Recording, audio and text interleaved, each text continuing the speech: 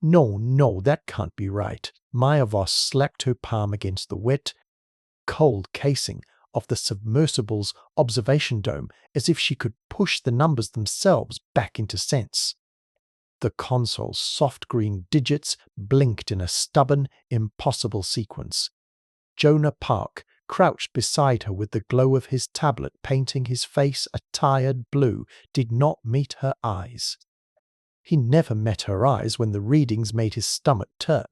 "Read it again," Maya said, and the order was more plea than command. Her voice carried over the hum of pumps and the thin scrape of cables sliding within their channels. Outside the thick glass, the ocean pressed a total darkness that swallowed sound, as if it wanted to hide whatever lay sleeping beneath. Jonah exhaled. He keyed the commands. The sonar replay drew a ghostly lattice on the screen. A geometry that had no business existing 3 kilometers down where pressure turned steel into the suggestion of metal. "It's not an echo," he said. Look, the reflectivity is too high. Sharp angles. There's a void inside, like a chamber." Maya's heart beat in her throat.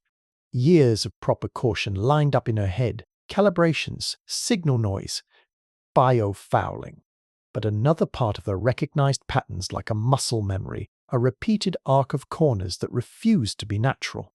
She had excavated a tomb at Göbekli Tepe and felt the same cold prick of unease when stones arranged themselves into symbols that did not belong to the accepted timeline.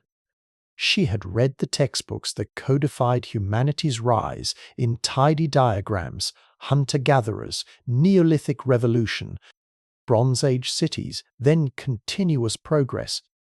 Yet fetches of memory, snatches of half-buried stories from her grandmother's childhood, came back like artifacts themselves. Stories of cities that rose from the sea, of elders who said humans were the inheritors, not the inventors.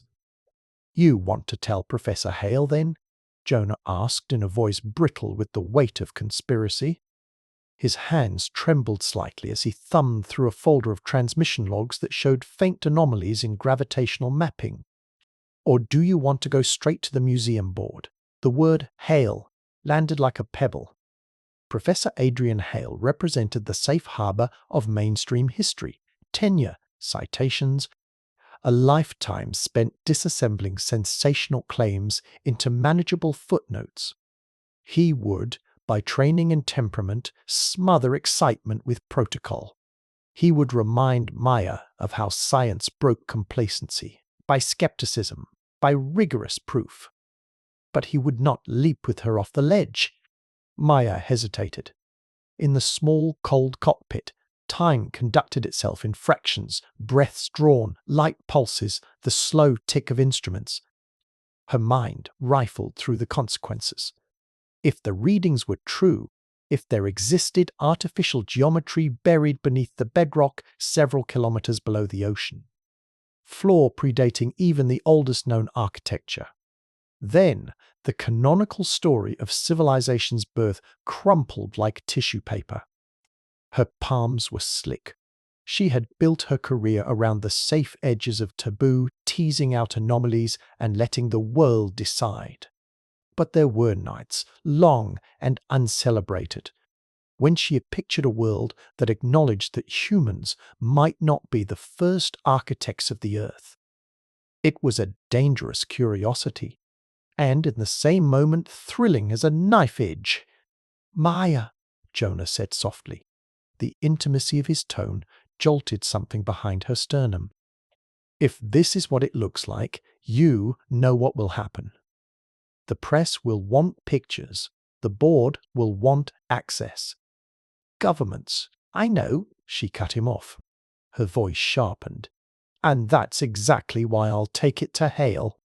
He looked at her then, the electronic glare of the tablet showing a map of decades of data lines. "Because he'll bury it." "No." She rubbed her knuckles along the dome's rim. "Because he will force a proper examination. because Hale is the kind who will argue until the world can't ignore him, and because he was there the first time something like this nearly broke us. The last phrase hovered like a confession. Jonah's brows drew together. Hale was at the Anatolian digs when the petition started. He knows how to frame the argument.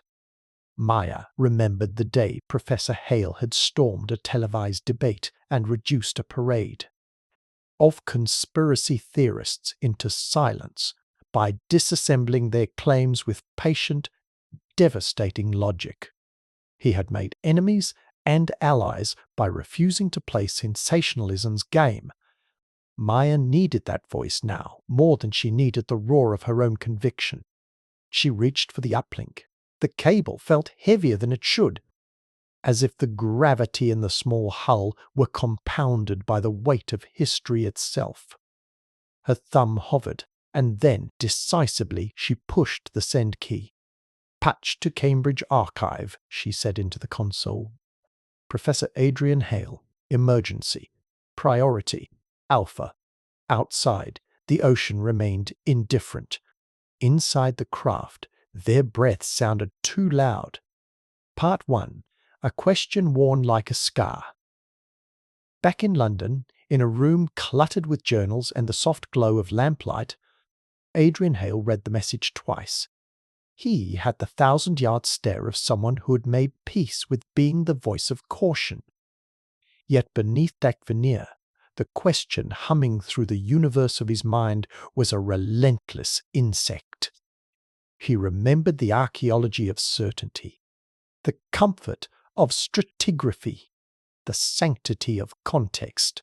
For decades, he argued, there had been no empirical thread to suggest a civilization that predated the hominid record.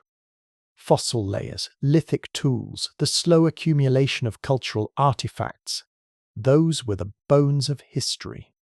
Yet he also remembered the counterexamples that prickled under the mainstream. Göbekli Tepe's monumental stones carved by people who were supposedly only beginning to farm, the enigmatic quipu knots and megaliths that suggested little understood networks of knowledge. Historiography had trained scholars to read the past as a steady climb. But the world had a way of sprouting anomalies like weeds in a lawfully tended garden.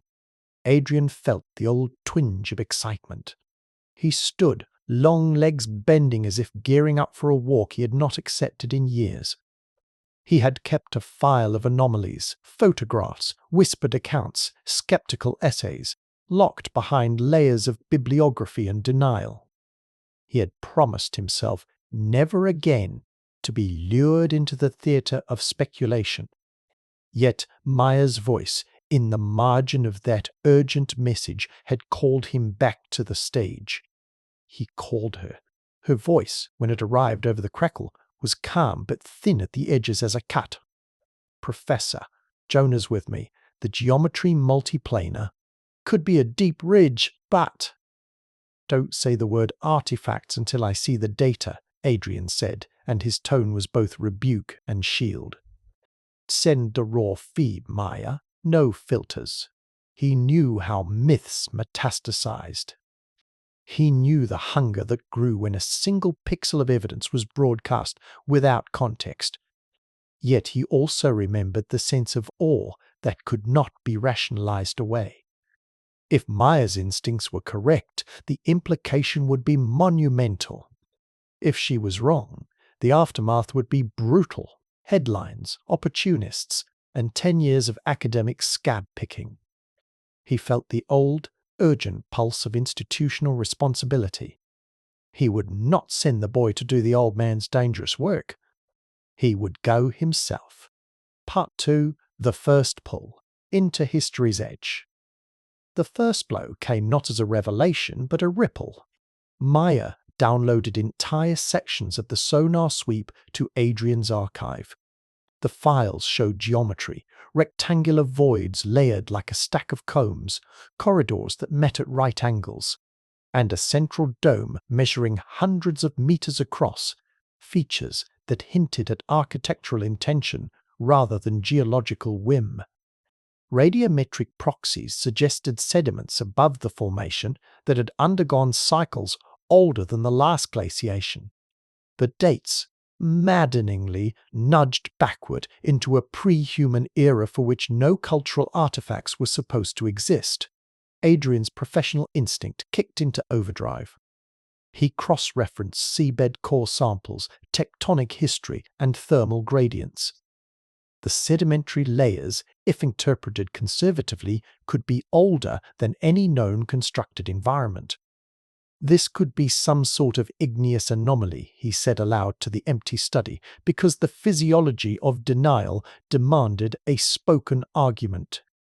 But in the quiet that followed, his reason found itself aligning with the possibility he had always entertained in the private corners of his mind, namely, that the planet could have borne complex systems of organization before humans evolved the capacity to leave permanent marks. Maya's presence arrived in Cambridge the next morning, the jet-lagged eyes, the grit of salt on her cheek, the smell of wet wool, and the unwashed smell of a life more lived in the field than in civility. Jonah trailed behind her like a cautious shadow, clutching hard drives and more theories than he dared admit. They walked into Hale's office like conspirators. The room smelled of old paper and tea. Adrian sat them down and opened the files. He slouched into his chair, the academic equivalent of a man who had decided to step into a storm. He felt a thrill of dread. "So we're basing everything on a sonar pattern?" he asked, fingers steepled. Maya didn't flinch. "And sediment cores from the continental shelf above it. Radiometric signals from the layers above put their deposition before 100,000 years ago in some models. Other models push it back further. It's inconsistent because no one expected to calibrate tools for this." "Not a surprise," Jonah muttered. "Geology sullied the science, plate movements, turbidity, methane plumes." "But the angles." Adrian paused. He wanted to be reasonable. He wanted rounds of peer review and committees and the comfort of blandness. But the room hummed with a kind of dangerous fascination. "Maya, if this is right, if there is artificial structure that dates to, what, pre-sapiens? Then every assumption of the origin of civilization breaks. Our timeline isn't linear. We're not at the start of a story, we're in the middle chapter." Maya's jaw clenched. "That's the question." Part 3. The first climax. Escalation. Word did not travel long before it burst like a bruise. Maya and Adrian convened a small secretive peer review, 2 geophysicists, a materials scientist, and a paleoclimatologist. The meeting was not a spectacle. It was cold, clinical, and saturated with suspicion. They fed the files into high-resolution displays and watched as the same ghostly geometry unfolded. The geophysicists could not account for the reflections. The materials scientist insisted that some unknown mineral composition might produce such signatures. The paleoclimatologist insisted the sedimentation rates were, at minimum, odd. The session's tenor shifted when Maya mentioned myth. She did not mean folklore in a font of naive wonder, but the possibility that cultural memory had preserved echoes of a world older than recorded language. The paleoclimatologist scoffed at first, but then he flicked through collated databases where flood myths, creation stories, and ancestral city tales clustered into uncanny patterns. It was anecdotal, easily criticized, but the pattern pressed at their edges like water through a seam. Outside, the world had its own momentum. A junior scientist who had been part of an online thread noticed some oddities on social feeds and threaded them to a blog. The rumor mill chewed and spat out half-formed theories. Maya watched as commentators brandished her name like a talisman and a cudgel by turns. She felt exposed in a way that had nothing to do with physical vulnerability. The core of her identity, what she believed about the past, was now up for judgment. People began to ask hard questions. If humans were not the first civilization, what does that say about destiny and stewardship? Did intelligence rise, fall, and pave the world for later species? Or was this a phenomenon of cyclical emergences, where advanced structure arose, then receded into oblivion? The public grew feverish. Political forces smelled leverage, control of deep-sea resources, of narratives that might reconfigure national mythologies. Maya found herself at the center, an unwilling lightning rod. Adrian observed the chaos with a scholar's dread. His inbox filled with desperate appeals and veiled threats. There were think tanks and governments making inquiries. There were NGOs demanding transparency. There were private collectors offering fortunes for access. Even as he stood for method, the temptation to preempt the frenzy gnawed. Then came the leak. A fragment of sonar footage, grainy and clipped, landed on 1,000 screens. It lacked context. It lacked sediment cores and stratigraphic counters. It promised revelation and delivered sensational void. Within hours, the phrase pre-human city trended. Maya woke to a barrage of messages, supporters, detractors, the insane, the terrified. Part 4. The main climax. Decision and twist. The pressure cratered into one sharp moment. Maya sat in a conference room with the museum board, their faces folded from experience and expectation. They demanded clarity. They spoke of reputational risk and custodial responsibility.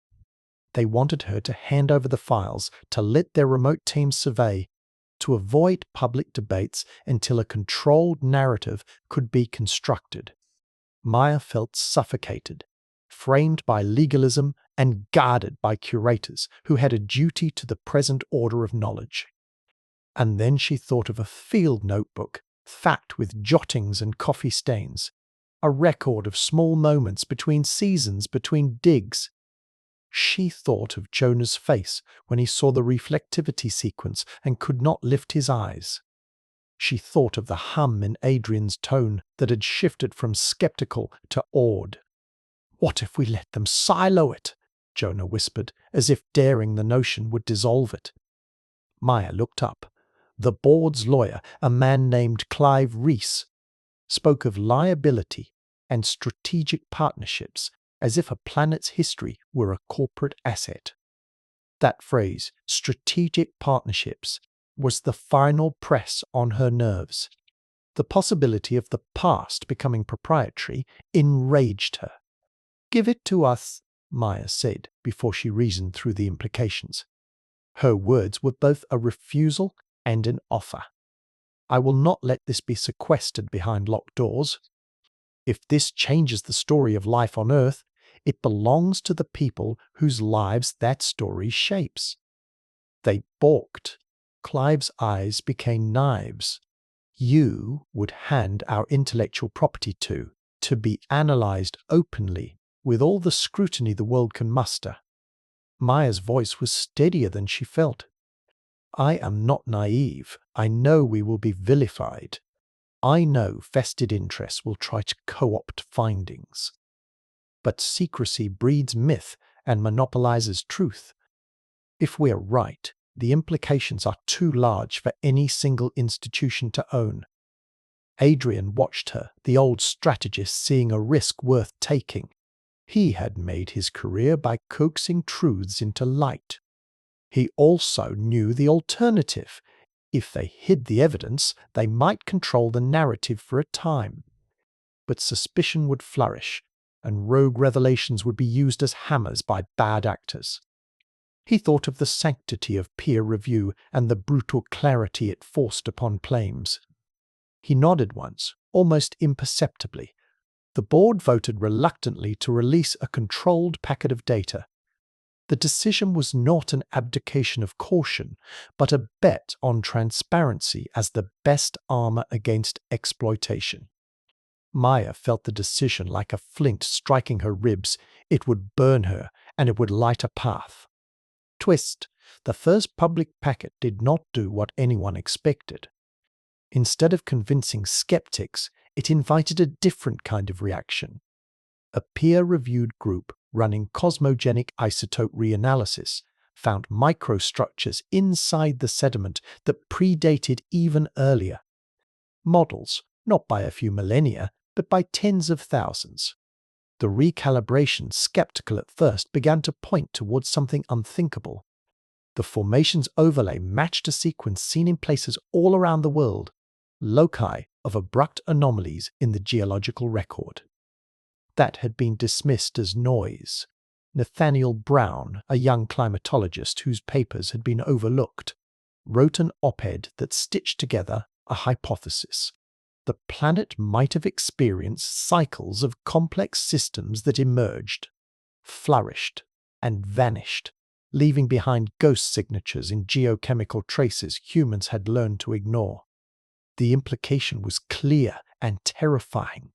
If cycles existed, humanity might be inheritors in a lineage of cognition, not its origin. Part 5. Consequences and the new shape of the question. The world did not reorient overnight. It bristled, argued, lit threads of conspiracy, and fielded governmental committees. Maya slept in fits. Sometimes she dreamed of corridors beneath the sea echoing with machines that hummed when stars were younger. Sometimes she dreamed of faces, unknown faces, looking up from a length of spiral stairs. But something changed in the discourse. The once unassailable boundaries of archaeological certainty bent. Textbooks might not be rewritten in a month, but graduate students began to ask different questions. Funding shifted toward multidisciplinary teams that married geophysics and mythology, materials science, and climate history. Museums debated exhibiting seafloor cores next to carved reliefs from distant cultures, not to suggest a single origin, but to propose continuity and recurrence. Adrian felt his professional life morph into something he could not have imagined at the start. He found himself testifying before committees and, oddly, feeling invigorated by the role. He had always believed scholarship should provoke questions until the old certainties were worn thin. Now the questions had teeth. For Maya, the change was visceral. She had always loved the past as a puzzle and a companion. Now it felt like a living thing pushing to regain its voice. The more the evidence accumulated, the more personal the stakes became. If humanity was not the first civilization, then stewardship of the planet took on a deeper, more urgent tone. What responsibility did the present have to the traces of an earlier presence? What did the cycles of emergence and collapse say about the fragility of complex systems? In the quiet after the storm of headlines, Maya sat with Jonah on the observation deck of a research vessel, the sea breathing beneath them. Jonah stared into the swell. "Do you ever wonder," he said finally, "what they left behind? Why? Was it cataclysm or design?" Maya's fingers found the railing. She did not have answers. She had questions wearing the newly crisp edge of urgency. "All we can do," she said, "is follow the trace. We have to be honest about the gaps in our tools. We have to be honest about our biases. We have to teach people how to ask better questions." The world, she realized, would now have to be brave enough to stop being the protagonist of a single origin story. The Earth could be older in intellectual terms than the narrative that had comforted humanity for centuries. To accept that was to accept a new kind of humility.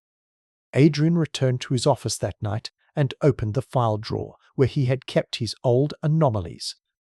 He pulled out a yellowing envelope of notes from decades ago, notes that had seemed too wild to be worth submission. He slid them into a fresh packet and sent them to an open-access archive. It was a small act of faith, a wager that truth would survive being aired in public.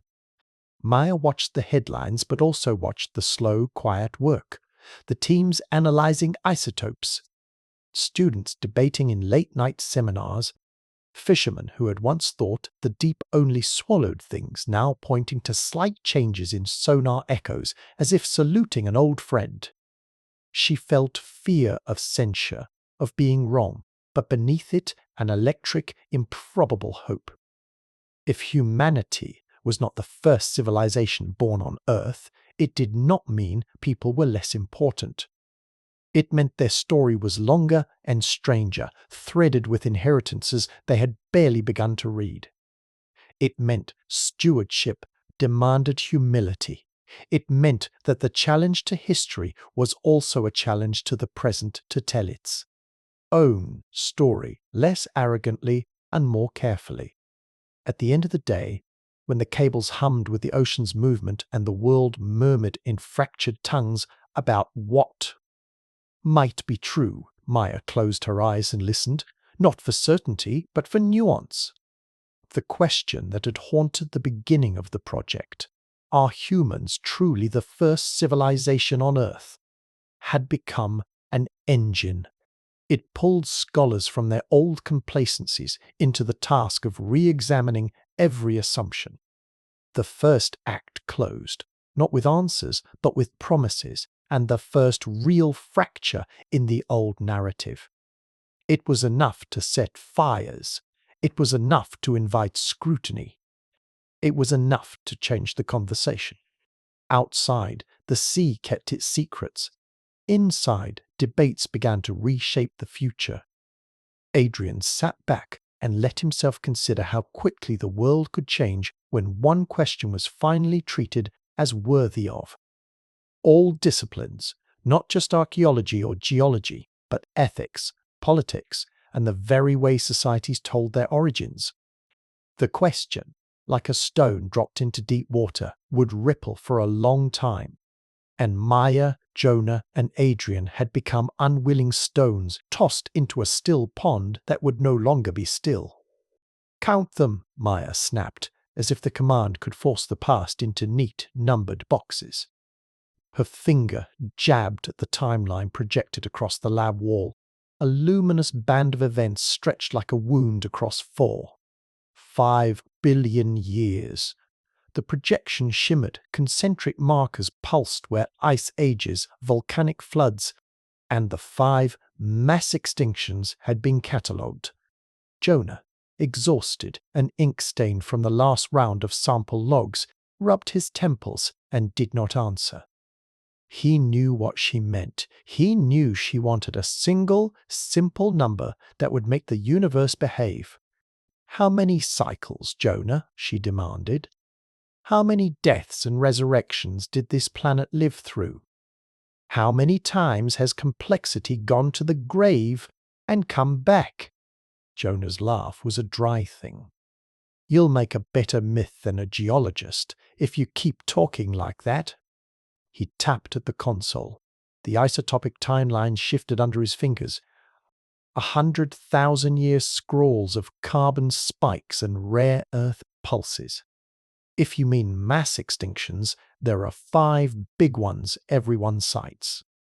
But if you mean collapses of complexity systems that can maintain technological scaffolding, then we only have fragments. "We have." He stopped. The lab hummed. Beyond the reinforced glass, the Atlantic breathed its slow, indifferent tides against the research pier.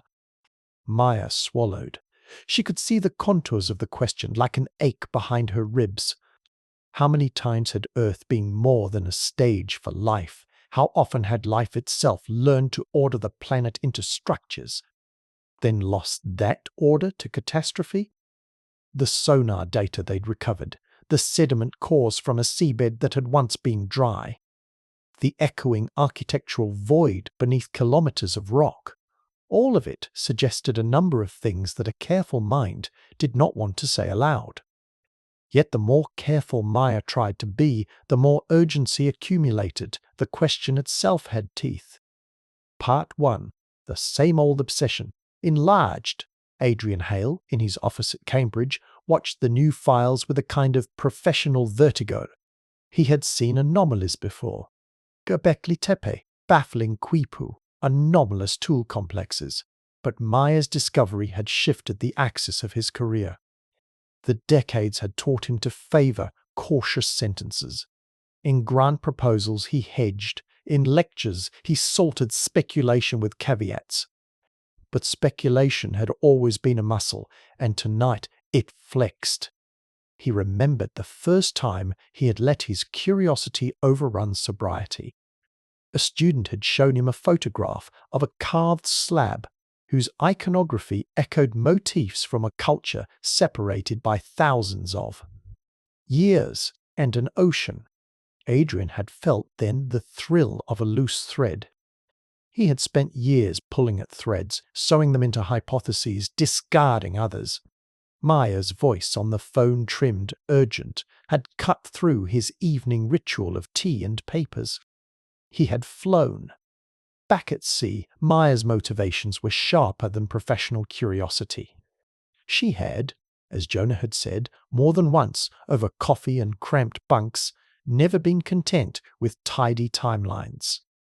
She had grown up on stories her grandmother told in a dialect heavy with superstition, stories of cities submerged like swallowed teeth, of elders who warned that human time was only a blink in a longer arc. Those tales had been embarrassing in her academic life until they were not. Now they were a dangerous lens. Jonah's motives differed. He liked systems that could be measured, encoded into equations and stored on servers whose backups were regular and reliable. He loved the ocean's math, currents, sonar returns, sediment accumulation rates. But he had a private fear he rarely admitted, that a truth this big would not be met with wonder but with leverage. He pictured the board's lawyers and the mercenary fleets of private firms salivating over the rights to a story that could rewrite claims on seabed minerals. It made his palms sweat. They were not ideal conspirators. They were, instead, a battered triumvirate of curiosity, caution, and dread. Part 2. A pulling in the sediment. The first real pull was not an argument but a smell, metallic and acidic, rising off the cores.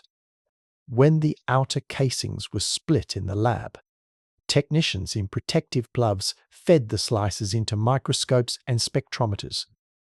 The rock seemed ordinary at first, clay-rich layers, glauconitic sands, bioturbation marks where creatures once burrowed. But within those layers were strange things. Microlattices of crystalline alloy not accounted for in normal marine diagenesis, pockets of amorphous carbon with isotopic anomalies, trace patterns of elements arranged in sequences that resembled inscription rather than random deposition. "Look," the materials scientist said, pointing.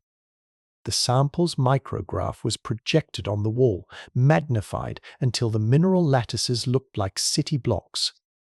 These patterns aren't just chemical. They show order at a scale we usually don't see except where biological or manufactured processes organize matter. It's as if something, some process, set these atoms into patterns under conditions we don't have a good modern analogue for. The paleoclimatologist, thin, spectacled, with a tendency to laugh in the middle of catastrophes, ran his finger along a curve on his tablet. The carbon spikes and rare earth distributions line up with rapid climate excursions. But they aren't singular. There are sequences, pulses and pauses. Not all of them correspond to volcanism or asteroid impacts. Some look like systemic failure. Maya's hands shook. She reached into her field bag and took out a dog-eared notebook, pages splotched with coffee, margins full of notes from earlier digs. She read aloud a marginal scribble she'd made in Andalusia 10 years prior. Civilization leaves signatures we are trained not to see. No single linearity? Aaron's words now seemed less flippant and more prophetic. Jonah, who had been cataloguing, looked up with a hush between his teeth. What if we're looking at failed returns over and over? Complex systems establish, push the environment, and then the environment snaps back. Not always due to one event, sometimes due to cumulative feedbacks. But then the question is, how many times has that feedback loop closed? Maya finished. Adrian, who had been quiet, closed his eyes for a moment, absorbing the weight. He thought of times when entire knowledge systems had been lost to fire, to conquest. He thought of the far longer scales where geology chewed up states and languages. We can identify catastrophic endpoints, he said finally. We can see 5 mass extinctions in the standard table. But complexity could have risen and collapsed between those markers. The sedimentary record is porous and deceitful. We may be catching glances. Part 3. Escalation. Threads snap and spin. The leak, small, clumsy, and yet lethal in its timing, came from a research assistant who had misread a confidentiality memo as an invitation to share. An edited clip of the sonar sweep, with no cause, no context, and a narrator's breathless claim, rippled through social channels. The world did not wait for nuance. The backlash came in waves. Conspiracy forums amplified the clip into proof of advanced Atlantis. Nationalists claimed ancient sovereignty. Governments asked pointed questions about seabed control law they had never cared about before. The museum board convened emergency sessions. The press camped outside Noah's Wharf. Maya watched the frenzy grow as if seeing a storm from a pier. It was beautiful and terrifying. Inside the research circle, the pace quickened and tempers flared. The geophysicists wanted to rerun calibrations. Material analysts demanded more samples. Adrian urged restraint. Jonah wanted to release raw data sets to preempt misinterpretation and private capture. Maya felt the lines snap in her chest. The evidence belonged to the public, to be interrogated openly. Yet she also felt a scholar's fear of distortion. Controlled release, Clive Reese said at the board meeting, hands flat on the long table. He had the practical gravity of someone who had spent a life on legal documents. We do not release until we have total certainty. We need to prevent a run on the site. We cannot allow nations to militarize access. Maya's response was immediate, animal. That's a stall tactic. It's a way to privatize truth. You would lock the past behind strings of contracts until the market values it. Her voice climbed. People in the room took a breath. Adrian watched the duel, feeling his own loyalties split between the sanctity of evidence and the principle of open inquiry. He had spent his life arguing that science must be methodical, but the method had an ethical dimension.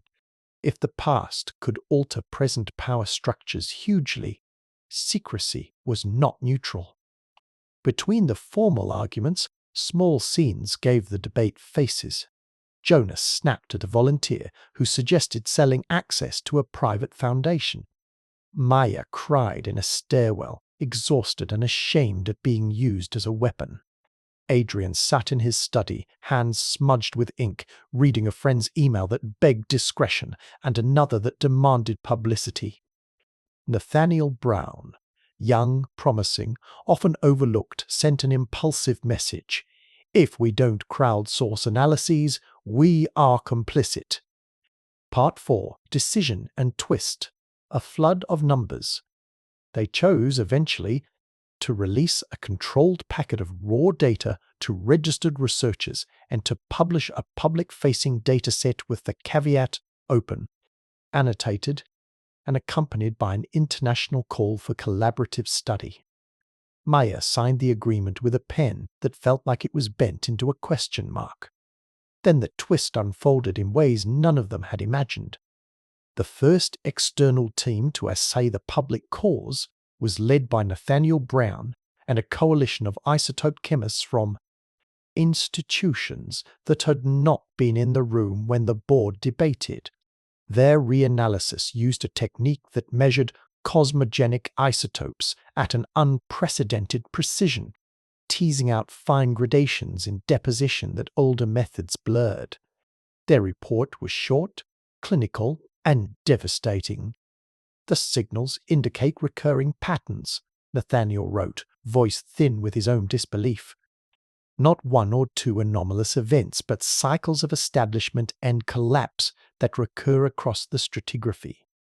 Some of these cycles predate the oldest hominin fossils. The patterns are not identical, they accrete variability, but we can trace a fractal-like recurrence of system formation, collapse, and reformation." Adrian read the report in a conference room that smelled faintly of takeout coffee. The word fractal sat in his mouth like a new shape of the world. Maya, on a ferry back from a public briefing, read it over Jonah's shoulder and felt a vertigo that was almost erotic in its astonishment. "We can't say they were civilizations," Jonah said, though his voice had lost some of its sharpness. "We can say there were complex, organized processes that left signatures, material ordering, energy flows, information imprints, that repeat. How many? The answer is not a tidy integer. It may be dozens. It may be more. Some cycles might have lasted centuries, others millennia. The geological eraser is merciless." Adrian pressed his palms to his temples. The question, how many, spread into too many possibilities. If cycles were frequent, it meant the Earth had a kind of memory. If cycles were rare, the implications were narrower but no less profound. The twist lay in the pattern, repetition, recurrence of organized complexity across epochs. Sometimes aligned with climatic swings, sometimes with tectonic upheaval. In places where the stratigraphy was thicker and better preserved, the echoes were clearer. In places where erosion had chewed the record thin, the echoes were fragmented. And then the most unsettling finding came, in a handful of microcontexts. Within harder mineral matrices that had survived diagenetic processes, traces existed that had been deliberately encoded. Sequences of isotopic anomalies arranged in non-random progressions. It was not the same as inscription carved into stone, it was inscriptions encoded into isotopic ratios, an information fingerprint. That required a mind to assemble. Maya read the note aloud, the words foreign in her mouth. "Encoded in isotopic signatures. Not language as we know it, but information." Nathaniel's follow-up clarified, "Not necessarily messages to us. Possibly operational residues, patterns produced by repeated use of energetic processes, like the rhythms of a power grid or cycles of material reuse. But the signatures show intent. That implies agency." Part 5. Consequences. The question becomes a task response to the twist was not uniform. Some scholars embraced the multidisciplinary scramble. Journals published special issues. Funding bodies reconfigured priorities. Undergraduates flocked to new seminars on planetary cultural cycles. Governments convened panels, sometimes with good faith and sometimes with exploitative intent. New disciplines emerged in the academic market: deep time systems archaeology, planetary geometics, complex systems, paleobiology. Public discourse bifurcated. For some, the notion that Earth had been a cradle and a grave, many times over, stripped humanity of the romantic centrality it had cherished. For others, it offered humility. Stewardship was not a luxury but an inheritance of a planet that had hosted ordered systems, then been reborn. Religious leaders, philosophers, and poets passed the implications with fervour. Maya slept unevenly. She dreamed of corridors beneath the sea, of crystalline lattices humming faintly like echoes of clocks.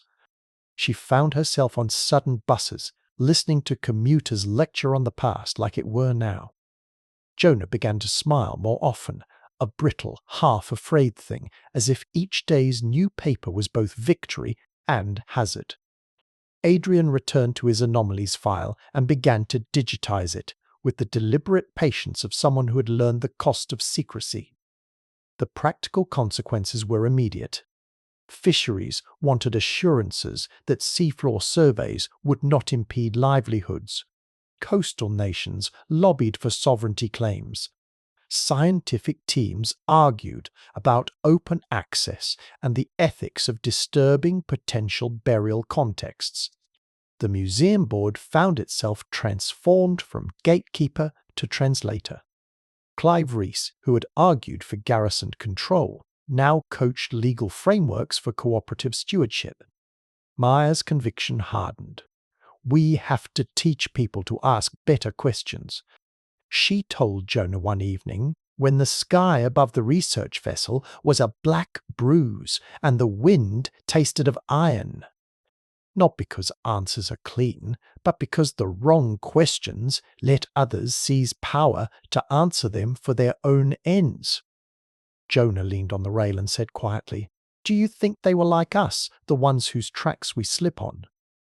Maya looked at the horizon where black met black, and the thing inside her that loved stories, her grandmother's tales. The dig notes, the nights of cold calculation, stretched into a ragged grin. We have no right to assume.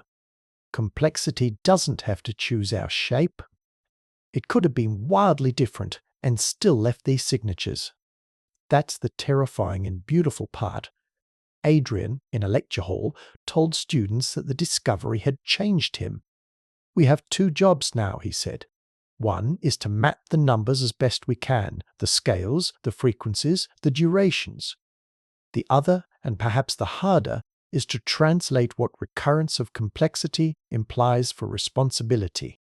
If the planet builds and loses ordered systems many times, then inheritance and stewardship are not metaphysical metaphors, they are policy." The world adjusted in small, stubborn increments. New journals were founded, classrooms filled. Fishermen who had once dismissed strange returns on their sonar started to tell stories, short, almost superstitious accounts of sound breaks and lights under the waves that did not match any known animal. A graduate student in Ghana combined oral histories of swallowed settlements with crumbled shorelines and found patterns that echoed the stratigraphy in the Atlantic cores. At the heart of the work, the question Maya had begun with remained unresolved but reshaped. There was no single digit to pin to the Earth's cycles. The planet had been a kind of palimpsest, layered with episodes of ordered complexity, some faint, some loud, some erased by fire and flood, others preserved in stubborn mineral voices. The number might be dozens or perhaps hundreds if one counted ephemeral pulses at microscopic scales. But the precise tally was less significant than the ethical and existential implication. Earth was repeatedly reborn, and human beings were not necessarily the prime or unique bearers of complex systems. On a quiet night after a hearing, Maya sat alone in the lab and reread a line from an old field note that now seemed prophetic. The past is not a fixed stage, it is a set of actors that have left props and scripts scattered and muddled. She set the note down and closed her eyes, feeling fatigue and a curious exhilaration. The work ahead was enormous, collecting cores, validating isotopic sequences, training a generation of researchers to read palimpsests, and it was important. The answer to how many had turned out to be less a numeral than a problem, a task of measurement, translation, and humility. The earth, she realized, would not be made tidy by revelation. It would demand a different kind of stewardship, one that conceived of humanity as part of a longer, stranger continuity. That realization was both a burden and a liberation. Outside, the ocean kept its slow counting. Inside the labs and lecture halls, the scholarly world began a different kind of accounting. Not to sum how many cycles there had been, but to understand what repeated renewal meant for the fragile project that was culture. Maya turned off the lights and walked into the night, feeling history shift beneath her feet like a tide. She could not count the rebirths, she could only keep asking and keep listening, as the planet itself whispered back in layers of rock and ratios of isotopes, and the faint, stubborn geometry of things left behind. Don't breathe over it. Maya Voss's voice came out thin and raw as she snapped on the face shield, the plastic fogging with her own hot breath. Her gloved hands hovered over the segmented core laid out like a dissembled spine on the stainless table. Arida's pulse ticked in the corner of the lab, a dull metronome counting half-lives and patients. Jonah Park tapped his tablet, the numbers shivering on the screen. Radiation's elevated, he said. Not catastrophic, but enough to set off the handhelds. A young technician, cheeks flushed under the laboratory's harsh lamps, backed away with a clumsily stifled profanity.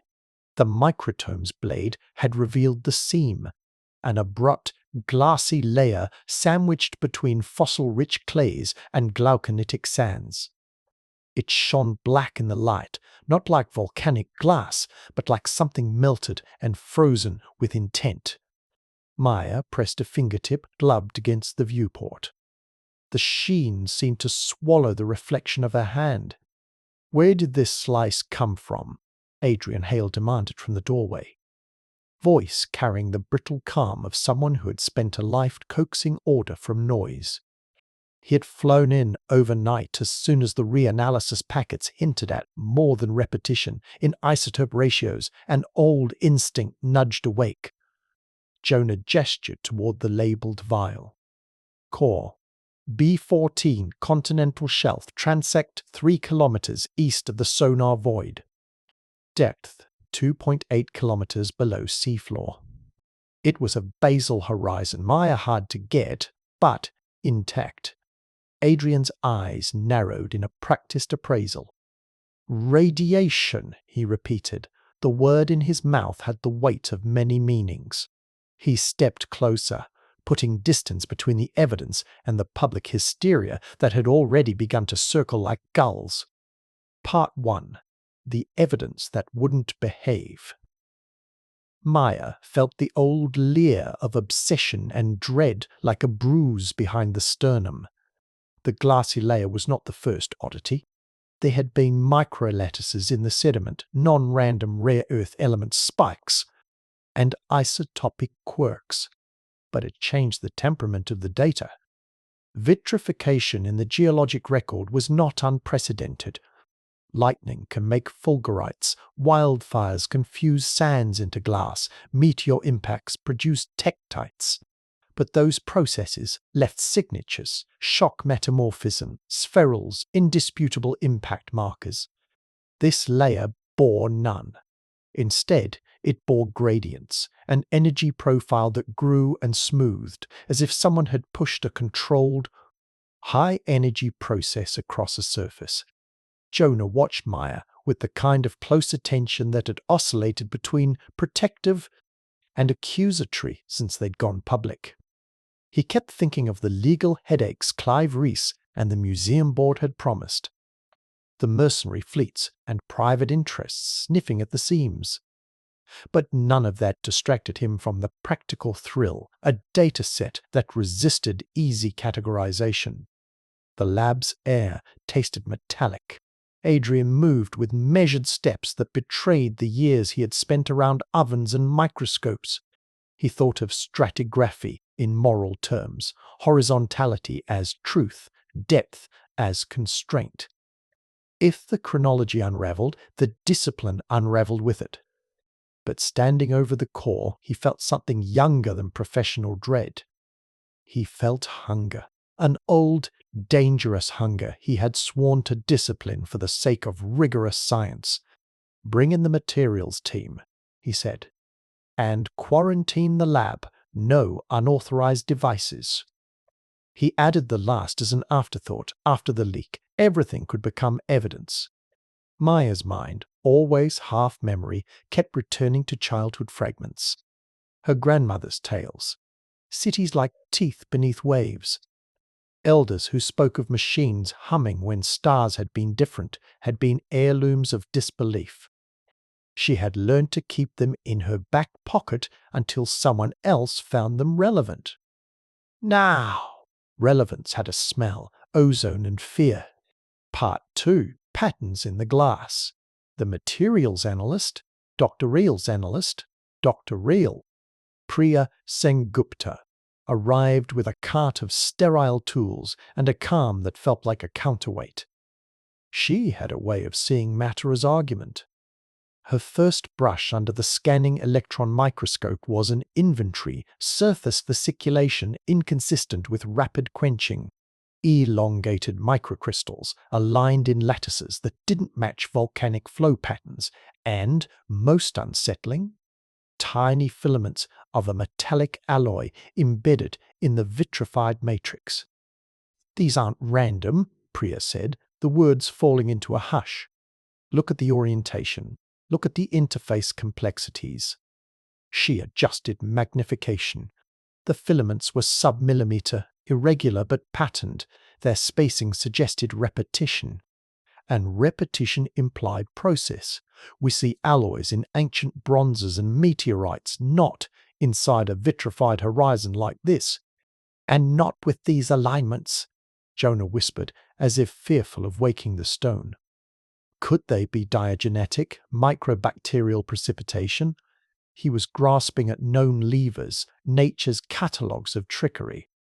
Priya did not rule any natural mechanism out without evidence, but she tapped the screen and brought up a spectral analysis. Peaks in the rare earth series had unusual ratios. Then there were the actinide signatures, weak, faint, but present. "The actinide fractionation is wrong for natural leaching," she said slowly.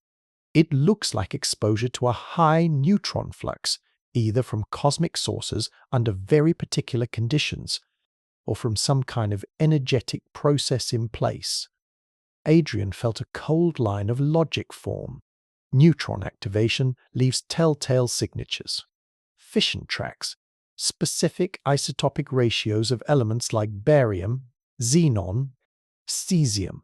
When in higher concentrations, it's hard to explain as purely natural. But spallation and cosmogenic processes, muddy things. We need controlled labs to replicate. He was already cataloguing next steps, his pedagogy reverting to discipline, replicate, falsify, peer review. Maya's chest tightened. The possibility, the audacious, irresponsible part of it had always been present like a hazard light. Technology, not as artifact, but as energetic trace. Technology leaves material marks, alloys with non-natural stoichiometries, energy footprints, waste streams. The old civilizations Maya's grandmother had whispered about had been credited in myth with fire, glass, and metal, rudimentary things. But what if the traces were different in scale and in kind? The evidence arrayed itself like a riddle. A secondary screen chimed.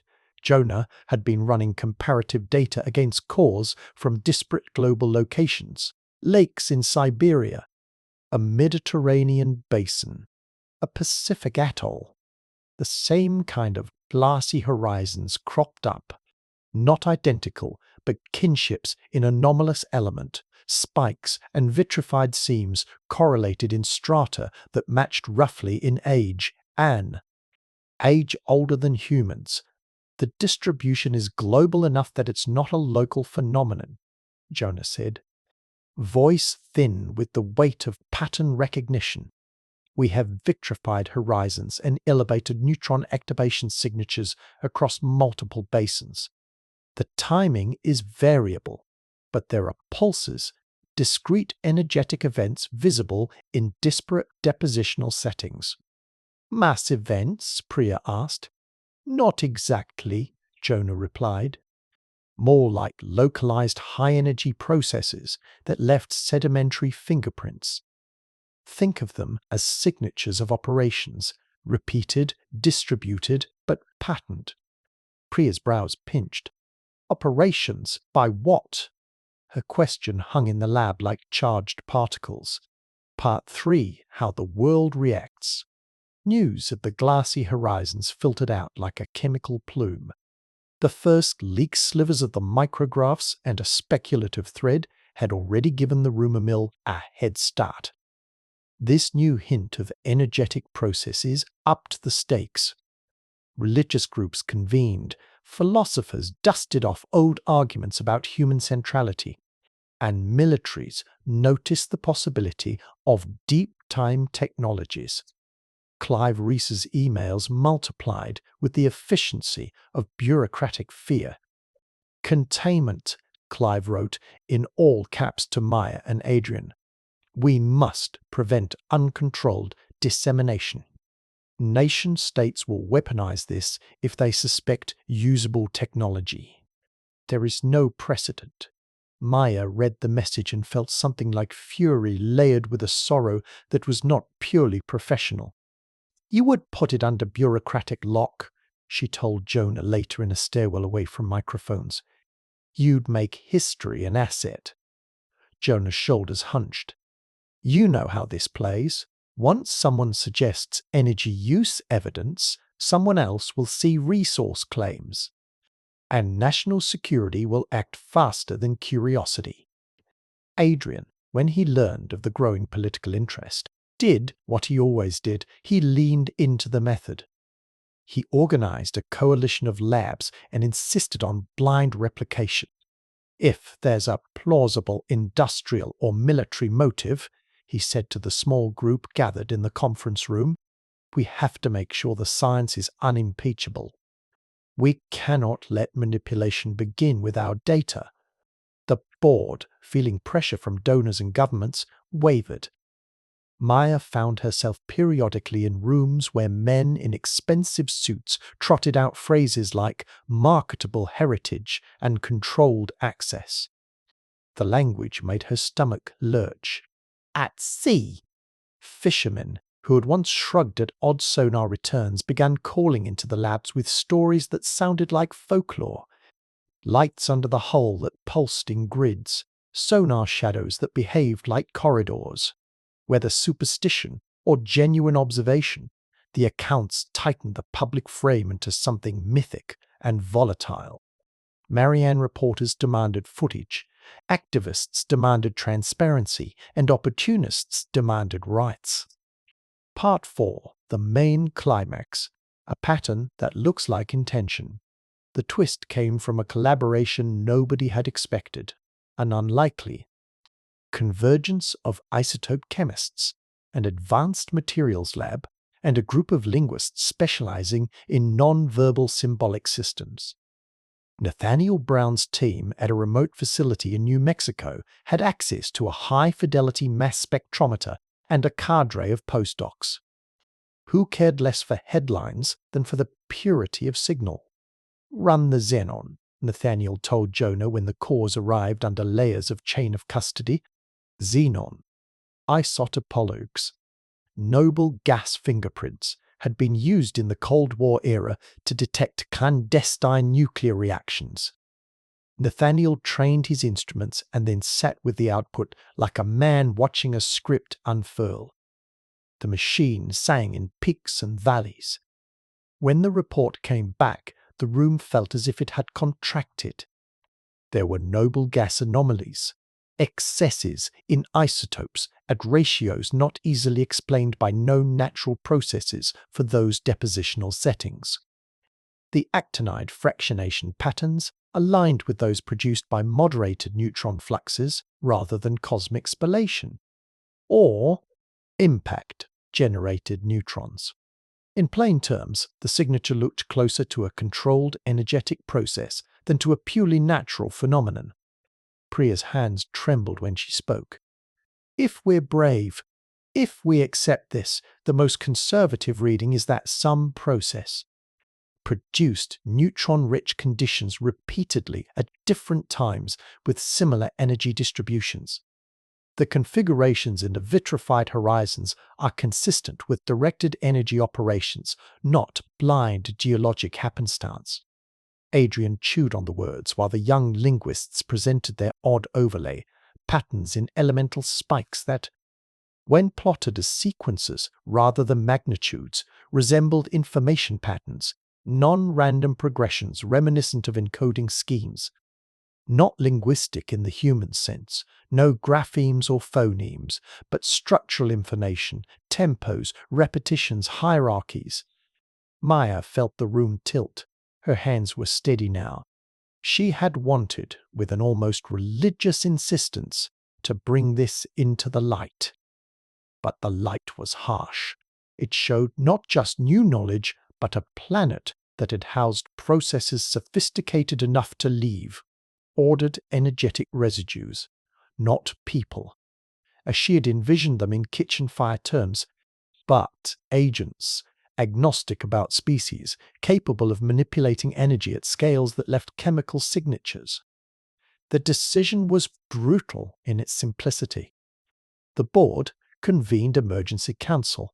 Clive argued for embargoes and strategic partnerships. The public demanded transparency. Scientists demanded replicability. Adrian proposed a middle course, staged, open-access datasets, but with secure physical custody of the most sensitive samples. Maya argued for maximal openness with careful interpretation. Jonah oscillated between fear and the compulsion to share.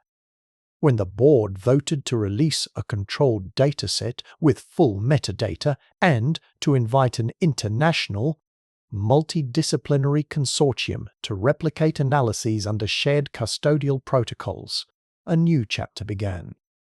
It felt less like victory than like the opening of a fissure.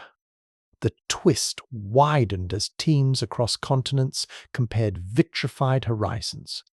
The more sequences they plotted, the more they found resonances, micropatterns that suggested repetition, cadence, even modular variation across time. If the patterns were not language, they were not random either.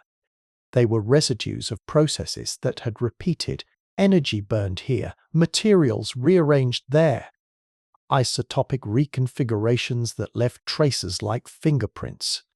Part 5. Consequence. Bad news and new vows. The public reaction was schizophrenic. Some embraced the possibility of deep-time technologies with messianic fervor. Others recoiled, seeing apocalyptic echoes. Skeptics sharpened their critiques and pointed to modern contamination, cosmic anomalies, or experimental error. Religious leaders found leverage in their pulpits. Governments updated shelf maps and queried naval treaties. The museum board lost donors and gained 1,000 new emails demanding artifacts. Inside the scientific community, new fields accelerated into existence: planetary energetics, geomorphic memetics, deep-time materials, science. Students lined up at lectures like acolytes. Funding agencies reallocated millions to replicate, to model, to invent better tools for reading mineral palimpsests. There were grants and guarded labs and public critiques and long, beautiful evenings where small teams hunched over prints and argued until the sun came up. For Maya, the consequences were personal as well as intellectual.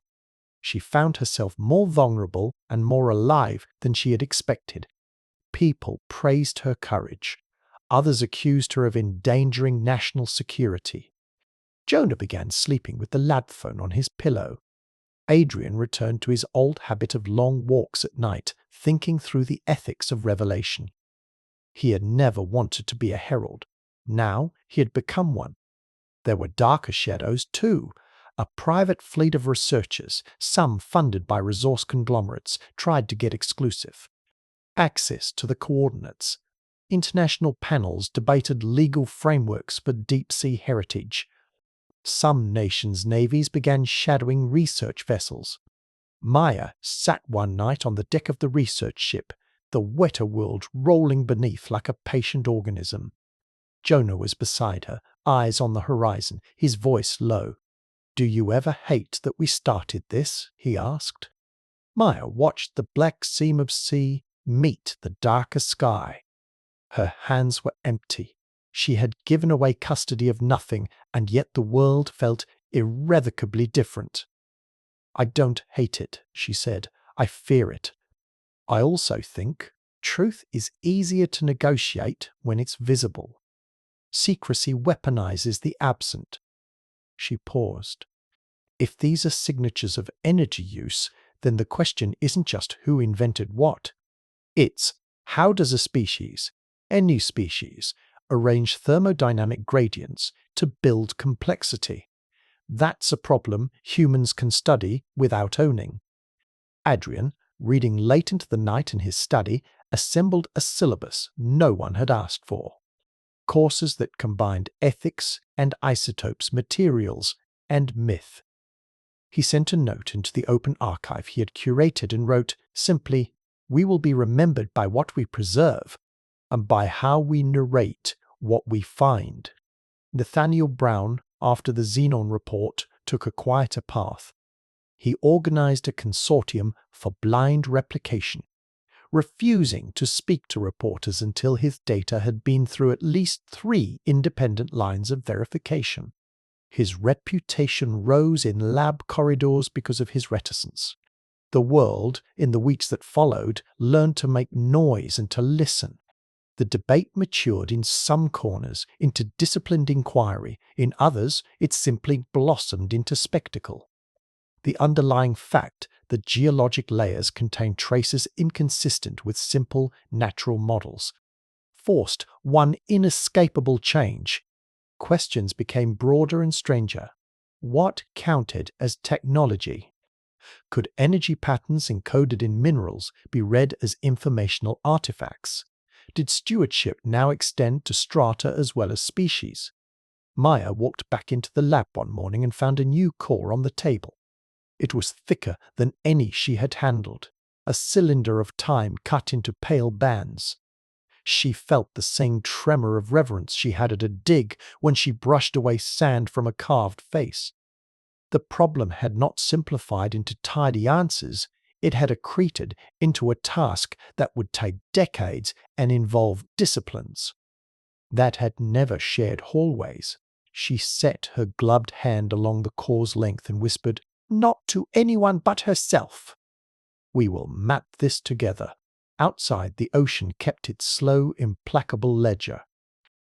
Inside the labs, the human task was to learn new grammars, to read energetic residues as sentences, to treat isotopes as lines in a palimpsest.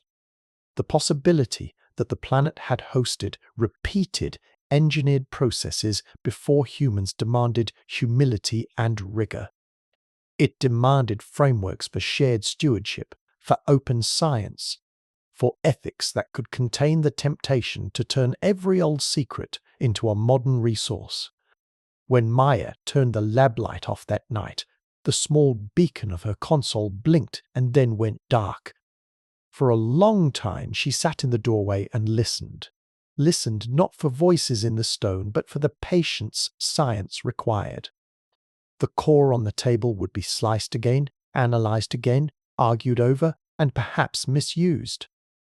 But it would also be the foundation of a new question she could shoulder, not just how many civilizations had risen and fallen, but what it meant to inherit a planet that had already rehearsed complexity many times over.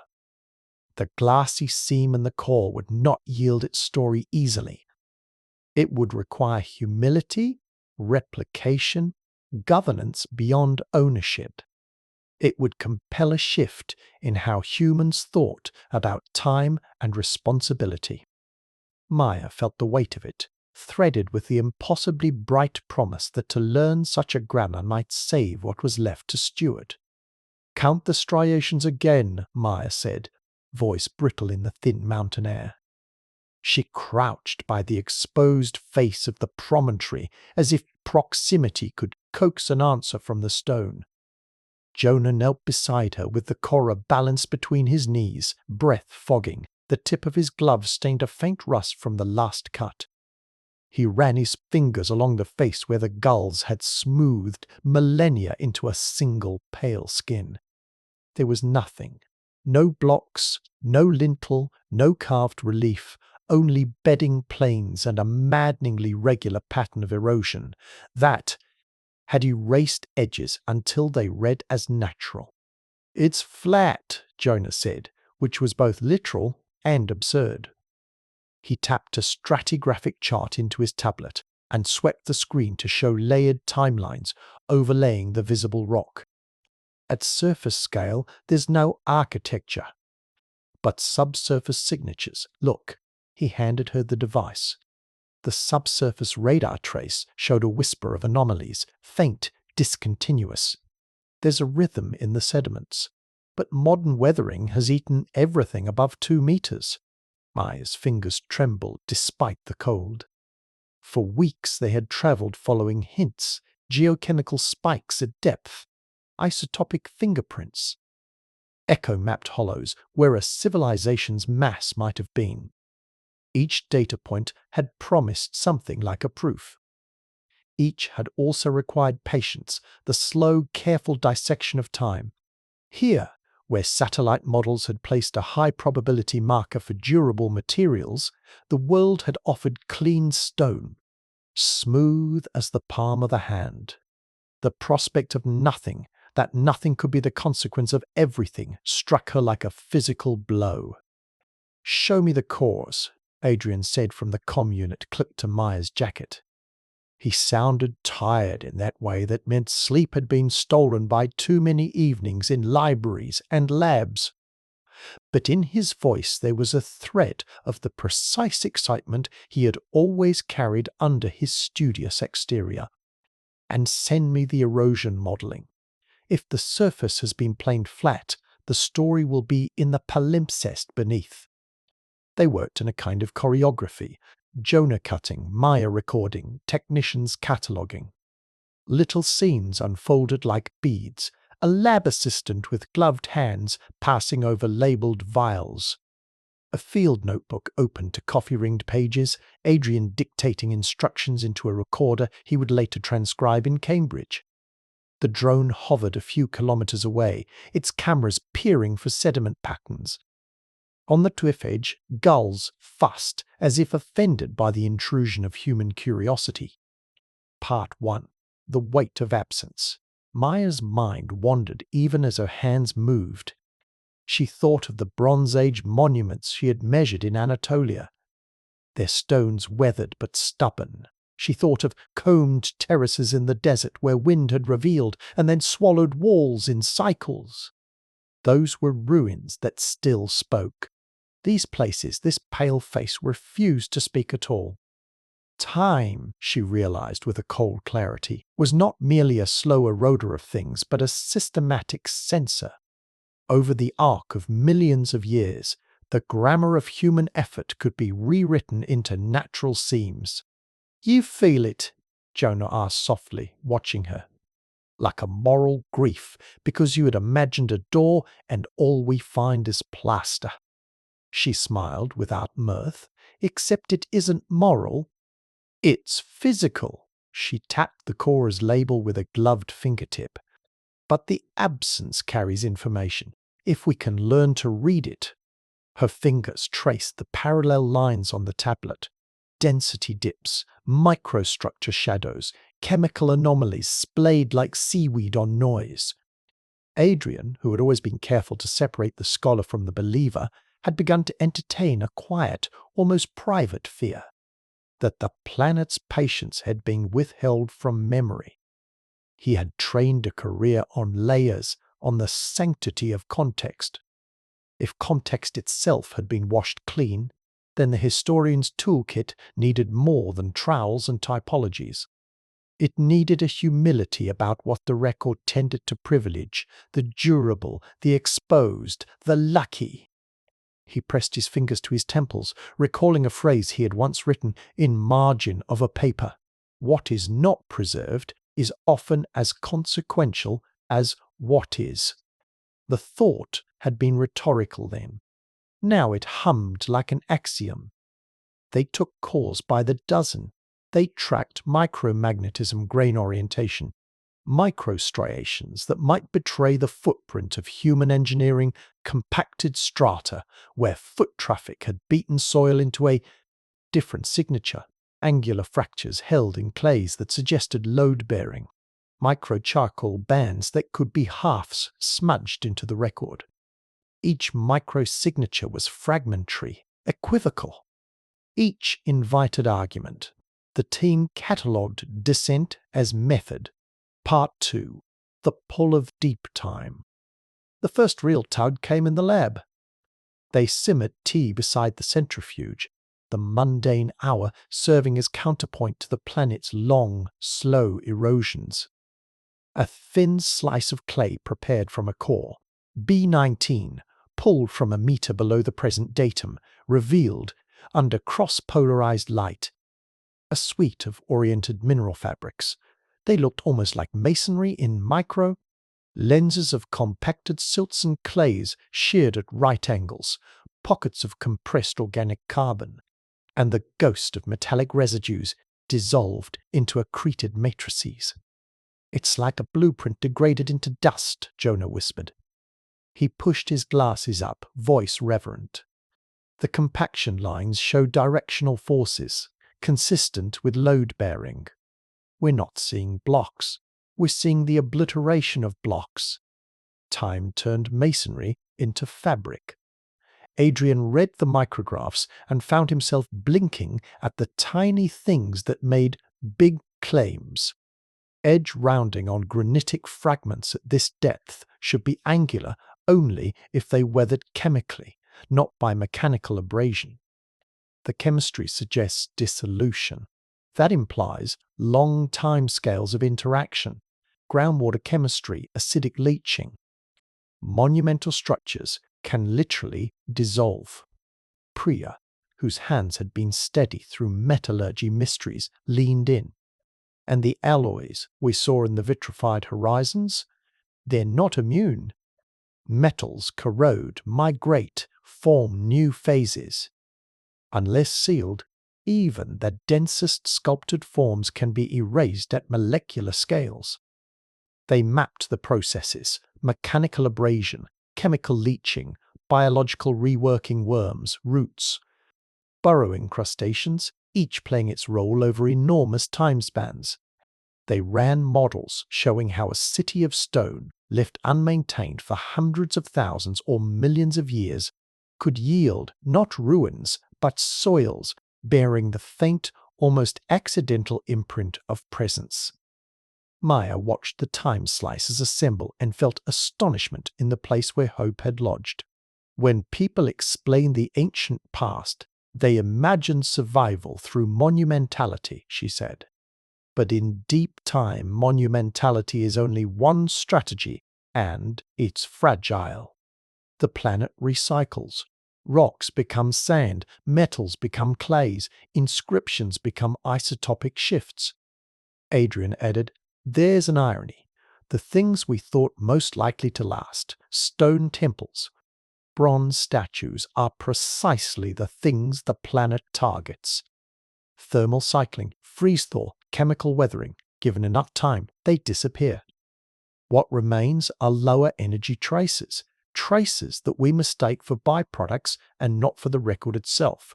Part 3. Escalation. Public expectation versus geological silence. News of the cliff's failure to reveal surface ruins spread faster than any of them expected. The rumor, first a whisper, then a headline, translated absence into accusation. Commentators demanded spectacle. Politicians called for an immediate expedition to find the city. The museum board received letters from patrons who wanted framed fragments to display in glass cases. Clive Rees argued the optics of failure were dangerous. Public faith in science hinged, he insisted, on visible payoffs. Maya found the pressure corrosive. She had not wanted fame. She had wanted truth, and truth did not deliver the romance that would sell newspapers. At the public hearing convened by regional authorities, she stood beneath a bank of cameras and described the work with all the care of someone explaining a delicate surgery. "We did not find a temple," she said plainly. "We found a landscape that has been planed by time. That planing is itself evidence. It tells us that the memory of human-scale architecture can be erased completely given enough time and the right chemistry. The absence of walls is not proof of absence of past complexity." A reporter demanded soundbite. "So there are no ruins?" Maya met the camera lens with the toughness she used in the field. "If you want ruins, you'll look at the wrong scales and you'll be disappointed. If you want evidence, look at the sediments." The cameras clicked like small machines, storing her words for an audience hungry for drama rather than nuance. Jonah, meanwhile, dealt with the petty cruelties of public expectation. He received messages that blamed them for wasting funds, for chasing fantasies. Someone had circulated an image of a Photoshop reconstruction, a gleaming colonnade rising from the cliff accompanied by a satirical caption that called their work a hoax. The ridicule stung harder than any scientific skepticism. Science, at its best, weathered critique. Science, under the glare of spectacle, often became theatre. Inside the lab, tensions frayed. Priya wanted to isolate the most anomalous horizon and preserve it, Clive advised. Chain of custody and secrecy, Adrian urged patience. They argued over exhibition plans and legal options, and who would be allowed physical access to the cause. The board fretted that donors would withdraw if nothing marketable surfaced. Maya felt a familiar anger at the commodification of heritage. And yet, amid the fury, a shift began. An international consortium offered to collaborate on a new analytical category. Negative. Archaeology, the study of erasures. Nathaniel Brown proposed new isotopic mapping protocols intended to detect the faint. Fingerprints left when the superstructure had long ago dissolved. He wrote in a dispatch that absence could be signal rather than silence if read with the right grammar. Part 4, the main climax. Decision and the twist of interpretation. The team convened a small closed meeting on the research. Vessel late that night, the low lamp throwing everyone's faces into theatre. Maps littered the table. Datasets glowed on laptops like constellations. They needed a decision, how to present their findings to a world that wanted ruins, not processes. Presenting absence requires more than humility, Adrian said. It requires a conceptual model that explains why absence is meaningful. We can't simply say time erases. We must demonstrate mechanism, replicate it, and show that erasure patterns match engineered presence. Maya leaned forward, palms on the table. Her voice had the directness that had made her a leader. "We will publish everything with interpretations and uncertainties. But we will also create a visual lexicon. We'll show people what erosion looks like at different scales. We'll translate microstratigraphy into images a non-specialist can understand. We will teach the public to see palimpsests." Jonah agreed, rubbing his jaw. "And we need models." animations that simulate how a stone wall could lose its identity across 1,000,000 years. Show the process. People respond to motion. Adrian nodded, but added the scientist's caveat. We'll also need strong replication. We will run experiments that simulate long-term weathering under controlled conditions. Accelerated diagenesis, and then compare the outputs to the field cores. If we can show convergence, then absence becomes an interpretable trace. They also made a risk-accepting choice. Instead of trying to manufacture surface spectacle, they would let their methods speak. They would invite open teams to reanalyze the cores and would fund outreach to teach communities how to read erasure. Maya's final note on the memo read like a vow to treat absence as data and to defend that framing against both sensationalism and secrecy. The twist came not from politics, but from a small, almost tender discovery. A young graduate student assigned to the microscopy bench had been cataloguing silk fabrics when she noticed a consistently elevated manganese ratio in a narrow lamina, an oddity that matched similar spikes found in cores from several continents. When plotted across geographic and stratigraphic space, the laminae aligned not randomly, but in sequences that suggested calendrical regularity. Pulses separated by roughly the same sedimentation intervals, an ordering that looked suspiciously like repeated acts. Maya stared at the plotted graph until her vision blurred. What if, she said slowly, those pulses are markers? Passive markers left by whichever agency was operating, deliberate changes to the environment intended to be read by some, perhaps not by human observers. Maybe they were trying to make their story legible at a scale that survives their own decay. Adrian, who had once believed that intentionality left clear, enduring marks, felt his certainty shift. If so, he murmured, we have been trying to listen with the wrong ears. Their archive is not to be read in stone, but in chemistry. The emotional twist landed with weight. Maya felt, simultaneously, vindication and grief. If a past agent had attempted to encode itself into slow-moving geochemistry, leaving manganese pulses or isotopic modulations at intervals, then they had attempted to survive time.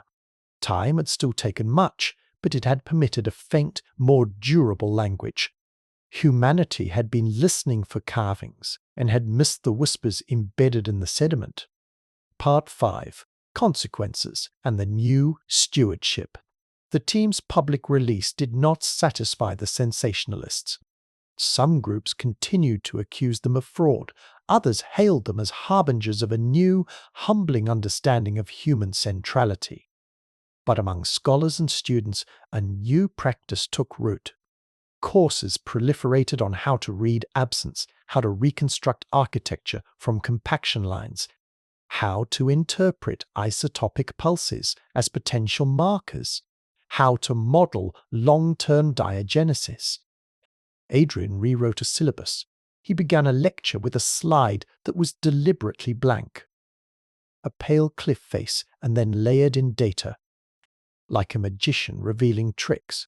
He showed students how the planet eroded narrative and how their job was to become philologists of loss. Jonah, who had once wanted to see masonry and plans, found a different contentment. He spent late nights writing code that could simulate erosion over millions of years, testing parameters until the sedimentary signatures they predicted matched the real cause. He took to quoting a line from his old mentor, "The past does not vanish, it reorganizes." Priya convened a materials consortium to study how engineered alloys could reconfigure into trace elements during diagenesis. Nathaniel and his isotope crew published a method for detecting deliberate stratigraphic pulses, cautious but compelling. Civil society groups, notably coastal communities, who had long maintained oral histories of lost stones, lent their stories to the scientific endeavour. They'd never had the surface monuments they recounted, but their memories, once dismissed as myth, now guided where to core. Maya's grandmother's old tales.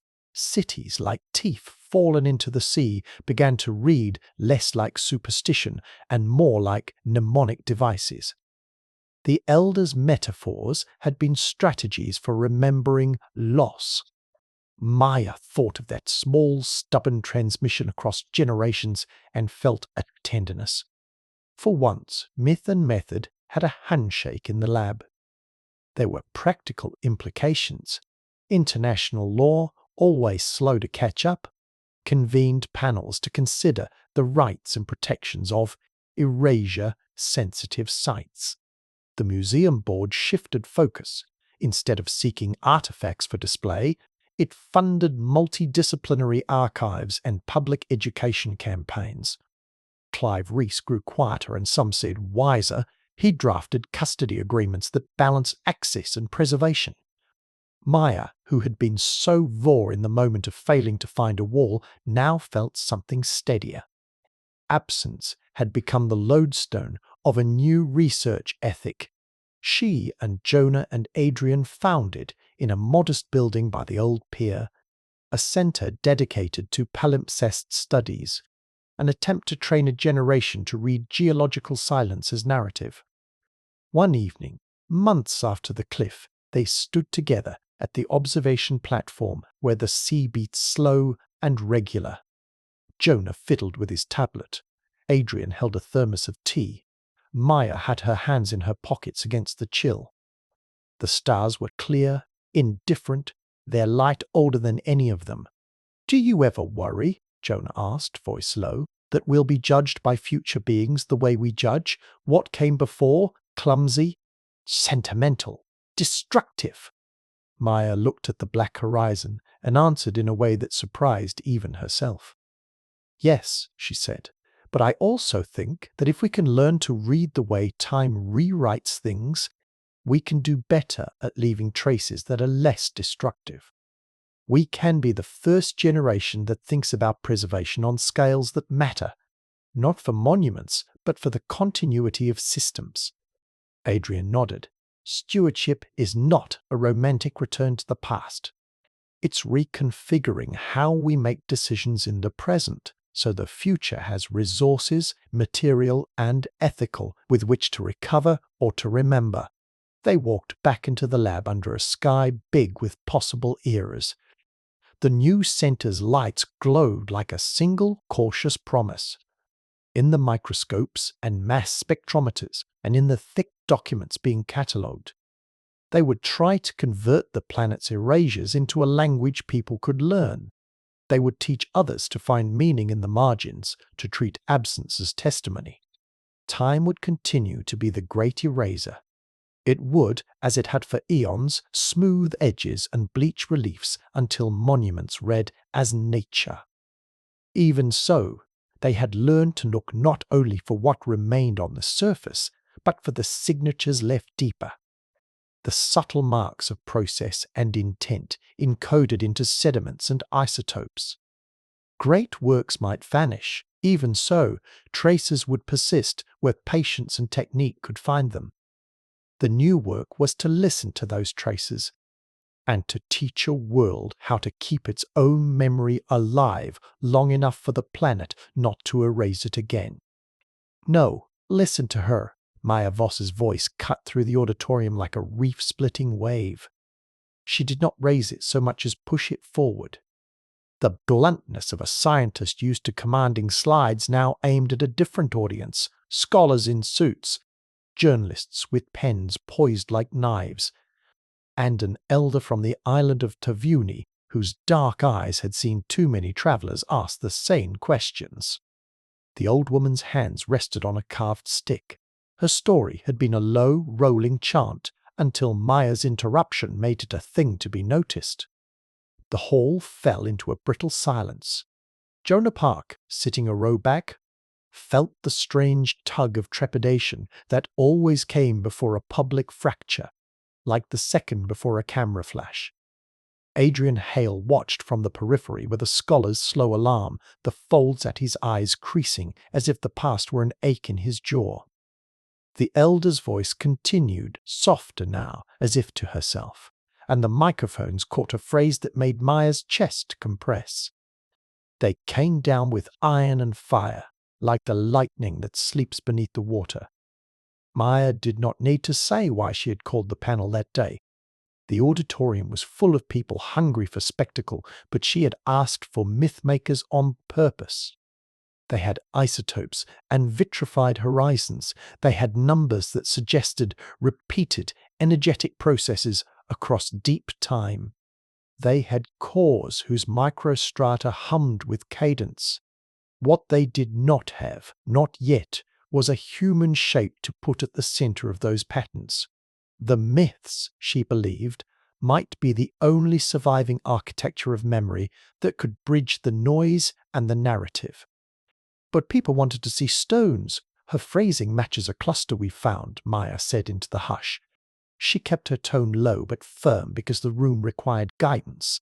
Not literal iron falling from the sky, but repeated reports across disparate oral traditions describing descending things. Gods, fire, glass. When we plot those motifs against the stratigraphy, the alignments are not random. Murmured skepticism rose like gulls. Clive Rees, the board's counsel, had the practiced look of someone smelling trouble and politeness in equal measure. Correlation is not causation, he said, though not unkindly. He had argued exactly that line the night before over dry legalese and expensive wine. Jonah flicked his tablet, and the auditorium's giant screen changed from an image of a core section to a map. Stitched with colored filaments, each filament connected a myth, motif, gods descending, suns, drowned continents, to a suite of geological anomalies, vitrified seams, isotopic pulses, and paleo-shoreline dislocations. The visualization was a braid of story and sediment. "Look," Jonah said, and his voice carried the modest awe he kept for data sets. "We're not saying Atlantis was a single city with marble columns and a tourist board. We're saying stories. Atlantis, Lemuria, descent myths cluster around sedimentary signals that mark energetic events and shoreline changes. These are mnemonic hotspots, not necessarily ruins." Part 1, Where Legends End and Data Begin. Adrian Hale had been skeptical when Maya first suggested myth as evidence. He had spent a career in the sober space of stratigraphy and radiometric calibration, where metaphors were luxuries and stories were distractions. But the more he read, the more a dissonant harmony emerged. His own old file of anomalies, photographs of Quipu, odd iconographies, and anomalous isotope notes had felt like a private folly until Maya's sonar patterns and Nathaniel Brown's xenon reports showed that something non-random threaded through the deep record. He had invited Dr. Elena Rios, a comparative mythologist from the University of Salamanca, because Maya had insisted on someone who could read narrative intention without turning it into mysticism. Elena was not a believer in lost continents, but she was a careful listener. She wandered through oral archives as if through fossils, picking motifs and tracing them like microfossils of culture. "Elena," Maya said after the Taviuni elder finished her chant, "we need to know how stories like these survive. How do they become durable across generations while monuments vanish?" Elena's eyes were cool with the quiet ferocity of her discipline. "Oral cultures have very robust mnemonic technologies," she said. "Repetition, metric patterns, ritualized performance, all of these stabilize memory. Songs can encode chronology. Genealogies can encode spatial markers, and taboo systems can ensure protection of the story's integrity. When people claim gods descended, Often what they are doing is compressing complex traumatic environmental experiences into metaphor. That still doesn't make them accurate, a marine geophysicist in the second row said. He was a man who had made a name by debunking elegant nonsense. No, Elena agreed, but accuracy is a vector, not a scalar. A story can be highly compressed and still point to a real event. It's like a checksum, short, robust, and survivable. Maya felt vindicated in a way that made her chest warm and raw. Her grandmother's tales had been dismissed for years in lecture halls she knew well. Now they sounded like more than superstition. They were a method of preservation. Part 2. The pull of memory into fieldwork. They went to Tavyuni not for an excavation, but for a recording. The old woman's chant had contained spatial markers, references to reefs that remembered the footfall of giants, and to a freshwater spring that turns to stone at night. Jonah mapped those phrases against satellite imagery and paleo shoreline reconstructions. He and Maya followed the reef by dinghy at dawn, the sea glittering like oil and the memory of earlier sonar echoes thrumming in Jonah's ears. On the beach, Jonah set up his recorder while Maya watched the tide move. The islanders sang the chant in its native tempo, and what struck Maya was the precision, pauses at particular phrases. Tremulous tonal drops, call and response cadences that emphasize certain landmarks. The rhythm itself seemed to be a map, not unlike the pulses they had traced in isotopes. Jonah joked that the chant had signatures of a time-based encoding. He was only half joking. "Why sing like this?" Maya asked an elder who had been her guide. "To keep the sea from forgetting," he said without irony. "We sing the places that remember and the places the sea took. The song is our ledger." They recorded, transcribed, and then spent long nights correlating the chant's landmarks with cores from a lagoon not far offshore. In the lab, the team ran cross-analyses. Where the song mentioned a black blast that eats the moon, the sediment showed a thin vitrified horizon with elevated actinide ratios, the same kind of seam they had found under continental shelves. Where the chant spoke of a day when the reef turned to steps, the microfossil community shifted in a layer dated to a rapid sea level change. The alignment of mythic markers and sedimentary signatures did not prove a city. But it proved something else. The songs encoded environmental episodes in such a way that the performance preserved a sequence. That could be correlated with the strata. It was like finding the index to a book you thought you had lost. Part 3. Escalation. Myth as data and the politics of belief. Word of the Tavyuni correlation spread faster than Maya liked. Politicians smelling cultural capital began to call. A conservation NGO sent a lawyer, a religious leader labelled the work an attack on scripture. The board's email box filled with petitions demanding the release of coordinates. And Clive Rees drafted legalese that tried to square the public's right to know with the protection of communities who stewarded these songs. In Cambridge, Adrian read the field notes and felt an unfamiliar friction. His discipline demanded skepticism, but his conscience demanded humility. "We must be careful," he told the team in an evening call. "If these songs are mnemonic devices that communities use for survival, then our extraction of them is an act. We study them, but we must not convert them into commodities." Maya, who had felt both triumph and fatigue, listened and nodded. The tension in her was less scientific than ethical. What right did the modern academy have to translate a community's sacred ledger into a paper headline? She saw Jonah's impatience, his faith that open data preempted secrecy, and she also saw Elena's wariness. Stories protected communities. Publicizing them could expose sacred knowledge to pillage. Publicly, the skeptics doubled down. A televised pundits show mocked the Atlantis project and suggested Maya's team was fabricating correlations for grants. The online commentariat scattered the work into jokes and threats.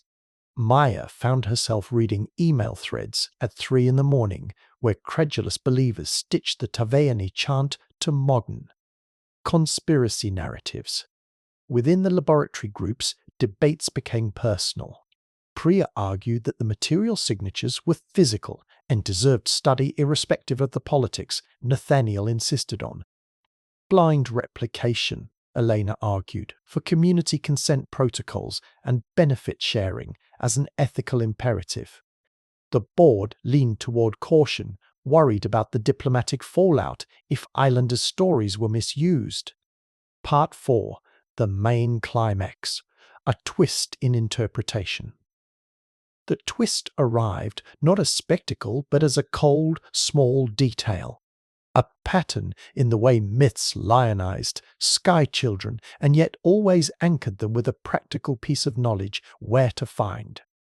Drinking water after a surge, how to avoid dangerous currents, which rocks would ring if struck. The same motif recurred in Pacific chants, West African coast tales, and a fragmentary Himalayan legend Maya had first read as an undergraduate.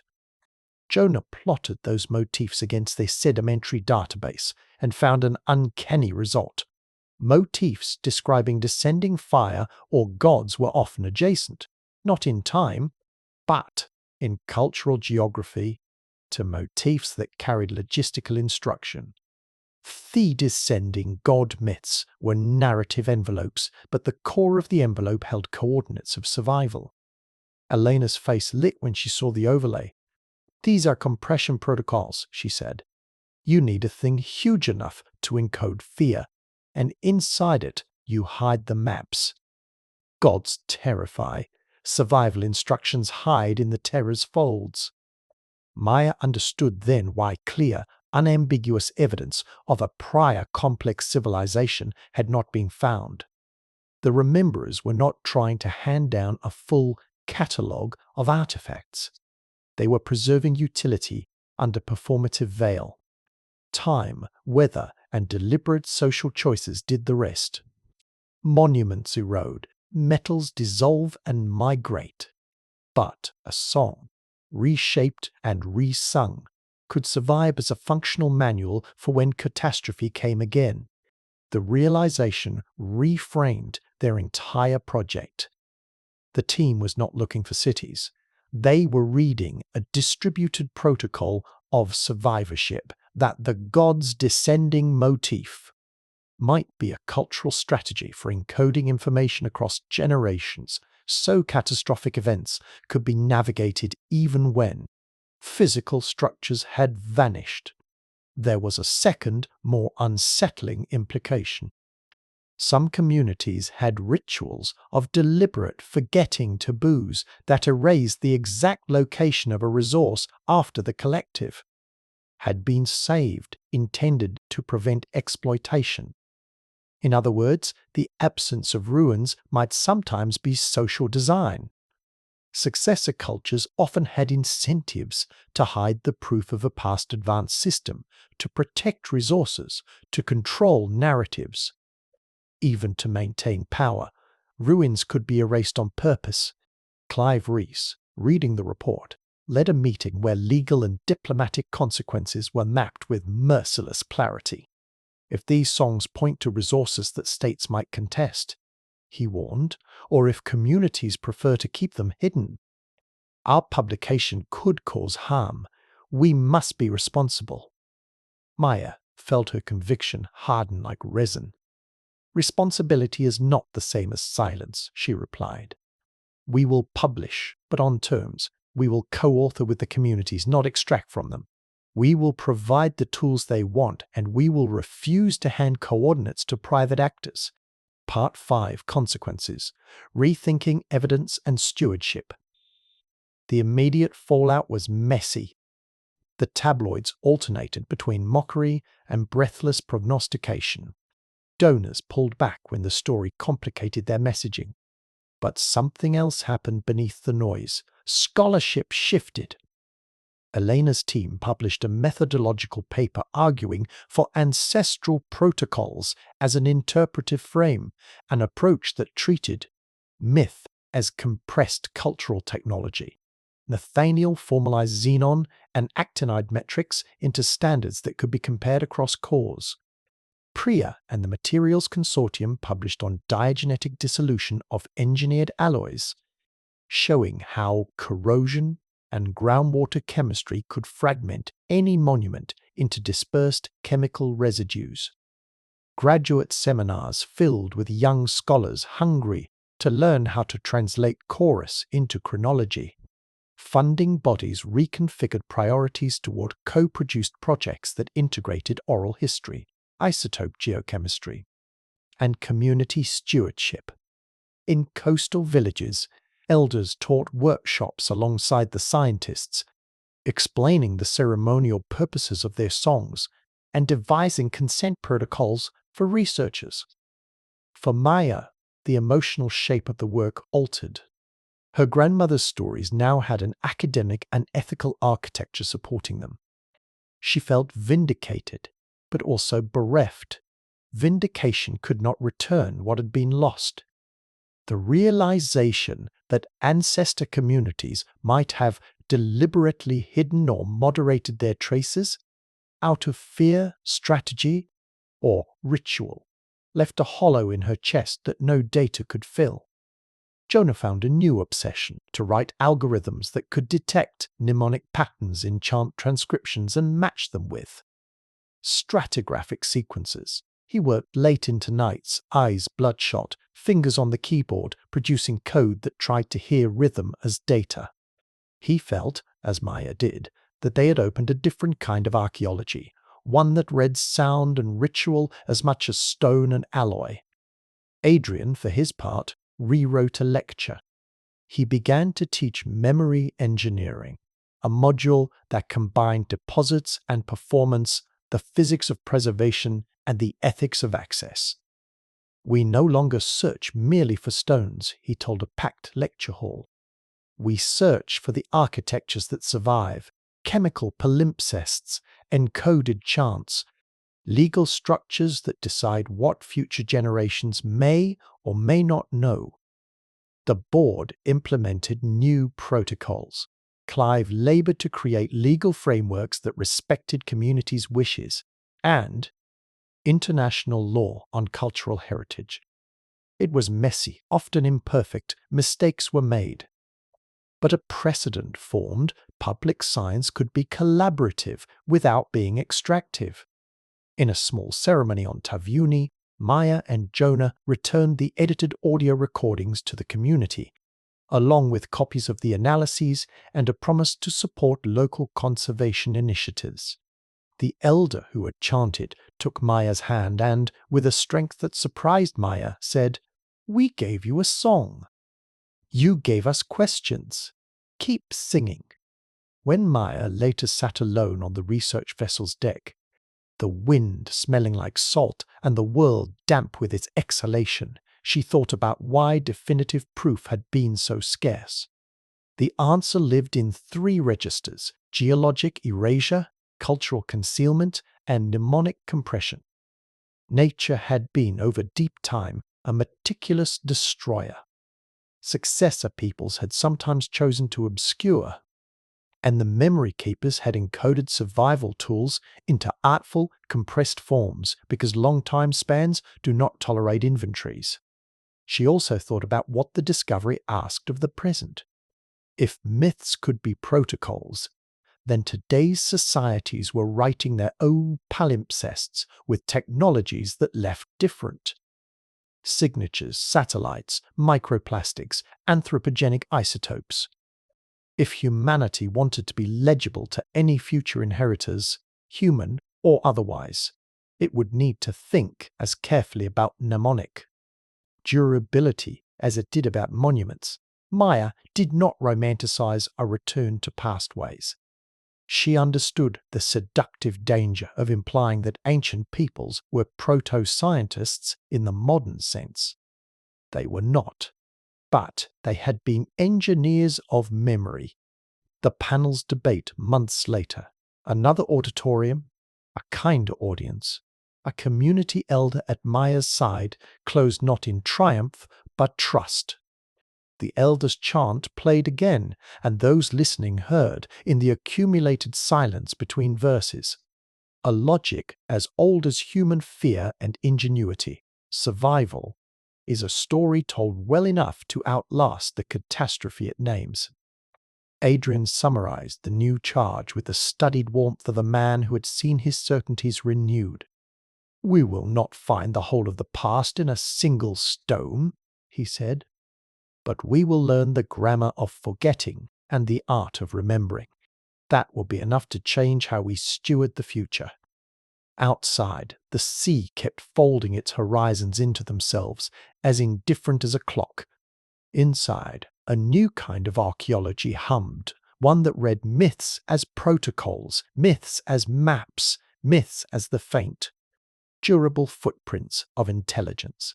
Maya, Jonah, and Adrian had not solved the mystery of who had once ordered energy in glass and isotope. But they had answered a subtler question: why the proof had been so elusive, and why the songs had been the last thing to survive. At the end of the night, Maya tucked the Tavuni recording into an encrypted archive with the community's consent, not as an act of possession, but as stewardship with reciprocity. She closed her laptop and let the ship rock under her like an old story. The past had become less a set of artifacts to be looted and more a problem to be negotiated between scientists and storytellers, between the living and their ancestors, between the urge to know and the duty to respect. Somewhere among the chants and the cores, in the small arithmetic of pulses and pauses, the planet had given them a clue. It would take generations to read it. "Pull back, slowly," Maya ordered, voice brittle with a mixture of reverence and fear. Her gloved fingers hovered over the hydraulic winch, the cable humming like a nervous throat. The core head. 3 meters of pale, damp sediment, hauled from the abyssal plain, hung at an angle in the lab's light. A dark seam of glassy material threaded not 2 meters from the bottom. The technician eased the core into the cradle. Jonah Park's face, lit by laptop lumens, was an island of exhaustion and exhilaration. His mouth worked without sound. The blade bit into the outer jacket. Sediment hissed like a slow rain. When the first slice came free and the assistant brushed it with a camel hair brush, the room inhaled. Embedded within a band of compacted clay, not above it and not obviously deposited later, lay a small, non-ferrous object shaped like a flattened crescent. It was patinated, its surface a dark green-black that shimmered with micro-trees of copper oxidation. But when Maya leaned closer, the oxidation seemed to arrange itself around deliberate, shallow grooves, incised marks that could be decoration or cipher or both. "No," Jonah breathed. "Not possible." Adrian Hale's hand found the edge of a lab table. He had the scholar's reflex to name error, illegible weld seams, contamination, modern intrusion. He remembered the 1,000 small ways context could be murdered. Core sleeves cracked and resealed, drill bits left behind, sample cross-contamination. Yet as he closed the distance from his chair to the table, the artifact's geometry tugged at him like a remembered song that refused to be dismissed. Part 1. The Artifact and the Old Questions. They had come this far because the planet had begun to whisper in languages the Academy had once labeled noise, isotopic pulses, vitrified horizons, sequences that repeated across basins. Each anomaly had widened their curiosity. Maya, Jonah, and Adrian had shaped a fragile coalition. Maya for the thrill of what questions could do to timelines. Jonah for the precision of code and sonar. Adrian for the slow, necessary temper of method. They were not treasure hunters. They were custodians, terrified and thrilled at the same time. Maya's palms left damp crescents on the stainless steel. She looked at the crescent-shaped object with the intensity of someone watching a life supplier's barometer. "We run non-destructive first," she said. "Photogrammetry, high-res XRF, and then microspectrometry. No sawing, no polishing. We document everything in situ." Jonah did not argue. His fingers flew across his tablet, bringing up baseline spectra. "We'll tag every data point. Chain of custody, full logging. Priya, are you ready?" Priya Sengupta, who handled alloys like a gardener tended soil, nodded. Her face was set with the practical steadiness of someone who had seen metals age and had learned to listen to their corrosion as history. "Ready," she said, "but I want to say whatever this is, embedded in that lamina means it's not a modern contaminant. We'd need an in situ intrusion post-deposition. That's a rare zoo of coincidences." Rare or impossible, Maya thought. She felt a tremor in her sternum. The same noise she had felt when sonar first drew impossible right angles beneath kilometers of ocean. The possibility was a bright, dangerous star, objects that belonged to no known period, placed within strata that, by every credible dating method they had, belonged to an epoch long before Homo sapiens walked out of Africa. Part 2. Pulling the thread. The initial examinations were cautious, almost ritualistic. They photographed the object with metric scales, then ran micro X-ray fluorescence across its face to map elemental distributions without touching the piece. The map came back almost immediately, and then the room cooled because data has no loyalty to comfort. The object's bulk composition was primarily a copper alloy, no surprise there, but XRF revealed trace elements in stoichiometric proportions that Priya had never expected to see together in a natural alloy. Tin and zinc were there, but also tantalum and niobium, and traces of stable isotopes of palladium and rhodium in ratios that did not match meteoritic signatures nor known Bronze Age. Metallurgical recipes. Priya's hand shook as she said, "These are controlled alloy ratios." That implies smelting or metallurgical refinement beyond rudimentary casting. The inclusions are too systematic to be random. Jonah ran a rapid micro-EDX scan, and look at this microforging microstructures. Grain boundaries are elongated, not equiaxed. That's directional mechanical work at elevated temperatures, not slow cooling. There's evidence of cyclic thermal stress. Adrian, who had been careful to keep his voice a flat plane the past months, allowed a thin smile of disbelief. If all of that holds under blind replication, then what we have isn't random detritus. We have metalwork embedded in a horizon dated by the core's cosmogenic isotope calibrations to a period before modern humans. The archaeology textbook's neat spine is fraying. They moved to destructive testing only after Nathaniel Brown's team ran parallel blind mass spectrometry at a secure facility. Nathaniel, who had earned a reputation for restraint, insisted on xenon and noble gas assays and on analyzing minute striatal inclusions from the clay matrix that clung to the crescent. His report, when it came, was short and thin on hedges. The noble gas ratios indicate a closed depositional event concurrent with the horizon's deposition, Nathaniel wrote. There is no sign of recent admixture. The micro-inclusions show activation signatures consistent with neutron exposure patterns, seen in earlier vitrified horizons. Combined, the data argue for contemporaneity. That word, contemporaneity, landed like an accusation. If genuine, an object of refined alloy with microstructural signatures of intentional manufacture lay in a sediment layer that dated to an epoch predating human metallurgy. Then the simple, safe hierarchy of origin collapsed. Not annihilated, revised.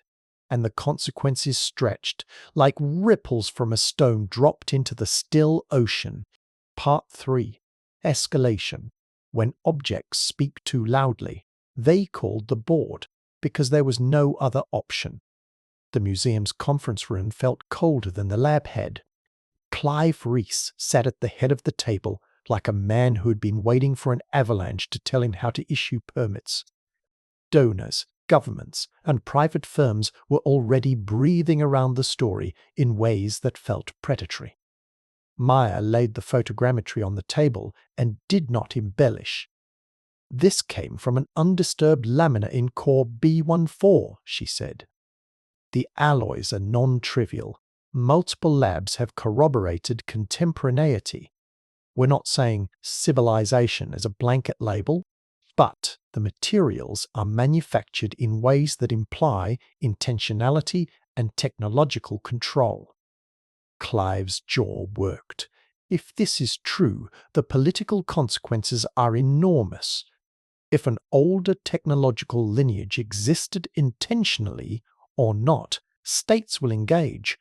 So will the market. We have obligations to stewardship, to the living communities who might be implicated, and to national security.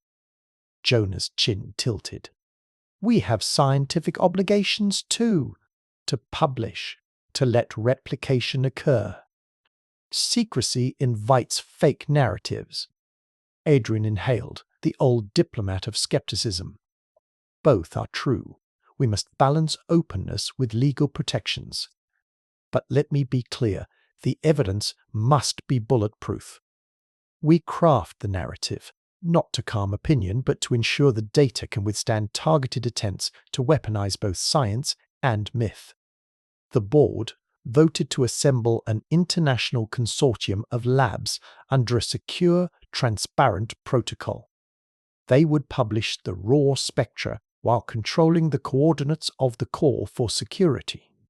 It was an uneasy bargain between public knowledge and risk management, between the moral hazard of secrecy and the greed of privatization.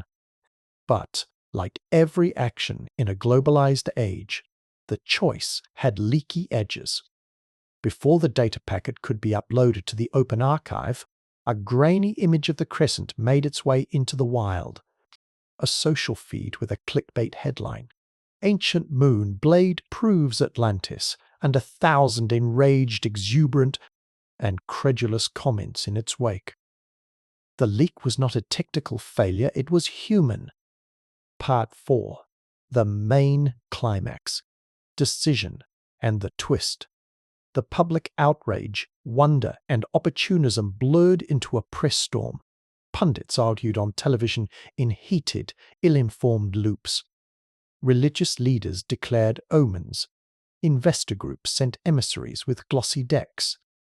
Naval commands asked quiet, pointed questions. Meyer sat through it all like someone at a vortex's edge, trying to remember to breathe. The consortium convened in a windowless laboratory south of Geneva. Scientists in sterile white coats worked in pairs. Priya supervised microslice metallography while Nathaniel read isotope ratios aloud.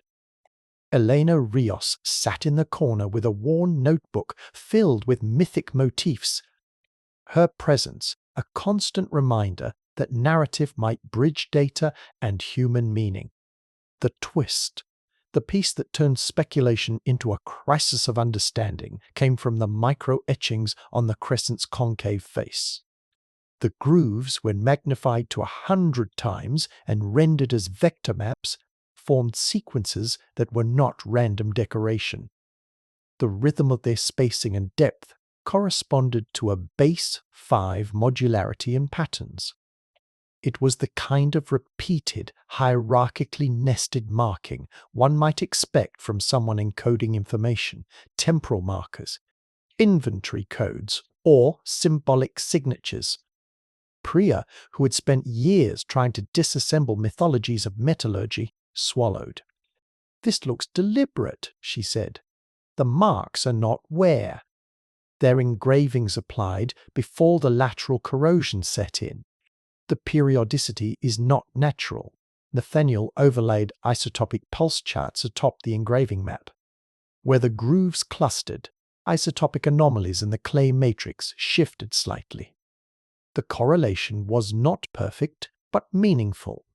Elena traced her finger across a transcription of a myth from the Taviuni chants, and then across the engraving map. Her eyes widened. "What if," she said slowly, "the marks are not language for us? They're a mnemonic, a way of preserving conditions or instructions across scales, a markup for processes." Maya's throat went dry. Their work had suggested cyclical processes across deep time already.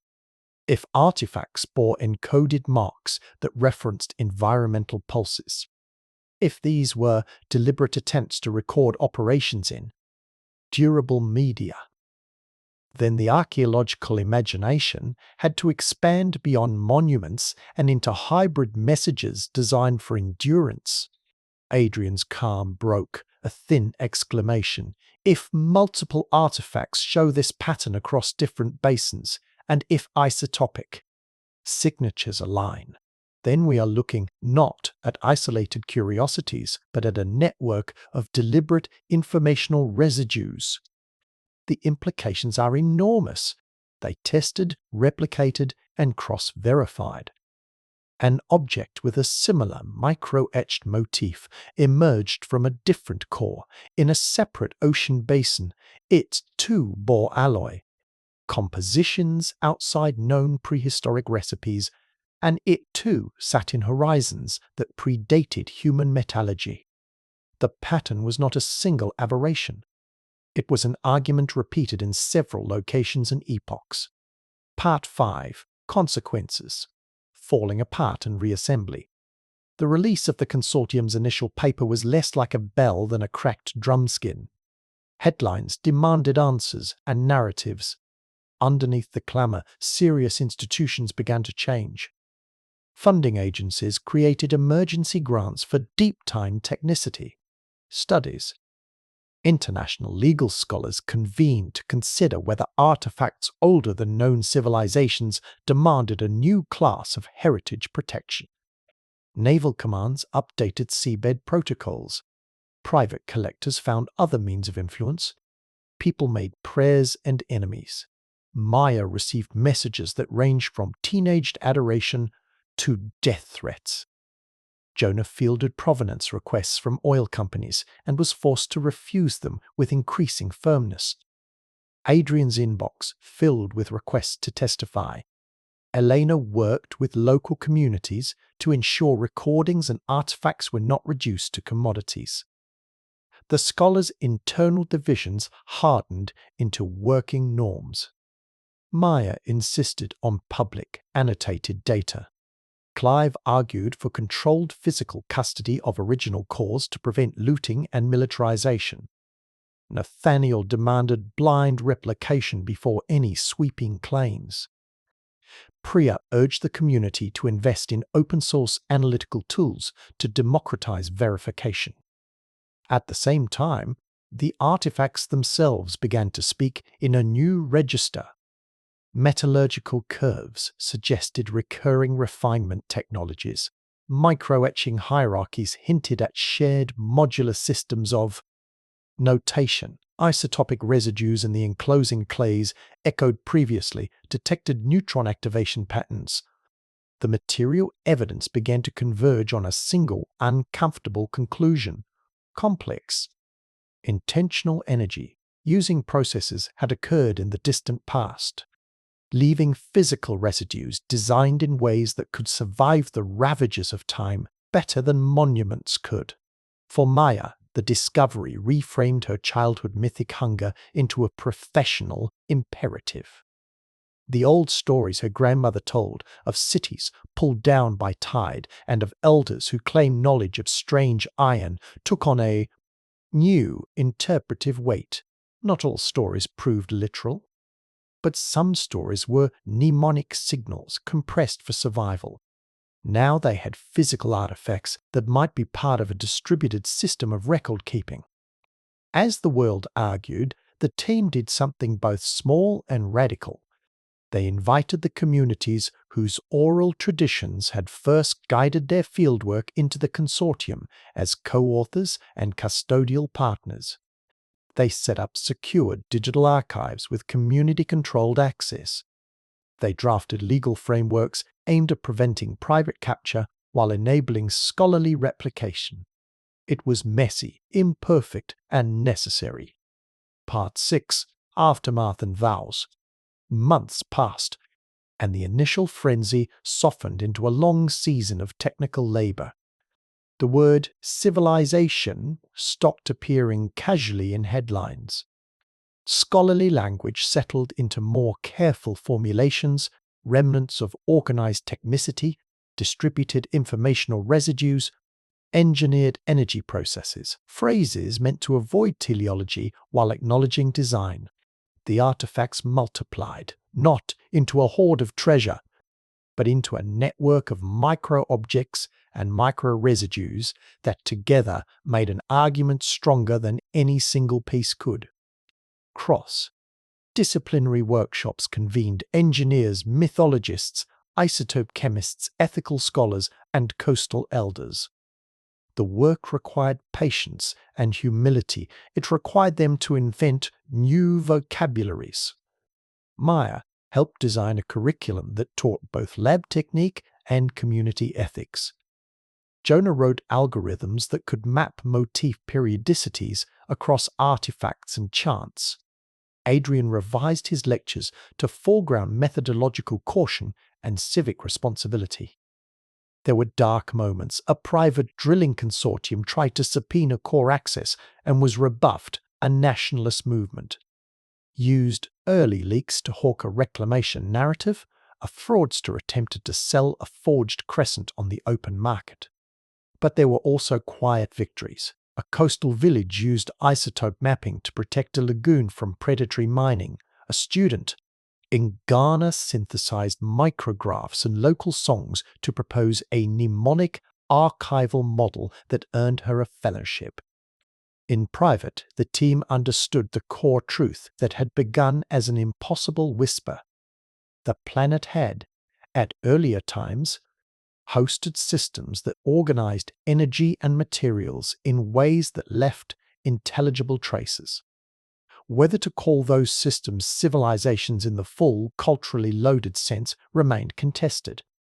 But the artifacts, their alloys, engravings, and embedded isotopic shifts had become undeniable evidence that the long human story did not start at the exact point they had once imagined. On a damp evening, Maya stood in the lab with the crescent object in its secure case. Jonah was installing the latest software patch. Adrian was drafting a lecture. Outside, rain mapped the research pier with thin, regular rhythms. Maya placed her palm on the glass, feeling the refrigerator chill on her skin. Somewhere in the sediment record lay thousands of fragments like this one, and in that fact was both a threat and an invitation. "What do we owe them?" Jonah asked suddenly, breaking the reverent silence. He was younger than both of them and still believed that questions could be honest and simple. Maya looked at the crescent and then at the ceiling, where the lab's light hummed with the same steadiness as the tide. "We owe them the truth as best we can make it," she said. "We owe the living protection. We owe future inquirers access. And we owe ourselves the humility to stop pretending we are the only hands that ever shaped the world." Adrian folded his hands and added, with the weary conviction of someone who had seen certainty erode into curiosity, "We also owe honesty. Not just to the public, but to the methods that made this knowledge possible. We must be the guardians of the questions we have opened." They recorded the minutes, updated the chain of custody logs, and then slowly closed the lab.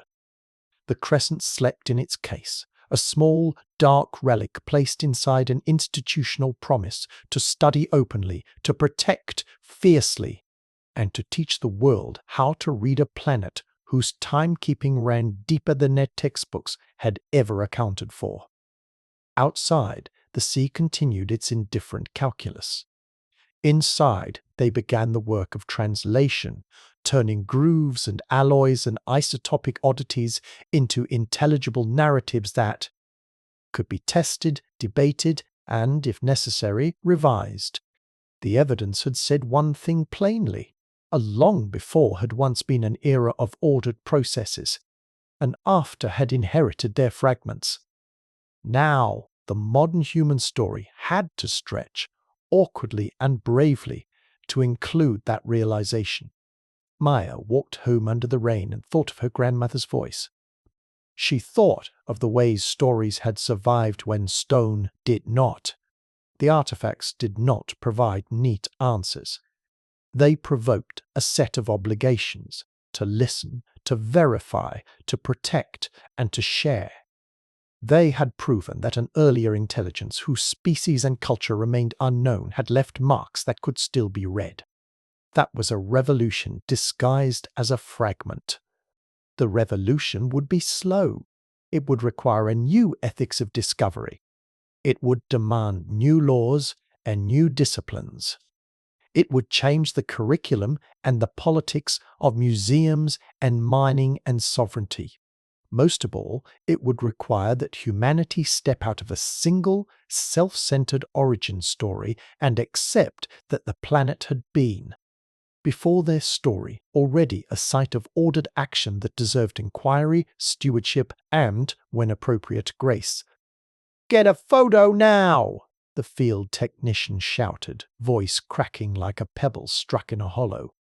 Wet sand fell in a fan from his gloved hand, revealing a dark, crescent impression that did not look like any gull mark or ordinary erosion. Maya Voss did not come running. She moved with the deliberate pace of someone who had learned how to keep themselves from making. Announcements before evidence hardened. Still, the hairs along her forearms prickled. She knelt, the cold of the shoreline pricking through her field jacket, and for a long moment the only sound was the slow, indifferent slap of the sea. Jonah Park eased beside her, breath clouding in the morning air. He set his tablet down, and the display lit with a contour map someone had already sketched in the hasty light. "It's not the usual bedding mark," he said, the scientific carefulness in his voice barely masking a tremor. "There's pressure transfer, heel-to-toe articulation, size adult, but the layer's dated luminescence puts this bed at a minimum of 212,000 years." Maya's fingers found the print's rim and felt a texture not like sand, but like compacted silt that had been cured and then exhumed. "Count the phalange impressions," she told the technician in a voice that was more calm protocol than exhilaration. Photogrammetry sweep, full spectrum, no breathing on the surface. Her mind, years of training in stratigraphy and the careful cruelty of radiometric methods ran through the possible mistakes. Modern intrusion, biotubation, art. The part of her that had listened to grandmother's myths for comfort cities like teeth. Beneath the waves, elders speaking of people who walked differently took a shallow, instinctive breath and held it. Part 1. The Echoes of Passion.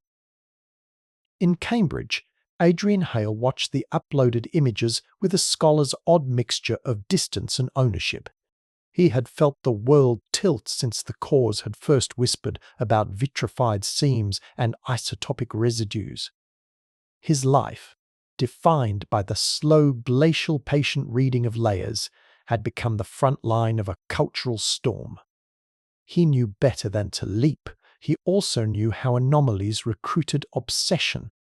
Maya's message arrived as it always did, precise, urgent, raw with responsibility. Maya's motivations were threaded through both professional rigor and a private hunger.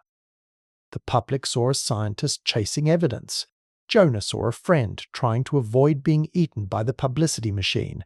Adrian saw a colleague on the edge of an epistemic shift that could define or ruin careers. Each brought different scales of fear. Maya feared being wrong in a way that would ruin more than reputation, being wrong when entire communities might be affected. Jonah feared greed, the scent of value that would turn data into property. Adrian feared the collapse of method. When the mainstream cracked under popular pressure, the scaffolding of science could deform. They had already seen what a single leaked image could do. The sonar void, the vitrified horizons, and the crescent alloy had rewritten headlines and law. Now the Earth itself had left an impression, literal, stubborn, and impossibly dated. Part 2. The First Pull. Footprints out of time. They worked the site like surgeons. Maya insisted on slow, ritualized care. Photogrammetry rendered the footprint into a cloud of points. Micro-excavation removed a thin cap of overburden to reveal a series 4 intact prints in succession, heel to toe, each with a distinct medial arch. The spacing suggested a 2.5 to 3 foot stride, consistent with a biped of adult proportions. Jonah's model sputtered and then settled. Gait analysis, he said, approximating the cadence, eyes darting between print overlays. Weight transfer shows a pronounced lateral roll, but look at the phalanges. The toes are shorter in proportion to the metatarsals than Homo sapiens averages. The big toe is more aligned with the others, less divergent, almost like a robust forefoot. Could be evolutionary variance, but the context. Date the layer again. Adrian cut in, voice small with the weight of caution. Uranium series on the carbonates that cemented the horizon. OSL on the surrounding silt. We must be certain of the depositional age before the narrative spins. He had learned the hard way that a timeline was both sword and shield. When the labs ran their independent assays, the numbers did not converge into safety. Uranium series on the carbonates gave an age between 210,000 and 230,000 years BP before present. Optically stimulated luminescence on adjacent silts yielded a consistent signal. The laboratory in Switzerland ran cross-checks and returned corroboration. The prints sat in a horizon older than the arrival of Homo sapiens in that region, according to the prevailing models. Inside Maya, an old, complicated blend of joy and dread twisted. Part of her cherished the idea that someone had made a mark long before her species walked those coasts. Yet she also felt the ethical gravity of a discovery that would not simply reframe textbooks, it would change how people thought. About meaning and stewardship. Part 3. Escalation. Bones that belong to no file. The prints were not the only surprise. 2 weeks later, while coring a now exposed terrace inland from the shoreline, technicians encountered an obdurate block.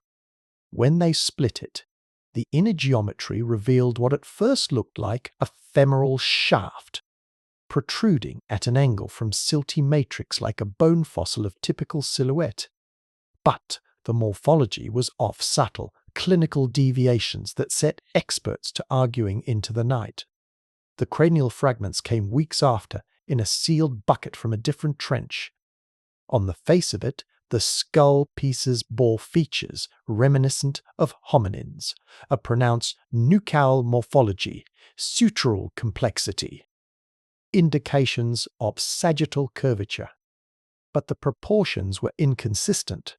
The temporal bone had articulation sockets that suggested musculature arrangement, unlike any Homo species recorded. The pelvic fragment, when reconstructed tentatively by digital modeling, suggested a pelvis oriented for efficient bipedal locomotion, but with iliac flare and pubic proportions that did not match. Typical hominin reproductive anatomy. Priya Sengupta, who had seen Bronze Age artifacts and dinosaur bones under SEMs, found herself whispering to no one. "The microstructure of the compact bone," she said to the scanning room, "has Haversian systems." Yes, but look here. The patterning density is odd. There is a composite microfabrication in the cortical layers, inconsistent with typical remodeling rates in Homo. Daniel. Brown's lab ran collagen peptide analysis. At first glance, the collagen fingerprint resembled mammalian sequences.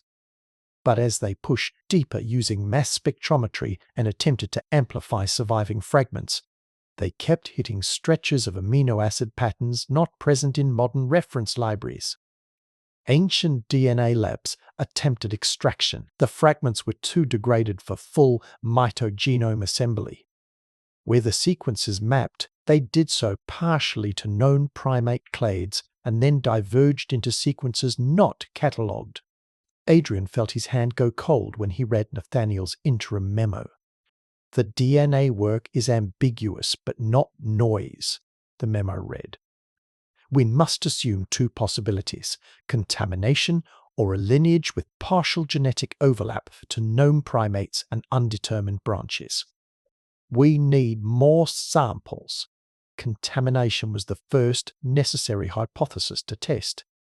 The team exhausted every protocol, reran extractions in dedicated clean rooms, introduced negative controls until they practically bled data. Each time, hints persisted. The patterns were not robust enough to dictate names, but they were consistent enough to refuse easy erasure. Part 4. The main climax. Decision and the unnameable. Twist. Public pressure tightened like a vice. The board wanted control. Donors demanded clarity. The press wanted narratives. Maya, bruised and resolute, called for a small, secret panel, the consortium's core labs. 2 independent paleoanthropologists, Elena Rios for mythic context, and a representative from the island communities whose oral histories had led them initially. In a windowless room at the museum, the data spread like a constellation of misfit stars. Photogrammetry of the prints. Micrographs of bone histology. Isotope charts. Fragmentary genomic reads. The conversation imitated the old rhythm of science treated properly: skepticism, replication, and methodical caution. But under it lay an emotional current. If these prints and bones truly predated Homo sapiens in region and showed morphological divergence, then the human story was more like a braided river than a single ascending line. Eleanor listened, and then, in the softest voice in the room, said something that reframed the question. "We have been trained to look for our shape," she said. "We expect a mirror, but intelligence does not come in one morphology.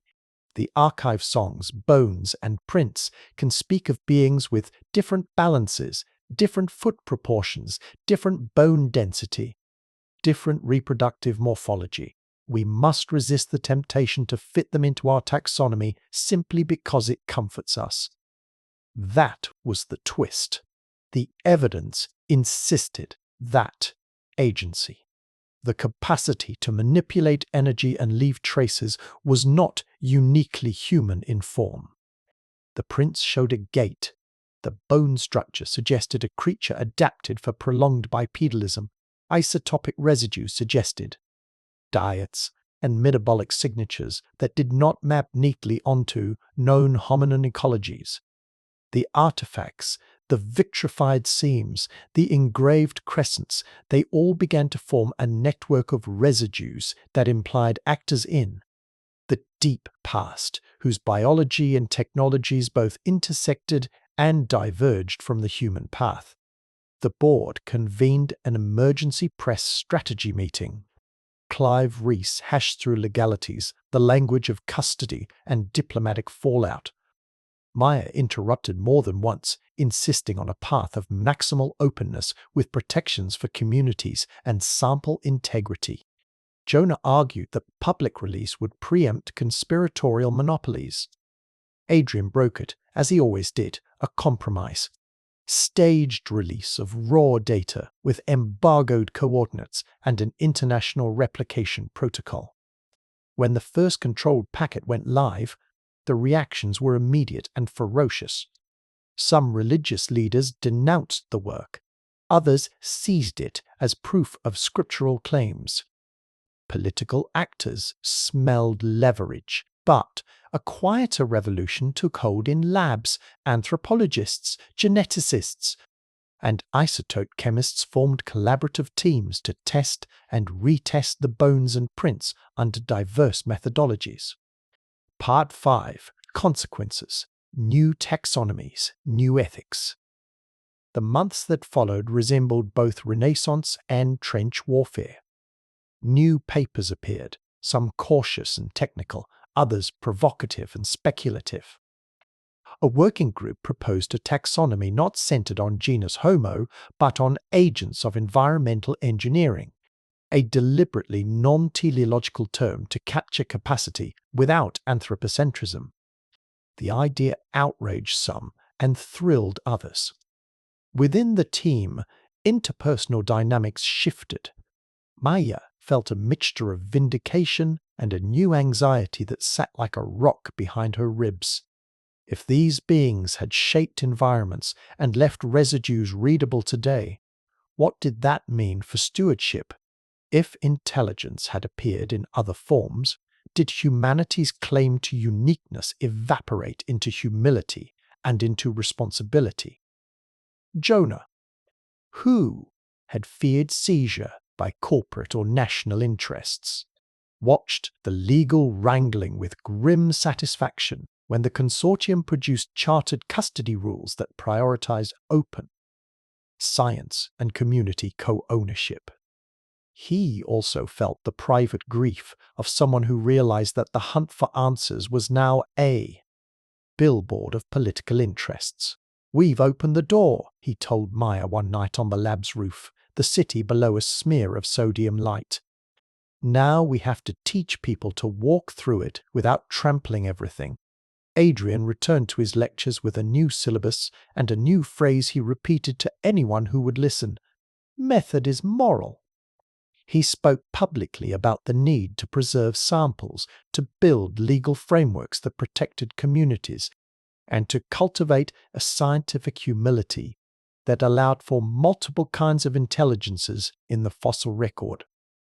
Communities whose oral traditions had hinted at different beings became central partners in research. Elena brokered agreements that made elders co-authors on ethnographic analyses and contributors to interpretive frameworks.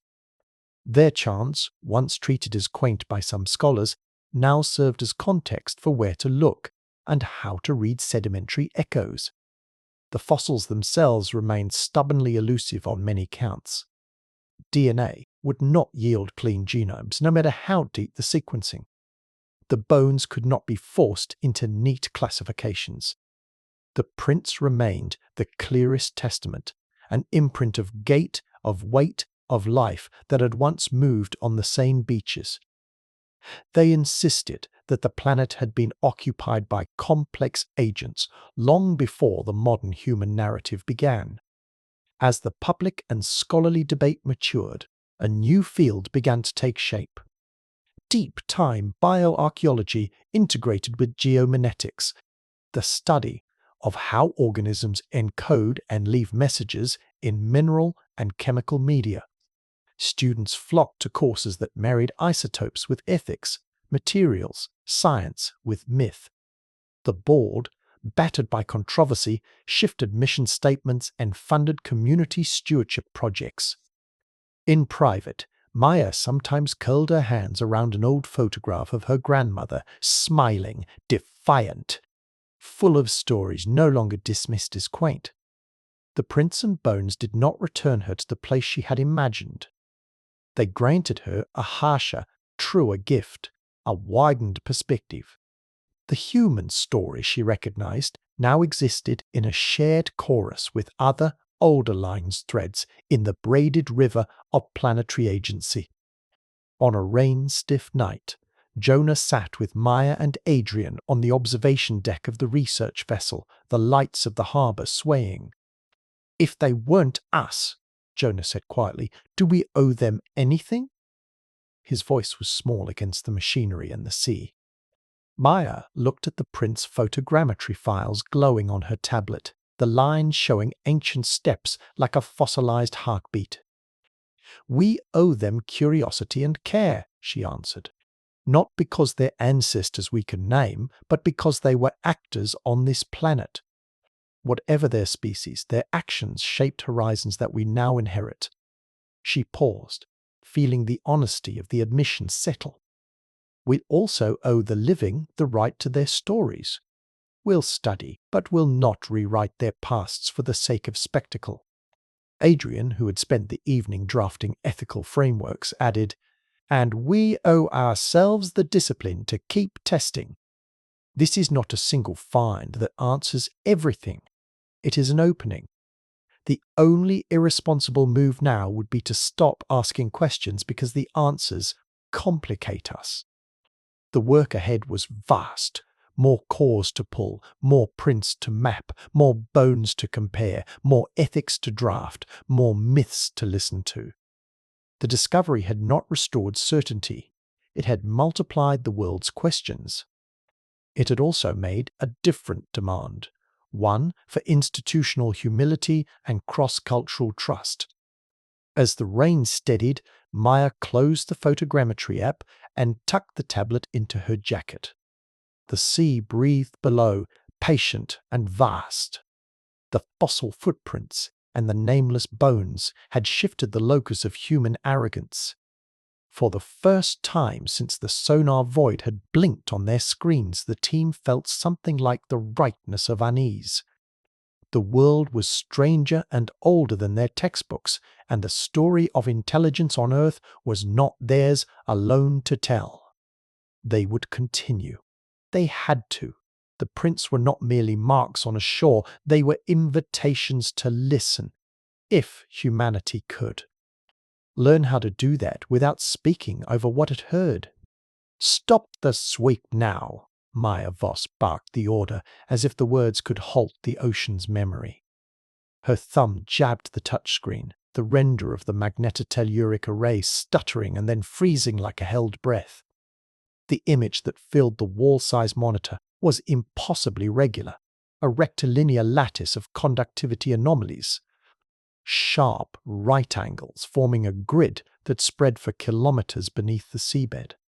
Lines threaded between nodes, then widened into petal-shaped clusters that registered as intense. Focused thermal anomalies in the heat-mapping overlay.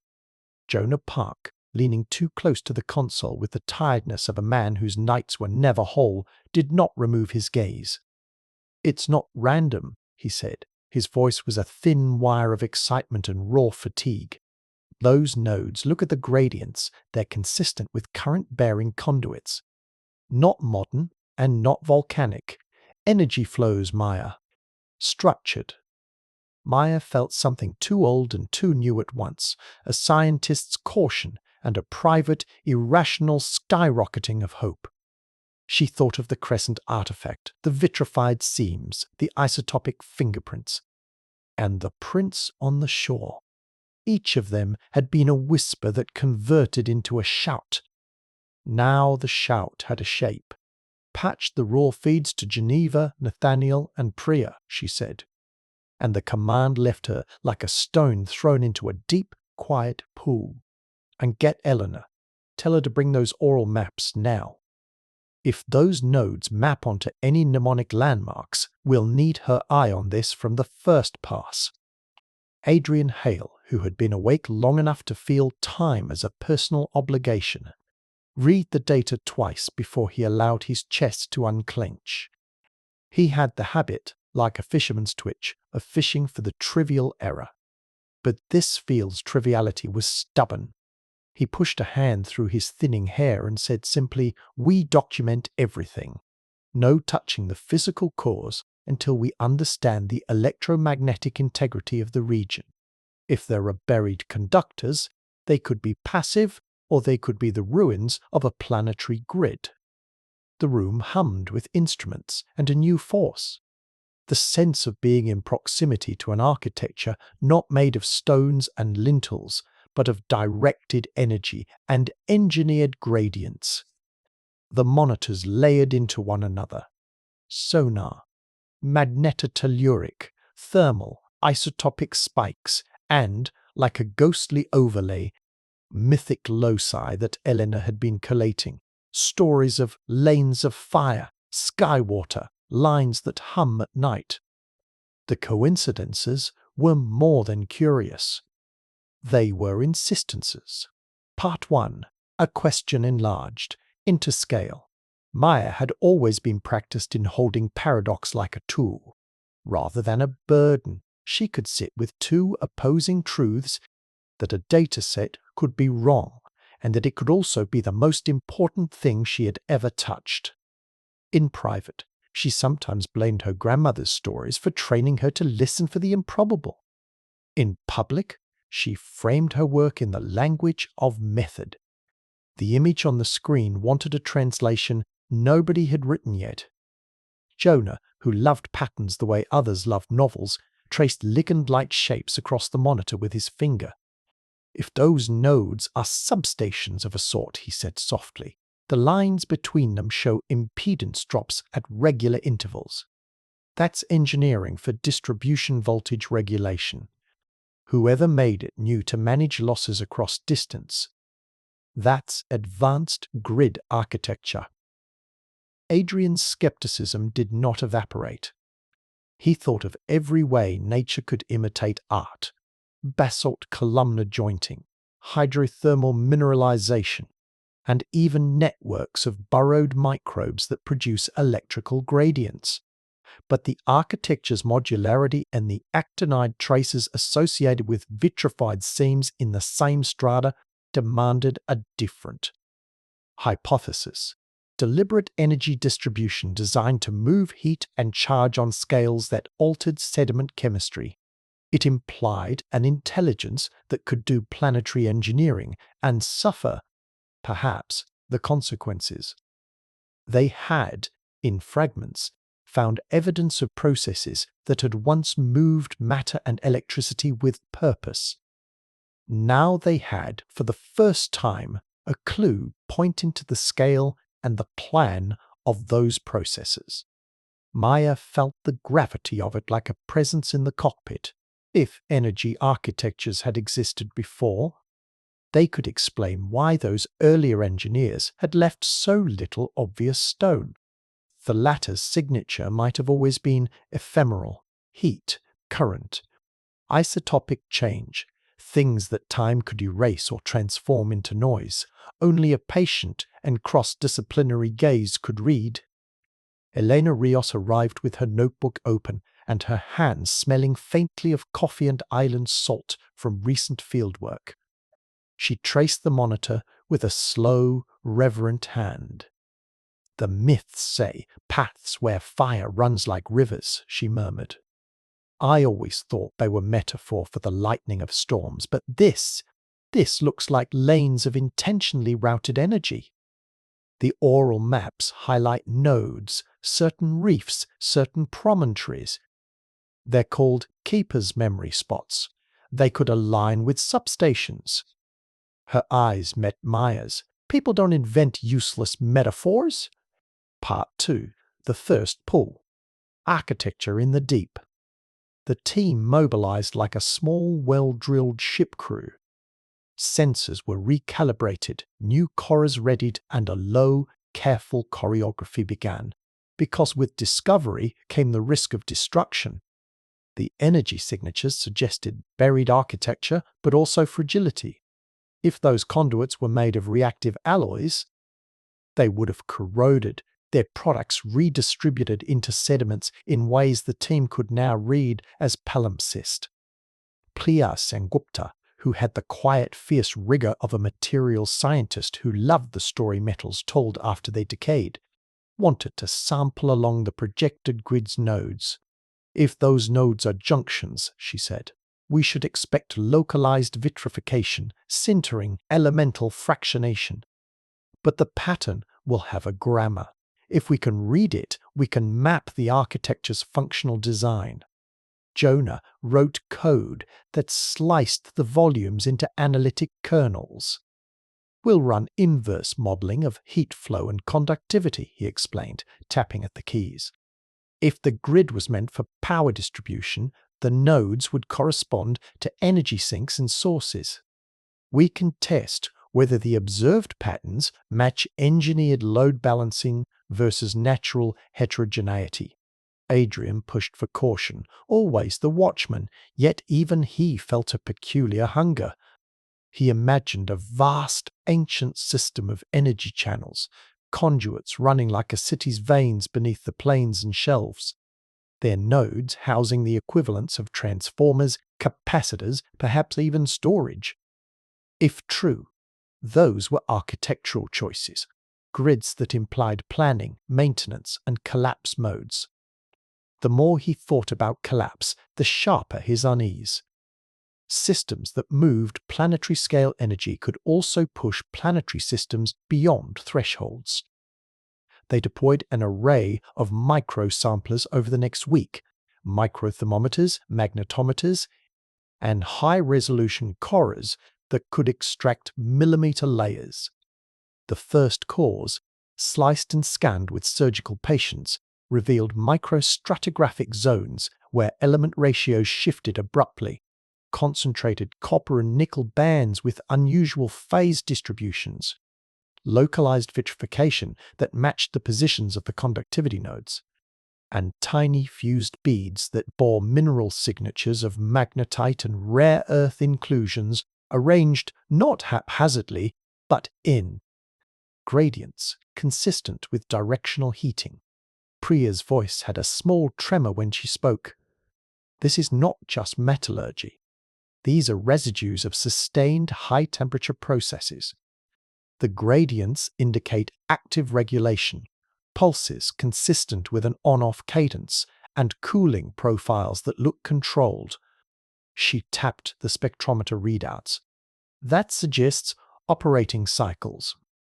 Eleanor, listening, began to hum a phrase from a coastal chant she had recorded months earlier. It was a call that named a reef, and then repeated, in measured beats, a sequence: push, stop, push, hold. Not lyric, but rhythm. She smiled without humor. They sang cycles. They told their children when the line sang, "Step back." Perhaps that was instruction. These nodes live and die, and the people learn to keep timing with them. Part 3. Escalation. When architecture tells of collapse. The more they mapped, the more a pattern of growth and collapse emerged. Across multiple basins, conductivity grids corresponded with sequences in cores where isotopic excursions, sudden pulses of rare isotopes, and actinide anomalies recurred. Those pulses aligned with vitrified seams and with abrupt microfaunal turnovers. They read like the fingerprints of systems that had been switched on, cycled, and, in some cases, catastrophically switched off. Jonah's models began to show something worse. The energy architectures, in their operational phase, had generated feedback into the climate and chemistry of local environments. Heat and altered ocean chemistry had changed carbonate equilibria, disrupting reefs and microfauna. The isotopic anomalies suggested that these systems were not energetically neutral. They tapped background flows and, in doing so repeatedly, nudged the planet's buffers. What if their energy extraction modified the environment long term? Jonah asked late one night. Voice hollow with a blend of professional awe and sudden moral clarity. Sustained heat fluxes, altered ocean chemistry, local acidification over centuries that could collapse ecosystems. which then feed back into climate on longer timescales. Adrian, who had always taught students that causality in deep time was layered and often non-linear, found himself writing a lecture he did not want to deliver, the history of a system that learned to move energy, and then, in so doing, eroded the substrate that sustained it. He thought of societies that overshot limits and paid in collapse. He thought of myths that told of arrogant cities and their falls. Suddenly, the myths sounded not like fairy tales, but like compressed case studies. Maya felt a cold, new worry. If complex systems had arisen, engineered planetary energy flows, then collapsed, perhaps catastrophically, then human development might be a repeat of a deeper planetary learning curve. The phrase cyclical civilizations no longer sat neatly in a paper's abstract. It began to dictate policy. Could present humanity be modeling itself on the same strategies that led to earlier collapses? Were the architectures of carbon grids, of planetary scale extraction and redistribution, themselves a risky echo? Then came a humankind of escalation. Clive Rees, long the board's legal hand, sent a rare terse message into the group chat. Diplomatic inquiries. States, once informed quietly through channels, began to ask for coordinates and implications. Private firms sniffed for resource proxies. The leak-prone world leaned toward the kind of extractionist thinking Maya fought to forestall. "Steal the coordinates," she ordered, voice more tired than iron. "We do not hand them to anyone without the consortium's protocol." Nathaniel, tag the data. Priya, chain of custody. Elena, coordinate community liaisons. We're not the first to find this, but we must not be the first to privatize it. Part 4. The main climax. Decision and the twist of self-undoing. The consortium's emergency meeting in Geneva hummed like a beehive. Scientists argued in soft, urgent bursts. Legal advisors drew circles of caution. Elders from coastal communities sat in the back, hands folded, eyes steady. They listened as Maya presented the pattern: grids, nodes, pulsed operations, environmental feedbacks. She framed the question plainly and then leaned into the truth she had lived with for months. "We can read architecture now, that isn't stone," Maya said. "We can map where heat and current once flowed. We can see the scars. The twist is that these are not neutral infrastructural remains, they are processes that change their environment.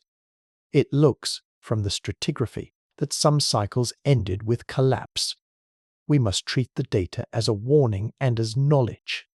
A silence thick and heavy pooled. No one wanted to be the first to say what everyone felt.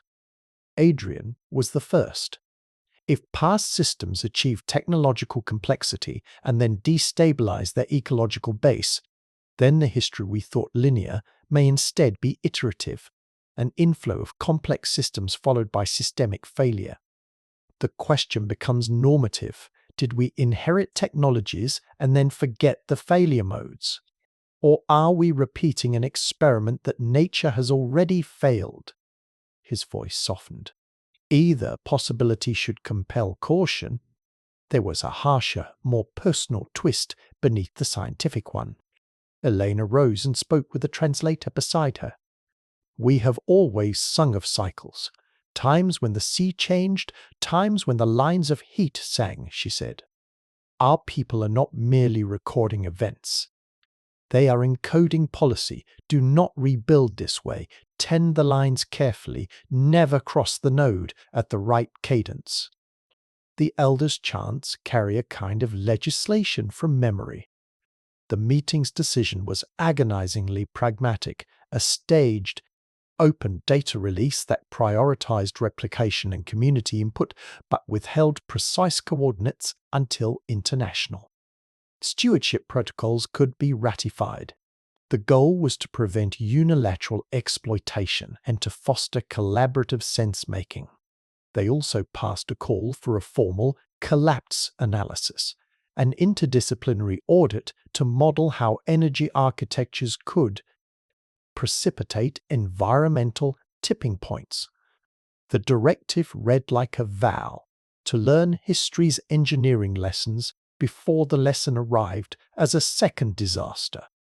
Part 5. Consequences. The shape of questions.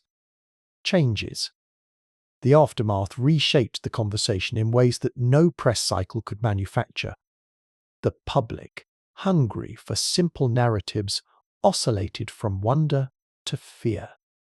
The scholarly world, always a slow-moving body, found new ligaments to hold, geophysicists working with mythologists, materials scientists reading chant cadences, ethicists negotiating with coastal elders. Funding bodies shifted portfolios, new centers for planetary infrastructure studies sprang up with the efficiency of panic and the earnestness of atonement. On the ground, communities that had sung about the lines now became partners rather than sources. They resisted the commodification of their chants and insisted with fierce dignity on protocols that kept knowledge communal.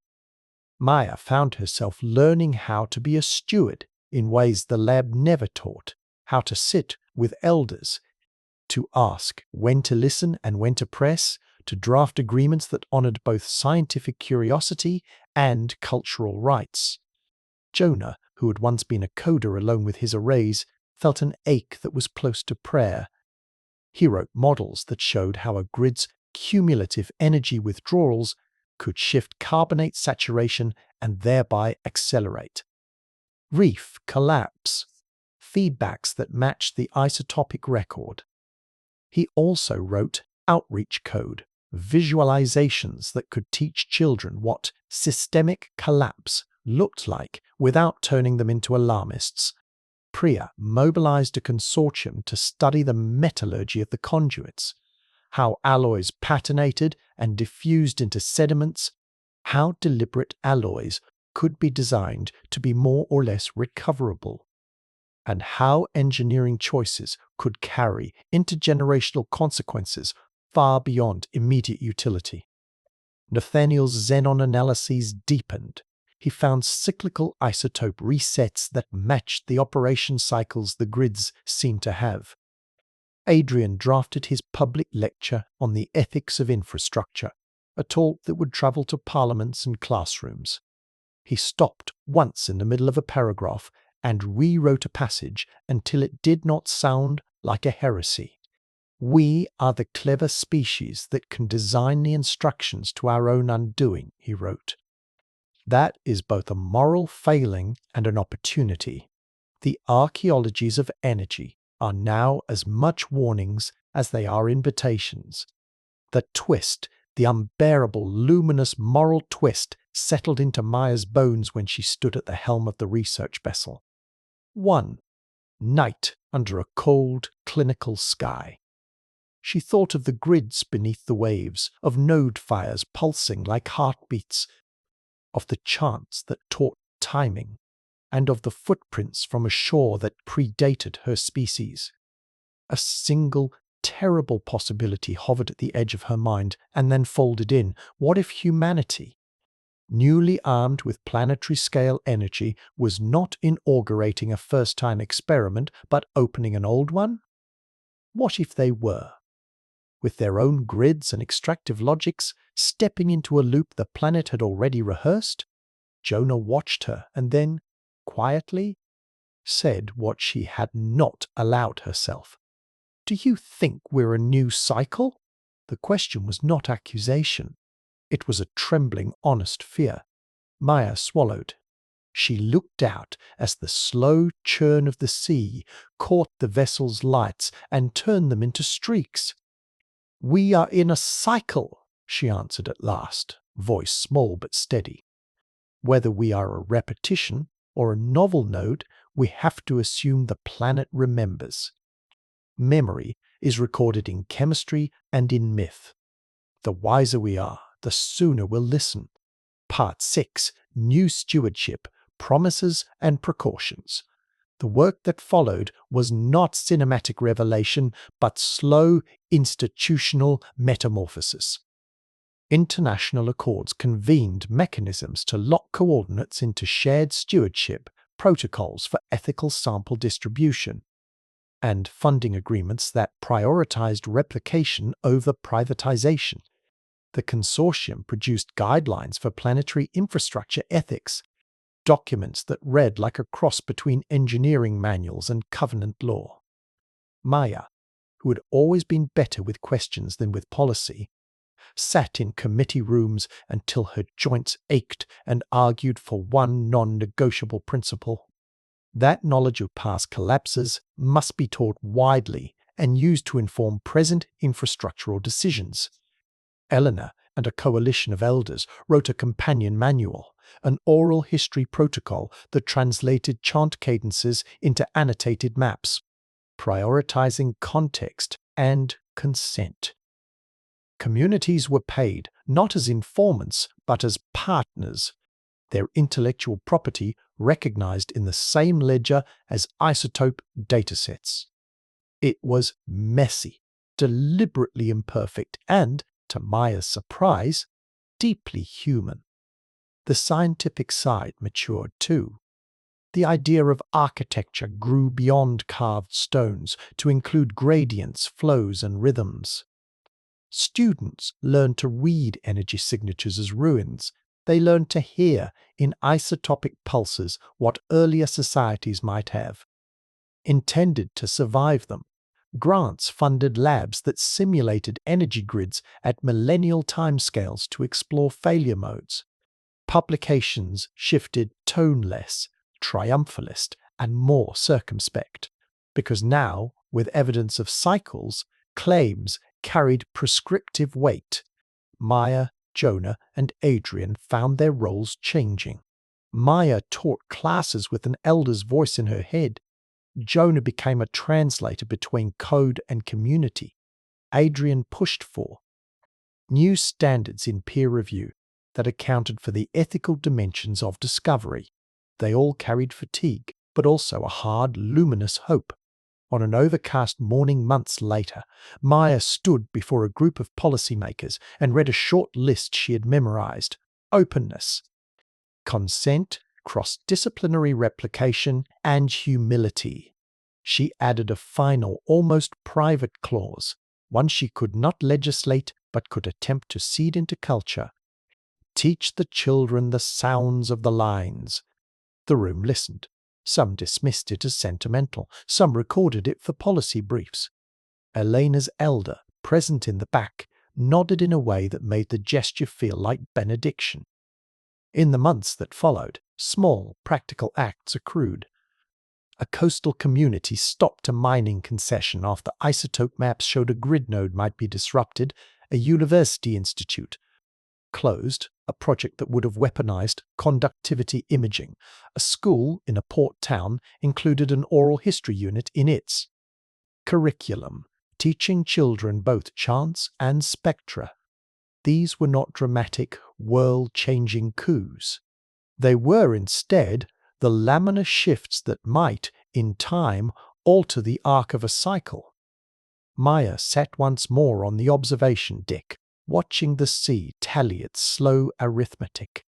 The grids, the artifacts, the prints, the chants, all of them had conspired to tell a story that was not the story the textbooks had sold. Civilization, she now understood with a clarity that had little to do with pride, was less a singular ascent than a suite of emergencies, moments when the planet's agents learned to order matter and energy. Then sometimes learned too late how those orders reshaped their world. She could not answer whether humanity was merely one more turn in that braided river. She could only make the modest pledge the work had taught her to keep, to read harder, to teach better, to steward more honestly. And to remember that the traces left behind, whether etched in metal, encoded in isotopes, or sung into the wind, were never merely artifacts. They were lessons, sometimes cruel and sometimes kind, from a planet that had learned to build and, sometimes, to unmake. The monitor on the lab wall blinked, then stilled as new sensor arrays synced. The lattice beneath the sea remained, inscrutable and patient. Maya felt the soft, resistant thrill of a question that refuses to yield definitive endings. Civilization could be cyclic. They might be one more loop. Or they might finally learn to break the rhythm. She turned away from the monitors and, with Jonah and Adrian at her side, walked down to the lab, where cores waited like books that had not yet been read. Each slice, each isotope ratio, each chant transcription was a line in a long manual, one their species had the chance to read. They had not found answers so much as an obligation to inherit knowledge without repeating its mistakes. The sea outside pulled at the pier with endless small insistence, and the humans inside listened and prepared to answer back differently. "Hold that beam steady," Maya ordered, her voice tight enough to make Jonah's knuckles whiten on the gimbal. The drone's camera hung over the plateau with the indecision of something that knew it was trespassing. Below, a tessellated field of enormous stones spread like the ribs of a sleeping beast, stones cut to improbable tolerances. Faces smoothed and set at angles that threw shadows into perfect astronomical lattices. The render on the main screen stitched together LiDAR, thermal, and magnetotelluric feeds into a single image. Megaliths laid out across a plateau that didn't belong to any one map of human monumentality. "Size," Jonah said, reluctant awe flattening his pragmatic voice. "Some of these blocks weigh conservative estimate, hundreds of tons. The sighting is unusual. They're not clustered like a ritual center, they're laid across gradients, aligned with those deep conductivity nodes we saw offshore." Priya, sitting on a crate of instruments, exhaled and let the air fog her glasses. "They're placed where the grid meets the terrain," she observed. "Not just aesthetic placement. If those nodes were energy junctions, then these blocks look less like tombs and more like markers, or—" She stopped, the word dangling. "Shields," Jonah offered, too quickly. He wanted the idea to be wrong. "Anchors," Adrian said instead, stepping forward from the edge of the tented field lab, his hands in his pockets to hide the tremor he did not trust. His gaze ran over the stones, the same way it had run over the crescent and the vitrified seams, with an occupational modesty that sometimes cracked into childlike hunger. Or their reappropriations. Layered occupation tends to do that. Later builders co-opt earlier structures for symbolic capital. But the scale implies organized labor beyond what our models currently predict for the region and epoch these strata appear to implicate. Maya's jaw tightened. They had come to this site because Elena's tape of a reef chant had referenced stones as teeth, and because Jonah's satellite overlay had drawn a filament of nodes inland, where shallow resistivity anomalies suggested buried conductors. Now, under a sky brushed with high cumulus, the stones read like an argument made in rock. Part 1. The first hook and the question of origin. They had learned to begin with the smallest available truth, dust on a micrograph, a phase peak on a spectrometer. Today's hook was the stone itself, impossible in its scale and impossible by the rules they'd been asked to observe. "Are these the work of our immediate ancestors?" Maya had asked in private.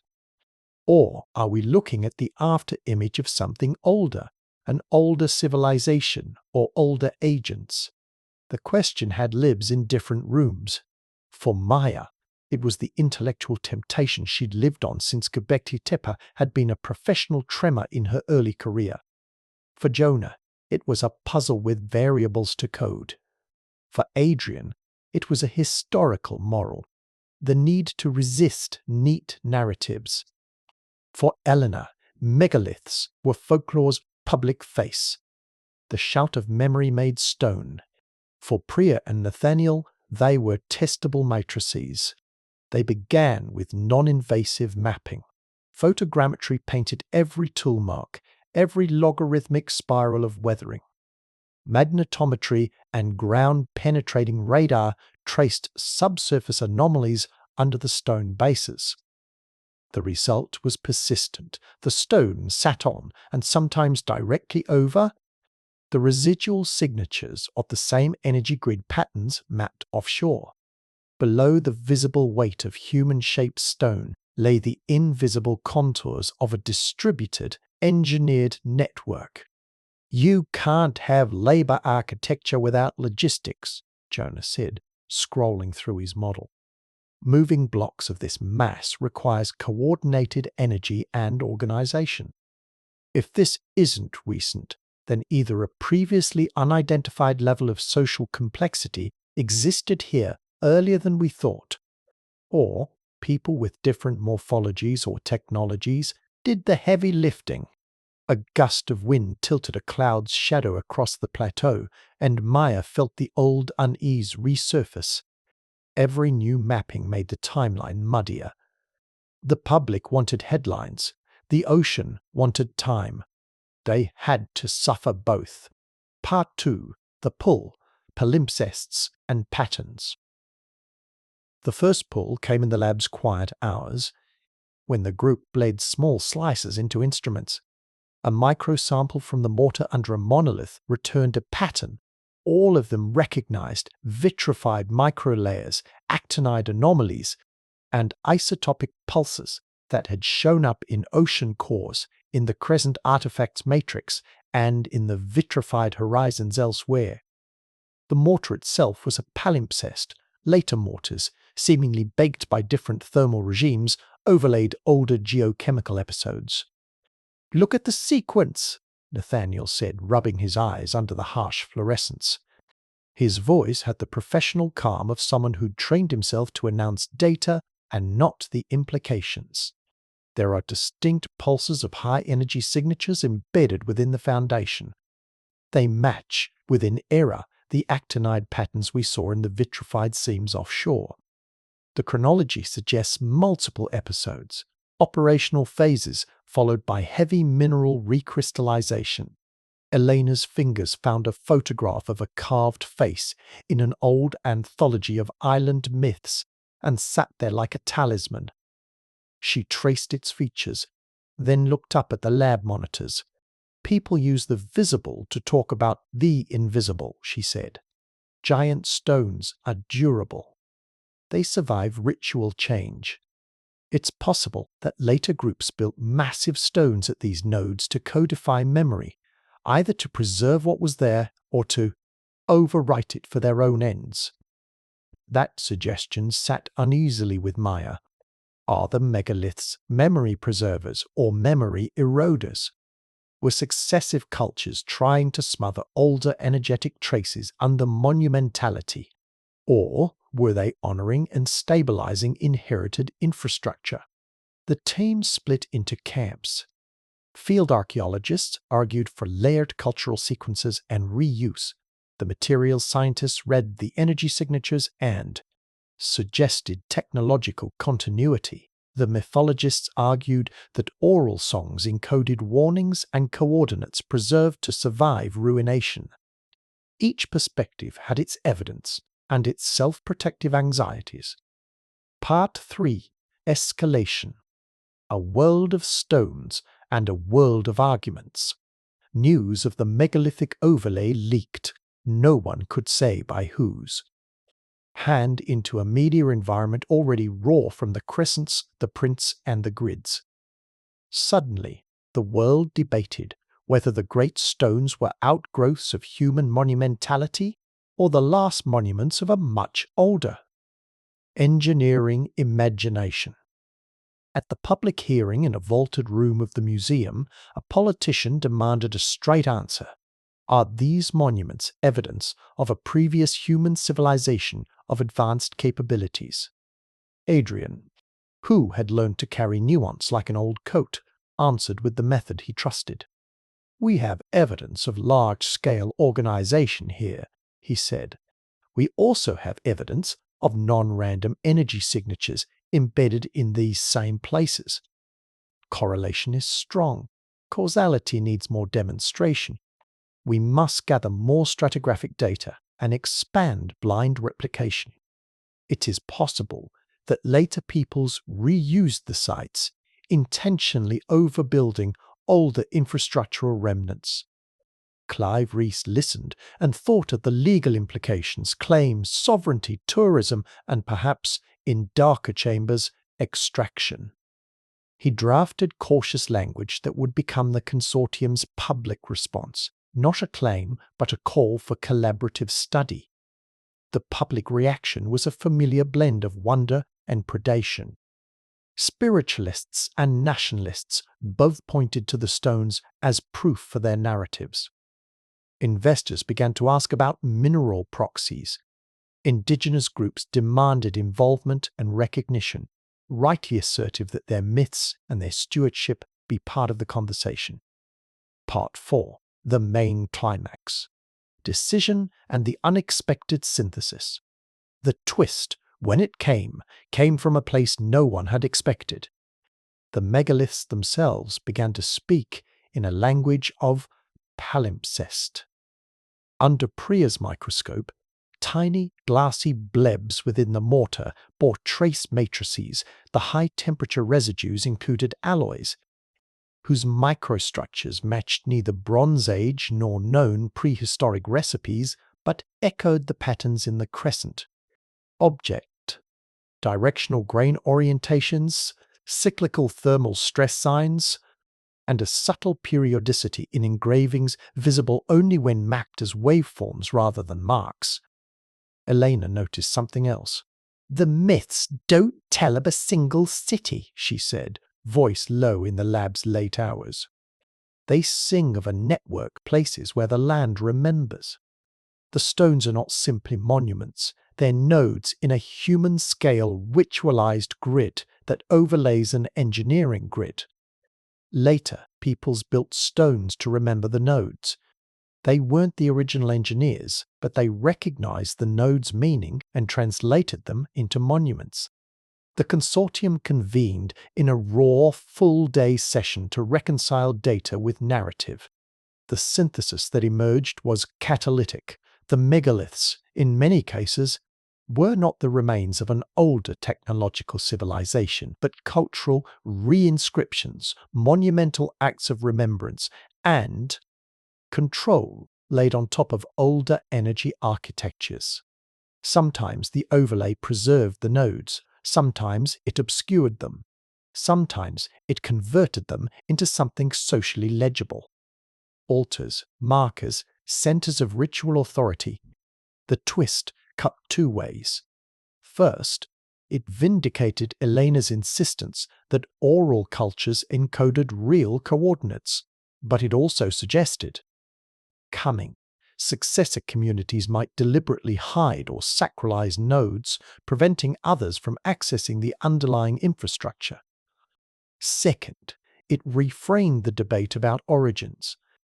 The visible megalithic record was not a direct index of technological origin, but a layering of cultural responses to a planet, already engineered in other times and ways.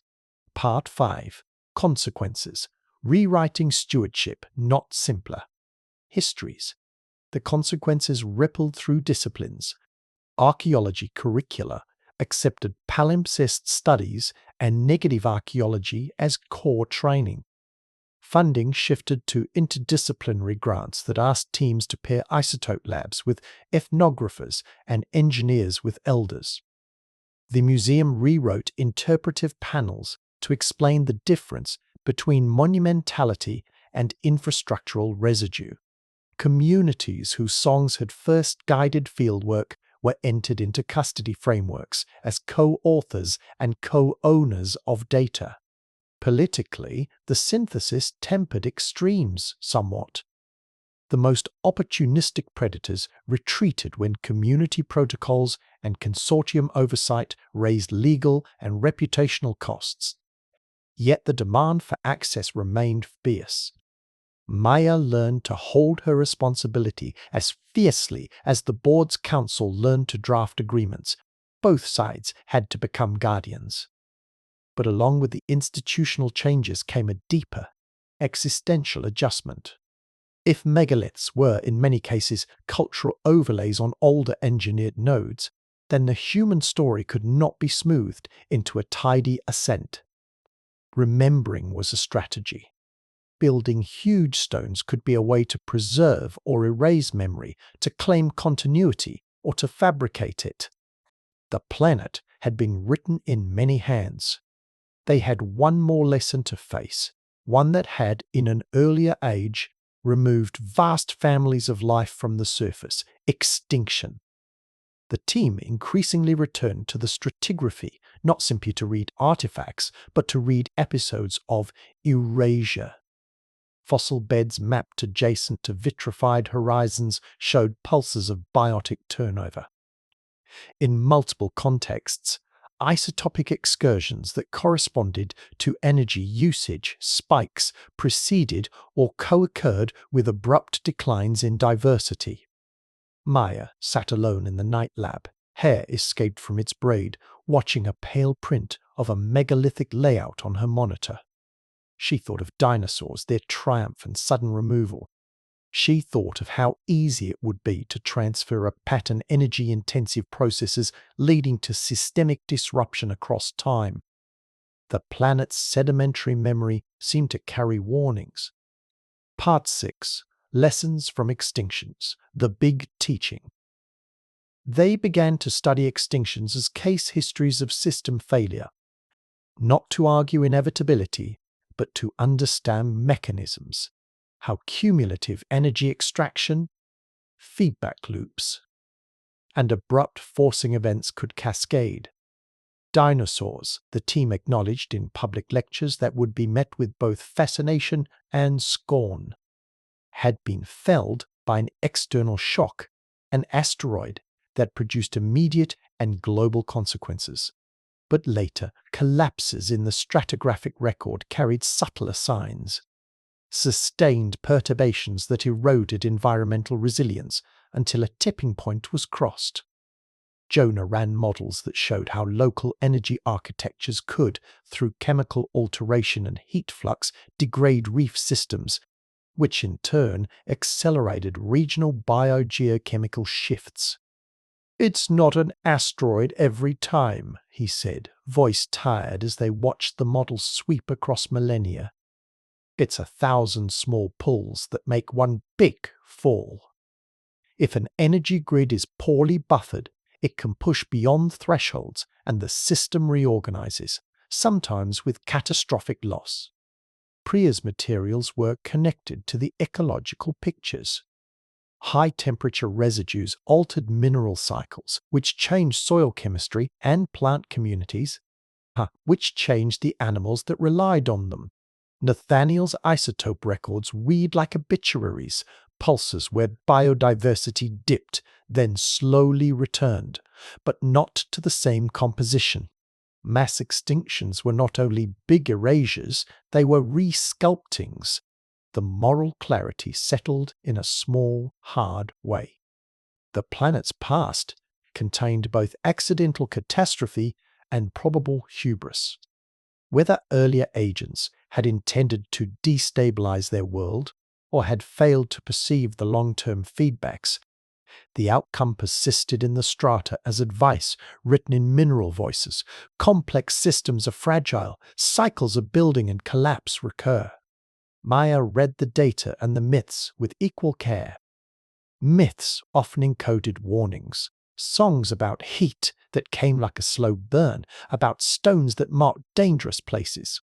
The megaliths, some monuments as memory and some overlay as control, were also part of a cultural response to the memory of collapse.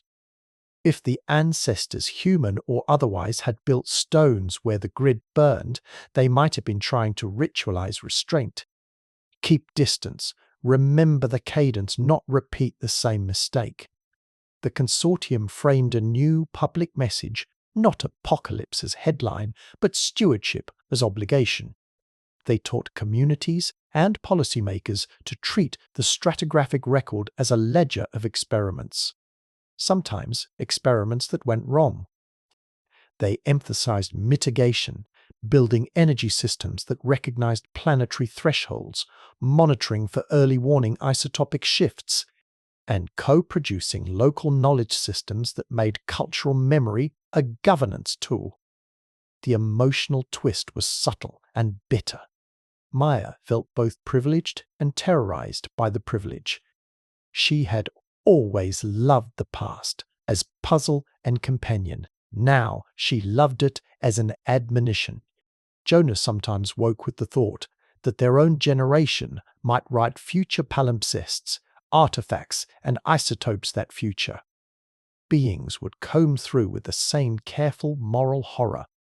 Adrian taught the new module in ethics and method, lessons from extinctions, written not as doom but as design criteria.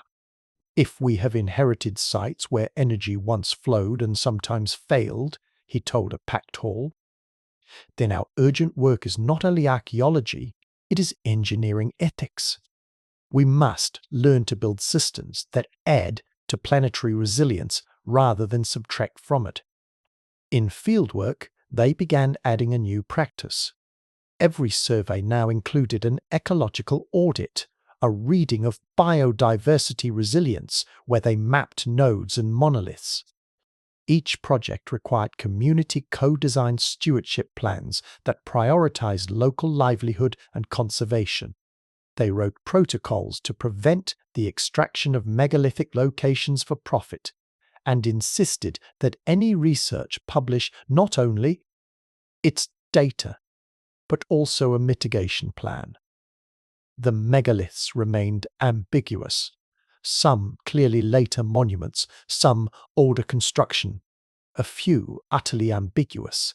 Their presence, however, had reshaped the human stance toward the deep past. The question, who made these, shifted to what did these structures do to the world they acted on? And what did people after them decide to preserve or hide? Maya, standing under a sky where the stars seemed a little more watchful, placed her palm on a cool stone face in a sheltered courtyard near the research encampment. The stone was modern, a marker the team had set to commemorate the consortium's work, small and precise, a cultural footnote in their long translation project. She felt the stone's weight and thought about all the other stones, teeth and ribs and markers laid over deep-time engineering. "We must listen without arrogance," she told Jonah and Adrian, who had come to stand with her in the dusk. "Not because we are wrong, but because we might be other people's late descendants. We owe them an inquiry that is honest and a stewardship that is humble." Jonah nodded. "And we must be better builders," he said. "If we're writing new signatures into the strata, let them be things future readers will be proud of, less about extraction and more about repair." Adrian closed his eyes and thought of dinosaurs and deserts and the ocean's pale ledger. "Lessons are never neutral," he said. "They ask something of the present. Our work now is not simply to unearth the ancient, it is to let the ancient revise us." They walked back into the lighted tents, the plateau of stones watching them like patient jurors. Somewhere beneath the earth, the deep circuitry hummed in memory. Above them, human hands had shaped megaliths of memory and monument. Between the stones and the strata, a conversation had begun, one that would, if they were wise, teach the world to read its experiments and to choose its next ones more carefully. "Shut it down now!" Maya Voss did not raise her voice so much as throw it like a command that had been trained into her muscles. Her hand slammed the console's red kill switch with the kind of mechanical finality that made the room's dozen instruments go. Silent in a single breath, The simulated grid's hum died in the speakers. The thermal map on the main screen froze. A smear of deep gold halted mid-bloom. Jonah Park, who had been leaning over the algorithm's latest run like a man peering into a furnace, pushed back from the table and, for the first time in months, looked genuinely afraid. The moment had the odd intimacy of a limb being amputated. Cameras in the lab recorded every frame. Logs wrote themselves to archival servers that would one day be subpoenaed or praised. Outside, the research vessel's lights cut the harbour like careful knives. An island elder's voice could be heard, grainy through a conference call, muttering a chant that translated roughly to "Remember the lines, remember the burn." Maya's mouth felt dry. She had felt a dozen versions of dread since the first vitrified seam and the crescent in core B14. This one, however, pressed differently. A heavy, domestic dread. The kind that belonged to people who knew how to anticipate a pattern's last act. Jonah's hands flew across the console, summoning telemetry. The model had been doing what their best simulations had warned it might. Nested feedback loops in a distributed energy topology began producing cumulative heat flows and chemical shifts on local basins. Not catastrophic in a single year, not obvious in one election cycle, but persistent, erosive, and, in their extrapolation, dangerous in the long sweep the sediment record had taught them to respect. "We saw the pulses," Jonah said, voice rough. "They match partial amplitude, cadence. If we extrapolate, at scale, 2 centuries of distributed energy operations without planetary level checks, we get localized carbonate dissolution, reef stress. And," he stopped, unable to say the final word without the data to hold it up. Adrian Hale stood at the doorway like a man who had read history's slow and patient verdicts often enough to expect the worst. "You cut the run," he said. "Good. Now document every parameter. We will need this to show that the model behaved as predicted. And we will need to show how small choices now compound into later disasters. That is how policy bites." Maya heard his rationality and felt both comfort and fury. She wanted apologies from anyone who had ever gestured toward technocratic progress as a neutral good. She wanted to force a handful of men in suits to feel the same cold that had settled into her own gut when sonar first drew. Impossible right angles beneath kilometers of ocean.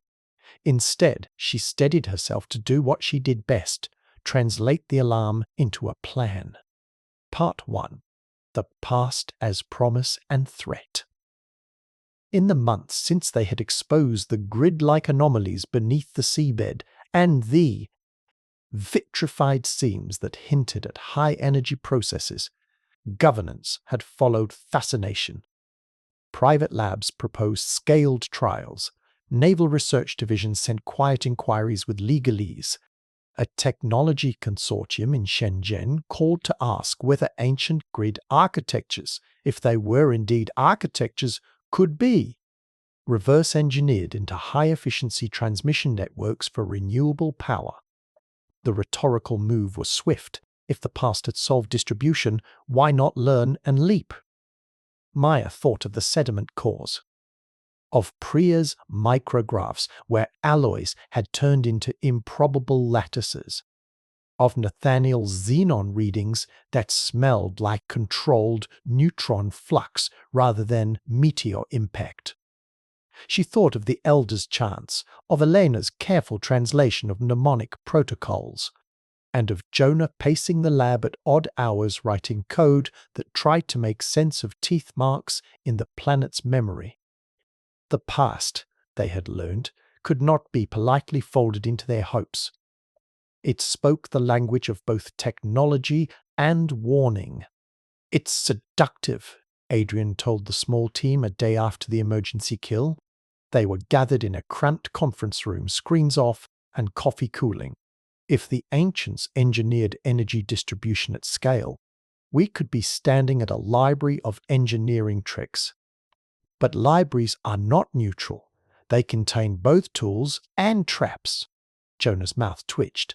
And patents, he added, because he could not think of the world's appetite for proprietary advantage. Maya's fingers drummed on the tabletop. Then we make the library open. We codify ethics. We stop private expeditions from being first movers. We invent guardrails while we study the mechanisms. That's what stewardship looks like. The room called that responsible. The world, they suspected, might not. Part 2, the first pull, models and warnings. They pulled the threads in pieces and in fits. It began with a junior doctoral candidate writing a terse post to an internal directory, an honest note that would not, in isolation, have unstitched the fabric. She had run a climate-coupled energy model that combined Jonah's grid topology with Nathaniel's isotopic response kernels. The model did not screen catastrophe overnight. It whispered a pattern, sustained, distributed extraction of energy, altered chemical equilibria at scales that, for complex marine ecologies built over centuries, mattered. Within weeks, the lab produced a white paper, long-term feedbacks from distributed energy networks, a sedimentary perspective. It was dense, careful, and full of hedges. The headlines it inspired were not. An op-ed by a think tank early adopter argued that the paper proved ancient civilizations. Solutions were ours for the taking. A marine conservation group seized on the paper's cautionary graphs and demanded immediate moratoria on experimental deployments in sensitive basins. The policy window opened and closed with speed and fury. The first real pull into public politics happened at a closed hearing convened under pressure from governmental liaisons. Maya, Jonah, Adrian, Priya and Nathaniel sat on a bench of scientists while a room of officials, funders and corporate delegates listened. The minister in charge, a woman with too many committees, asked what their data would mean for modern energy policy. Jonah projected the extrapolation for the hearing. 2 centuries is a long horizon, he said. But we have obligations at every horizon.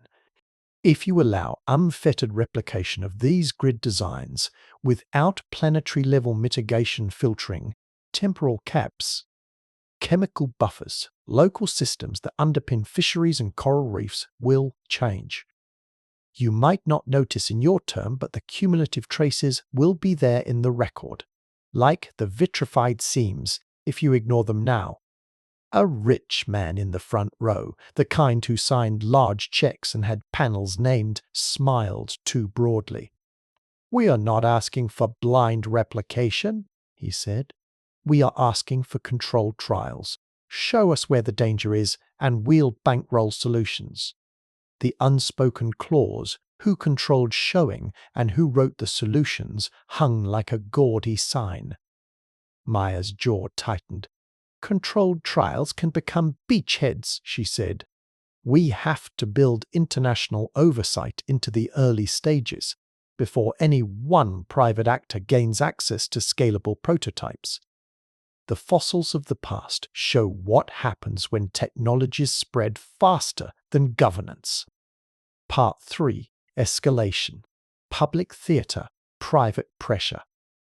The escalation arrived not with a catastrophe, but with theatre. Leaks of simulation footage, clips of the thermal blooms juxtaposed with footage of healthy coral spread across social media. Pundits announced apocalypse. Investors smelled opportunity. Conspiracy groups invoked Atlantis. More granularly and more dangerously, private firms pitched ancient-inspired grid patents with glossy white papers that promised modular solutions and regulatory loopholes. A whistleblower from a private lab in Marseille gave an anonymous interview claiming that their funders had been told to accelerate testing ahead of peer review. The interview appeared on multiple feeds and became a political problem. Governments that had been hedging their bets suddenly had to posture. The Museum Consortium, once a gentle curator of sediment cores and chant recordings, found itself playing gatekeeper.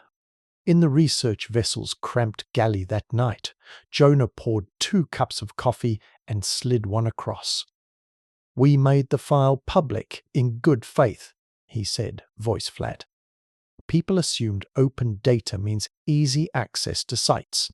It does not mean they can go and plug in a prototype grid without oversight. Maya's eyes were raw. The elder from Tavyuni had phoned earlier, voice crackling with indignation and dignity. "They sing to protect the nodes," the elder had said. "We built songs so no one would mistake the rhythms for instructions to take." The echo of that caution settled heavy on Maya. Their work, she realized, was less about discovery than about building cultural armor in the present. Part 4, the main climax. Decision, ritual, and the twist. The consortium's emergency council convened beneath a grey ceiling in Geneva.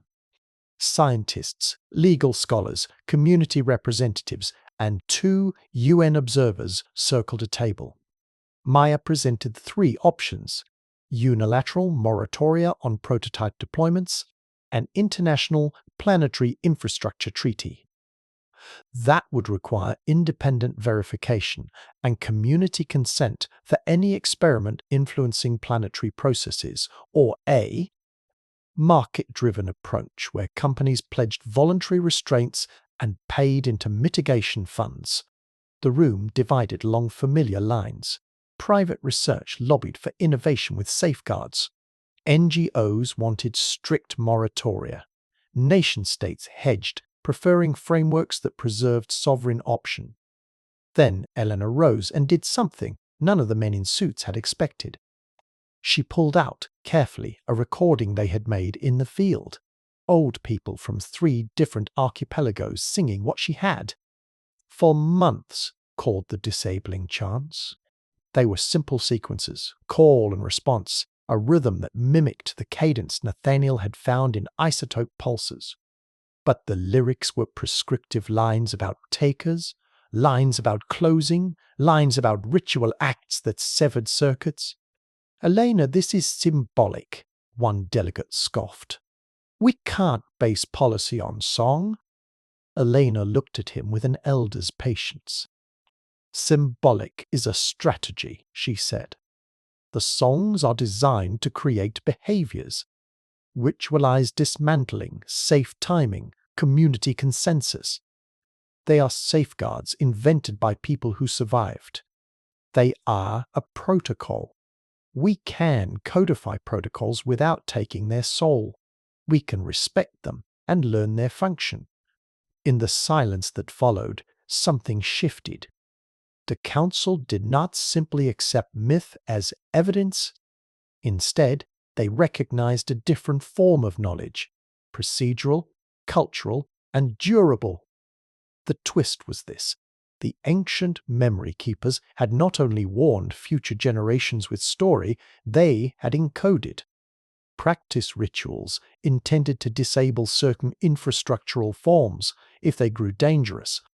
The past had left both the cautionary tale and an ethic written into ceremony.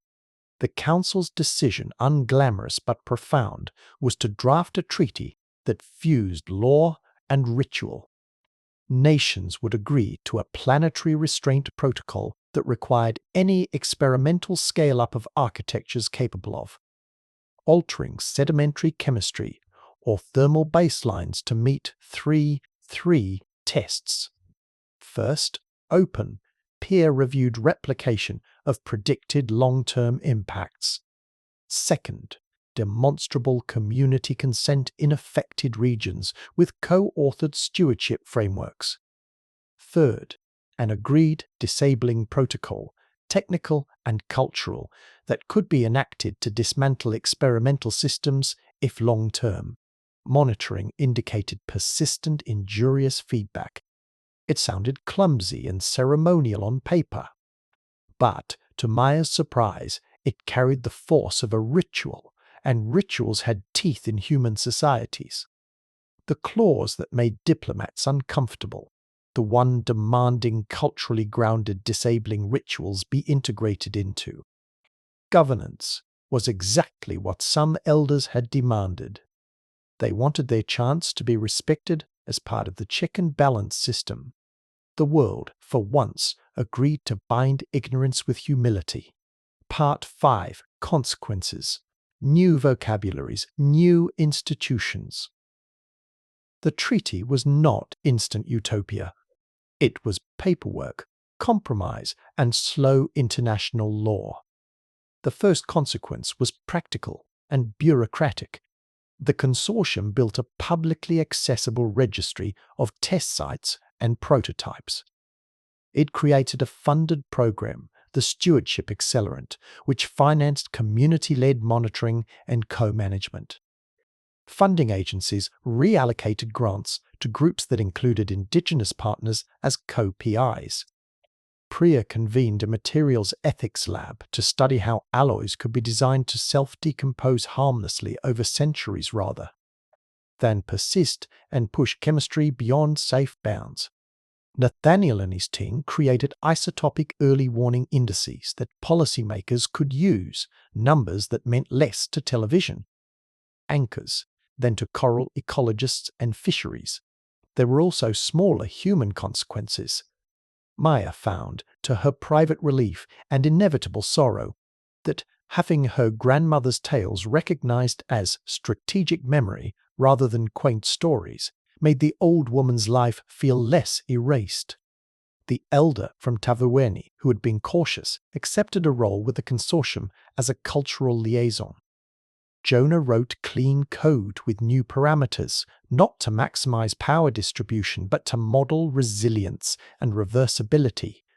The inflection of politics did not stop the greed of markets nor the appetite of power. Some corporations continue to lobby for lighter regulation. A shadowy group attempted to patent partial reconstructions of node management techniques. But the treaty provided mechanisms for legal challenge and an international rapid response scientific audit team. The first improper prototype deployment was stopped within weeks by an injunction brought by a coalition of coastal communities. Under the treaty's auspices, the world watched the headlines and learned a new vocabulary: custodianship, co-ownership, disablement, protocol. Part 6. Forward. The long task of not repeating. If the past had built, burned, and left palimpsests of warning, then the future would, the team agreed, have to be an act of translation and institutional humility. The moral at the center of the new program, which Adrian drafted and delivered at a packed lecture hall, was not original, but urgent. If technology is a tool, governance is its temper. He called on engineers and policymakers to design for removal as a central principle, build not only for resilience but for reversibility. He argued that a civilization that could imagine the conditions of its own erosion earned the right to continue. On a late afternoon, after the treaty's first ratification and the consortium's first public audit, Maya walked the pier with Jonah and Adrian. Sea spray came in slow, cool sheets, and seagulls circled with the ease of creatures tuned to the planet's rhythms. "Do you think it will work?" Jonah asked finally, the question small, direct. Maya considered the surveillance logs, the treaty's legal clauses, the elder's chant looping in her head, and the way a simple kill switch had saved a model from becoming a reality. She thought of the prints on the ancient shore, of the crescent alloy, of the vitrified seams, of the megaliths and their palimpsests. She thought of humanity's inclination, curiosity braided with arrogance. "It will help," she said. "It gives us a way of listening and of stopping." But treaties don't obey people's greed or ignorance. They give us tools, and tools can be used or misused. We have to teach not just policy, but restraint as civic virtue. We have to teach children to read palimpsests and to sing disabling songs. Adrian laughed briefly, an old, rueful sound. "We'll need curricula for that," he said. They built them. The consortium partnered with schools in port towns, with universities and community elders. A new discipline, planetary infrastructure ethics, saw students study isotope graphs alongside chants. Engineers learned to code defaults that would decay safely if certain thresholds were crossed. Legal scholars wrote clauses that tied sovereignty claims to community stewardship evidence. The Steward Hato, an informal coterie of indigenous advisors and scientists, met monthly and advised on local consent frameworks. But the world continued. The hunger for energy did not vanish overnight. New demands would come, new temptations would show their teeth. The treaty would be tested, bent, and occasionally broken. There would be rows about funding and mistakes and hubris. Maya knew this because she had read the strata and because she had once watched Sonar sketch impossible right angles and seen how. The world wanted to own their discovery. The last scene in the Pyrie research log was quiet. Maya sat with a thermos of tea near the lab's window and listened to a recording of an elder's disabling chant. The chant was not magic, it was a technology of memory, rhythmized behaviors, community consensus, and the ritual of turning things off. She closed her eyes and imagined, absurdly and not, that the past had not merely been wiped by catastrophe, but had left a manual for those who would come after, songs to slow down, rituals to decelerate, and public structures to hold back private mania. In the end, the question, will humanity repeat the mistakes of early engineering civilizations, did not resolve into a verdict. It became, instead, a task list and a moral liturgy. The consortium's work could not unmake centuries of industry and appetite, but it could teach a different habit. It could insist that discovery be married to restraint, that knowledge be tethered to stewardship, and that the ritual forms of community care be honored as part of technical infrastructure. As night slid over the harbor and the ship's lights blurred into the dark, Maya pressed her palm to the cold glass and whispered, "Not a prayer, but a promise. We will listen, and we will build the means to stop." Jonah, at her shoulder, replied with the same simplicity, "And if we fail, our records will be honest." Adrian added, with the weary hope he had learned to carry, "And someone later might read the songs and the spreadsheets and decide to do better." Outside, the sea kept its patient chemical ledger. Inside, people rebuilt a vocabulary of law, of ritual, and of engineering that tried, in small, stubborn ways, to ensure that the cycle the sediments recorded would not be merely replayed. The planet's memory had become their teacher.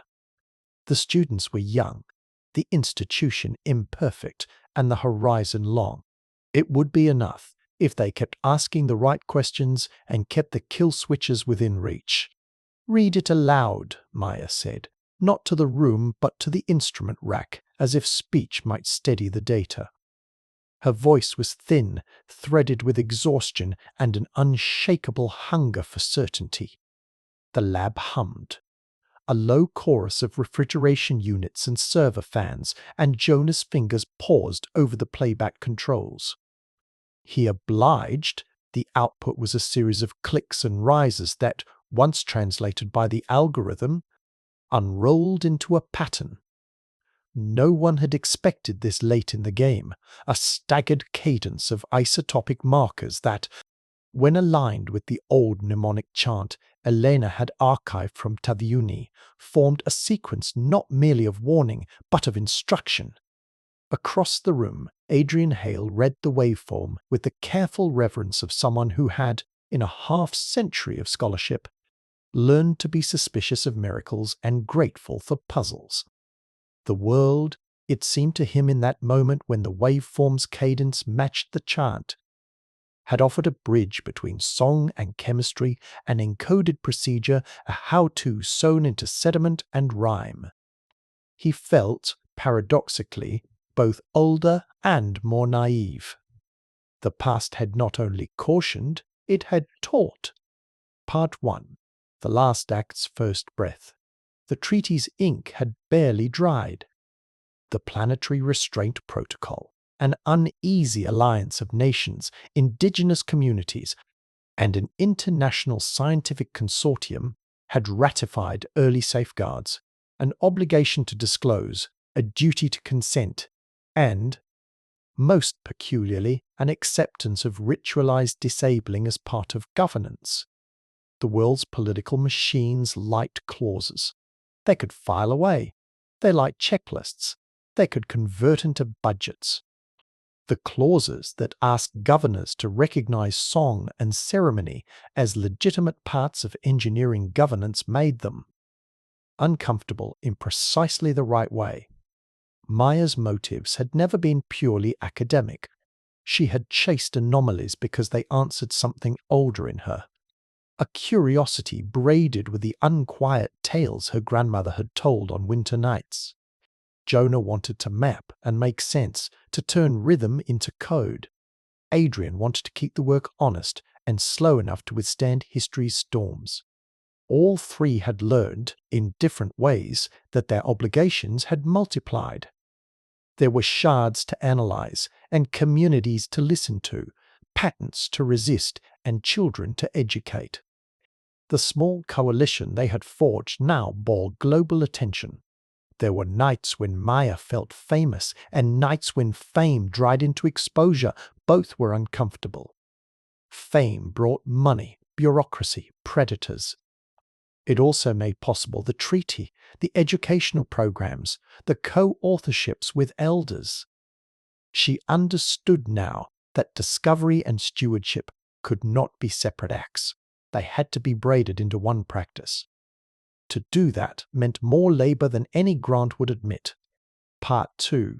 The pull of a new chapter. The isotopic sequence when Jonah fed it to the comparative model. Did something their preliminary models had refused to do. It suggested a set of timed operations. A low-resolution recipe that had been performed across several sites and repeated with slight local variation.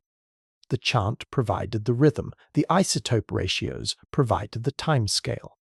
Together they suggested procedural knowledge encoded at two very different levels, human memory and geochemistry. Elena Rios sat with an old recording on a loop and watched the screen, her face a map of concentration. In her discipline, she had long argued that ritual could be a technology of memory. Now she watched a literal translation unfold. They weren't just telling a story, she said softly. They were teaching a practice, how to close things down, how to manage what you had built. The song is the operating manual. The immediate pull was not towards triumph, but toward a dizzying sense of responsibility. If the ancients had encoded disabling deliberate processes to shut down powerful infrastructures, then modern societies could. Borrow not the technology but the ethic. The ethic was the thing the team had been trying to reconstruct since the first vitrified seam, a cultural practice that recognized limits and built rituals that enforced them. There were practical implications. The consortium drafted a curriculum module for engineering schools that paired circuit theory with chant cadence. Workshops taught materials scientists how to design alloys that would passively decay into harmless compounds. Over-defined centuries. Law schools studied the treaty's clause that recognized ceremonial disabling as a legally binding mechanism. It was surreal and necessary in equal measure. Part 3. The first climax. Tension between curiosity and care.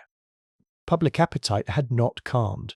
Investors sent polite notes with threatening undertones.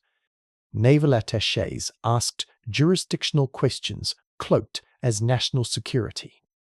Private labs proposed reverse engineering, the grid topologies for modern energy throughput. The excitement collided with the treaty's ethics, and the collision heated arguments into fracture. In Geneva, the council chamber filled with men and women in suits and robes and with elders in bright, sun-faded tunics. A funder's representative asked bluntly whether the encoded procedures might provide hacks for efficient energy distribution that could be patented. Maya answered before she could fully think the politics through. If you follow the record, those efficiencies came with trade-offs. The ancients learned how to operate systems and how to disable them. If you take only the efficiency, you inherit their failures. Adrian watched the faces of the delegates. He had rehearsed measured tones for months. Tonight his words had an edge. Knowledge without restraint is a mechanism for disaster, he said. We will not facilitate the extraction of primitives of infrastructure that a private actor can scale without oversight. He saw hunger move across certain faces, an appetite not for knowledge, but for leverage. Jonah felt the argument as a physical tightening in his gut. He loved patterns. He loved understanding. He also feared the market's appetite, knew how quickly discovery could be converted into weaponry or profit. In a recess, he wrote code that would allow the consortium to seed metadata into published datasets, a sort of digital watermark that signaled both provenance and legal obligation. The code was simple, but the act was a small defense against privatization. The council ratified a compromise that stung both idealists and profit-hungry delegations alike. Public access to the interpretive datasets, but custodial control of sensitive coordinates and original cores, combined with protocols for rapid international audit should any private actor attempt unauthorized access. Legal scholars called it messy and necessary. Elders nodded because ritualized openness had been how they had survived centuries. Part 4. The main climax. The decision and the twist. The consortium's laboratories began to run the encoded procedures as experiments, not to replicate the ancients' power, but to understand the dynamics of closure. They designed scaled demonstrations in controlled environments, mini-grids in salt pans and laboratory aquifers where they tested how phased shutdowns could reduce thermal flux and minimize chemical drift. The opening runs were technical successes. Properly scheduled cooldowns reduced corrosion rates and prevented a modeled reef die-off. Then came an odd and unsettling twist. During an experimental shutdown designed by the chemical engineers, something unplanned happened.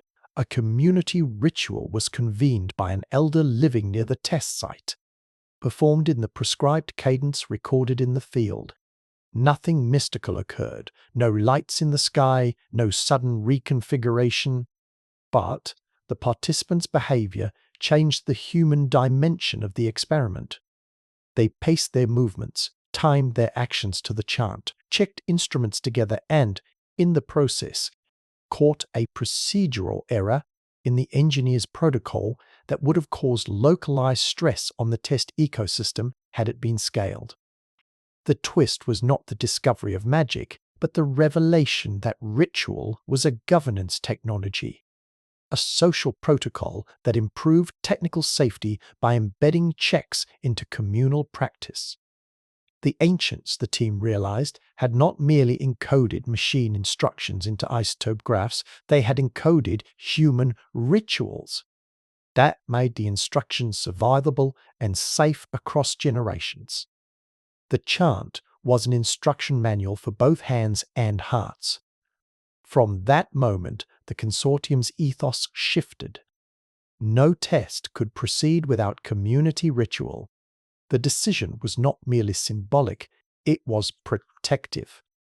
It required scientists to co-design protocols with communities, to accept their ceremonial forms as part of the safety regime. That inclusion irritated some technocrats and delighted many elders. It mollified a public weary of secretive science and made it harder for predators to assert unilateral control. Part 5. Consequences and the new shape of stewardship. The treaty's stipulation that disabling protocols be public and culturally endorsed was not perfect. There were heated debates in parliaments and late-night op-eds. Some argued that ritual had no place in modern engineering. Others accused the consortium of romanticizing indigenous knowledge. But practice mattered more than rhetoric. Where rituals were integrated, experiments ran safer. Where they were ignored, the data warned, feedbacks compounded. Universities rewired curricula. Engineering classes now included units in anthropology and music theory. Students learned to align safety protocols with cultural practices. The consortium's stewardship accelerant funded community monitors who could veto projects when cultural or ecological. Calculations were misaligned. Local schools taught the disabling chants alongside algebra. Children learned both circuit diagrams and cadence. They practiced shutting down mock grids with song. Adrian wrote, in a long, sober essay, that the intellectual revolution their work required was less a new technology than a new humility. He argued that the discovery of ancient energy architectures did not compel the modern world to replicate them, it compelled modern institutions to integrate ritual, law, and science into a guardrail. We are not custodians in the sense of owners, he wrote. We are custodians in the sense of people who accept the responsibility of care. There were darker, stubborn pockets of reaction. A handful of private firms attempted to decode the isotope sequences to patent timing schemes. Courts in several countries rejected attempts to privatize knowledge that had been co-authored and co-custodied. A private drilling consortium tried to access a node. It was halted by an injunction backed by treaty provisions and a community petition. The legal fights were tedious and expensive, but they defined the boundaries of the new ethic. Maya found herself aged by these fights. The thrill of discovery had become a long, necessary labor. Her private fear was simpler and more human than geopolitics. That the planet's lessons would be used to accelerate a future no one wanted to inhabit. In the quiet hours, she read the old field notes her grandmother had written in a shaky hand, marginalia about songs and places, and felt the depth of transmission across generations, an old woman's memory married to isotope graphs and international treaties. The marriage was absurd and, for Maya, finally something like right. There were also improbable joys. In a coastal classroom, the first cohort of students taught in the new curriculum performed a disabling chant in a simulation lab, then stood to adjust a circuit breaker in mechanical unison. The elder who had come to teach them wept, quietly and with a satisfaction that had nothing to do with spectacle. Jonah, invited to speak to the class, saw how learning to sing and to code could be part of the same ethical training. He felt, briefly, as if the world might bend towards stewardship. The artifact work continued. New cores revealed more encoded residues, but none offered an easy narrative. The bones remained ambiguous. The prints remained an invitation to hypothesis rather than a declaration of lineage. The megaliths, palimpsests, told complicated stories of reuse, reinscription, and protection. The planet continued to be patient in its refusal to speak in single sentences. Finale. Earth. An unread book. In the last public address Maya gave before stepping back from the consortium's daily management, a choice born of exhaustion and a deliberate desire to let others lead. She stood before an audience of ministers, students, elders, and journalists. The hall was full of faces that carried the hard lines of politics and the softer lines of hope. She spoke plainly. "We have been handed fragments," she said. "We have read lines that suggest intelligence, intention, mistakes, and care.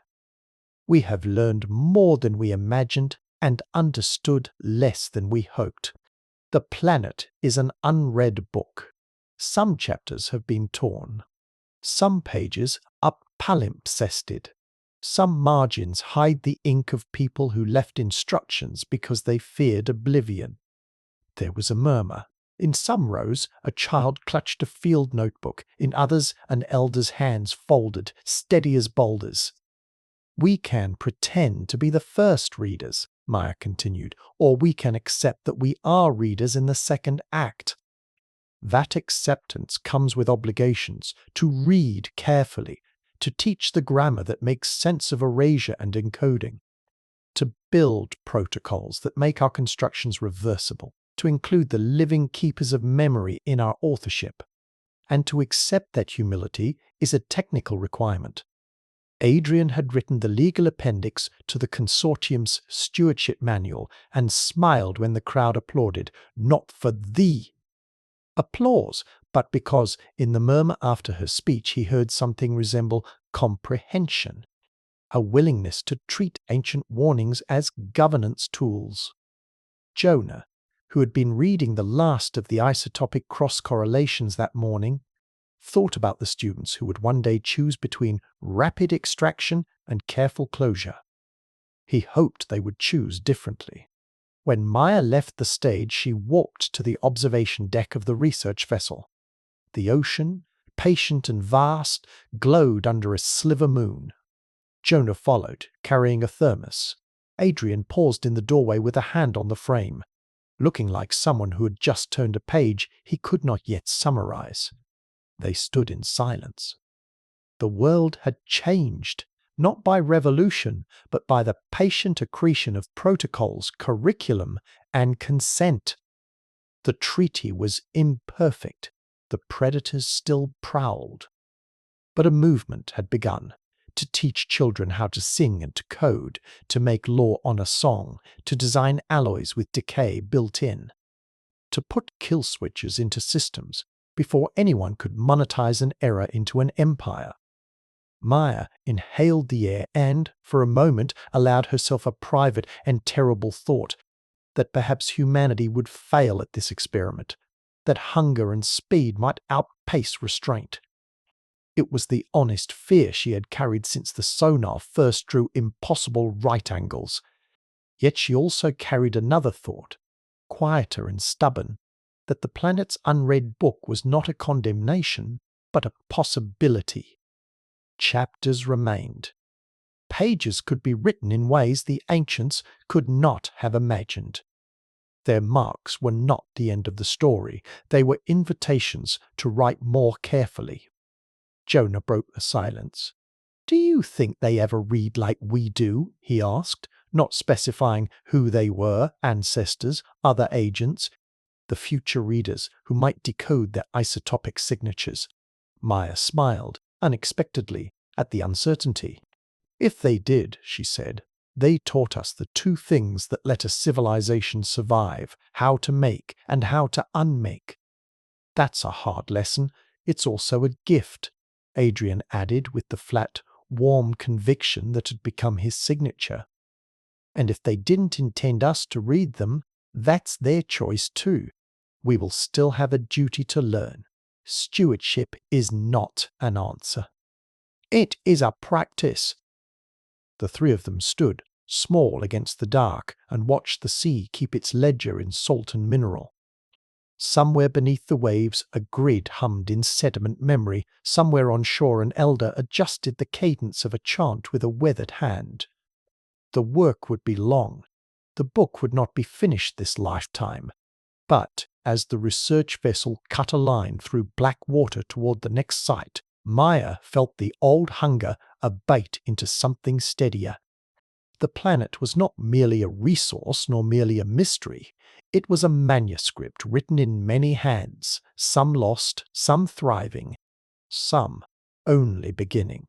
The human chapter had only just been forced to open its eyes to being one among others.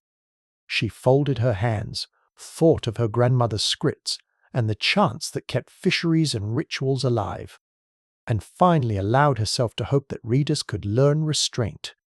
The earth would not yield easy answers. It would, if they were careful and patient, yield a language with which to ask better questions. The book remained unread in many places. The margins held warnings and recipes and the faint ink of people who had thought about limits.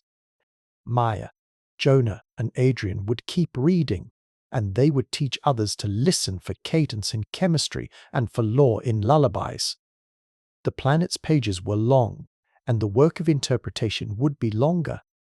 That length was a mercy. It meant that, for now, choices still mattered. "Hold it," Maya hissed, breath caught like a fish in the throat, as the Cora's cable shuddered and the onboard monitor spiked. The lab's fluorescence painted Jonah's cheeks grey. His fingers hovered above the logging console, refusing to commit to a new command. Outside the porthole, the weather had closed in, a hard, low grey that made instruments feel more honest than the world beyond them. "Throttle back 5%, Adrian ordered from the doorway, voice even but iron. He had learned to make orders that sounded like reason. That way other people heard authority and not panic. The ship's winch slowed. The core head, slick and oiled with depth, came into the cradle as if it had been summoned from another time. When the first slice was coaxed free, and Priya's gloved hands brushed the pale, caked sediment, the room inhaled and held it. There, 3 centimeters below an apparently featureless veneer, lay a ribbon of alternating isotopic bands, so regular and so deliberate that even for the exhausted team, a new, sharp astonishment fell across them. "Read it aloud," Jonah said, because the data demanded speech. He keyed the spectral readout and let the numbers roll. The sequence rose and fell in tidy beats, cadences that matched maddeningly the poetic stanzas Eleanor had once recorded on an island shelf: push, hold, release, 2 steps forward, 1 back. That memory of chant had once comforted Maya as a girl. Now it felt like a ledger. Part 1. A question worn to the bone. They had all been worn differently by the past months. Maya's hunger for anomalies had survived professional derision and public spectacle. It had become, now, a responsibility. Jonah, who wrote code like a man writing prayer, looked like he had not slept in a week but could not have been more alive. Adrian carried method like a talisman, but, beneath it, harboured a new humility. For the first time in decades he feared the arrogance of linear narratives as much as he feared being wrong. Elena's notebooks thudded with mnemonic analyses. Priya's gloves still carried faint patinas from alloys that had no place in conventional prehistory.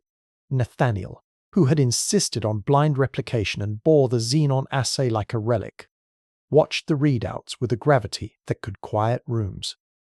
"Count the sequences," Maya said, voice small in the swell of the ship. "How many pulses per meter? Are they regular? Compare them against the Tavyuni dataset. 10 to 12 per centimeter in that band," Jonah answered, fingers already running the comparison. "But the spacing. Listen. There's a nested periodicity. Primary beats, then subbeats. This reads like a clock with gears." Adrian rubbed the bridge of his nose. If this is an encoded temporal marker, he said slowly, it implies intentionality.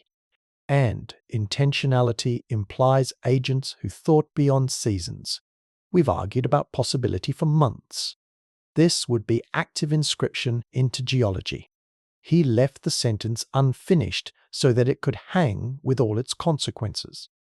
They worked through that night, shuttling slices between machines, their small rituals learned in the cold photogrammetry, non-destructive spectroscopy, micro-EDX scans, then a cautious, agreed-on slice for Nathaniel's Xenon lab under secure protocol. The results triangulated into an argument that could not be dismissed with a shrug. The banding was contemporaneous with the horizon. The isotope ratios had stability that suggested repeated, patterned energetic processes. The regularity was not purely geochemical noise. When the chant from Taviuni played softly in the background recorded days earlier with community permission, its cadence fit like a key into a lock. We keep asking whether we are first, Elena said later, laying a warm brown hand on a cheek once smudged with ink. Perhaps the wrong question is whether first matters at all, if the planet preserves practices rather than people. Part 2. The pulling of threads. The data pulled them into a new shape of work, less excavation than translation. Instead of hunting for monolithic proof, they taught themselves to read palimpsests, isotopic modulations as grammar, vitrified seams as punctuation, magnetotelluric lattices as paragraph breaks.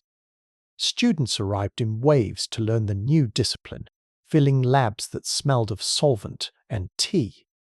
The consortium's stewardship accelerant funded collaborative projects pairing engineers, ethicists, and local elders. Classrooms held odd lessons, cadence analysis alongside circuit diagrams, geology lectures punctuated with song. "You're teaching them to sing the shutdowns," Jonah told Maya once. Watching a graduate cohort practice choreographed pauses while they traced a mock grid across a salt pan. "We have to make care legible," Maya said. If rituals altered behavior in the past, if they enforced temporal limits, then we need ways to embed that behavior now without fetishizing it. Not everyone liked the shift. Some critics, armchair archaeologists and private firms whose briefcases smelled of patents called "it's sentimental." Others accused the consortium of retrofitting folklore to fit their hypotheses. The board negotiated terms that read like compromises between legalese and conscience. Clive Rees, practical and chafed by endless moral arguments, wrote clauses that would make the treaty enforceable enough and flexible enough to be humane. Meanwhile, the planet kept giving them pages, not neat revelations, but palimpsests. Cores from 3 separate basins returned similar banded sequences, each with local variants. Sometimes pulses aligned with glacial oscillations, sometimes with abrupt sea level events. The more systems they studied, the more their mental maps changed from a single ladder into braided rivers of rise and fall. Part 3. The first climax. Scales of consequence. The world reacted in a familiar configuration of fear, hunger, and hope. Some governments convened panels and asked for instant policy.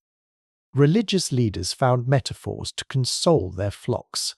Empires of commerce smelled leverage and began gentle lobbying. In port towns, children started chanting shutdown cadences as part of school drills, an odd mix of ritual and civics. There were lawsuits and then, in quieter circles, grants for reverse engineering how rituals functioned to maintain restraint. At a public meeting that felt more like a tribunal than a conference, a senator asked Maya a question that made the room go cold.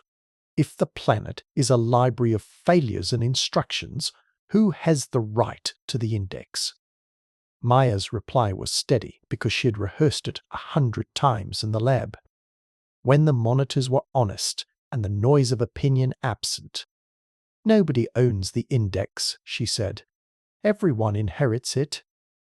Our task is to teach all the inheritors how to read and how to act together. The past is not property, it is a public file. We can choose to teach only the efficiencies and so replicate failure.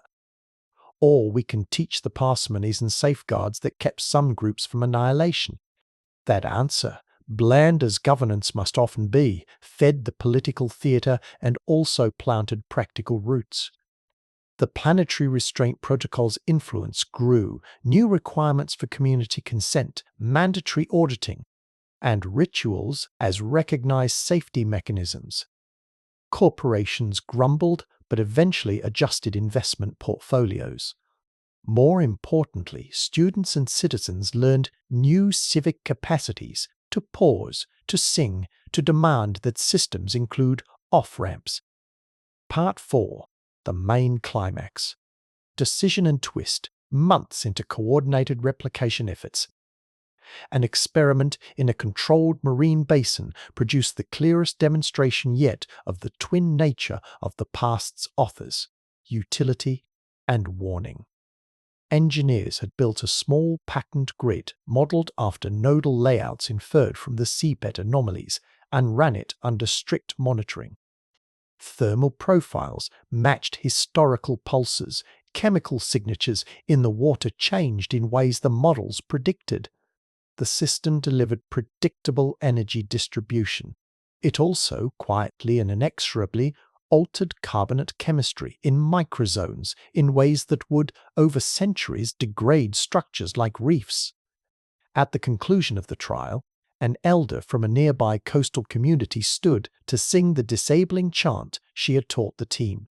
The researchers had designed a mechanical shutdown. The elder's rhythm was different, slower, communal, and when she finished, the technicians realized they had missed a human step in their protocol. A manual verification that caught an algorithmic assumption capable of scaling harm. "It was not magic," Priya said afterward, gripping a thermos in the lab's dawn. "It was a social checksum. Rituals are a kind of distributed human sensor network. They slow you down where machines speed you up." That realization reframed the consortium's approach. The twist was simple and unavoidable. Technical replication without cultural protocols was blind. The ancients, the isotope bands, and the chants implied had encoded not merely operational procedures, but behavioral scaffolds intended to bind future users to humility. That was a lesson with teeth. Science published the controlled trials results in journals and, crucially, included annotations on required cultural integration. The papers were meticulous and somewhat defiant. They insisted that any adoption of techniques inspired by the past required equal devotion to the safeguards those past actors had left. The argument was uncouth to some ears, but effective in policy circles. Nations ratified protocols requiring cultural co-authorship for any project with planetary-scale consequences.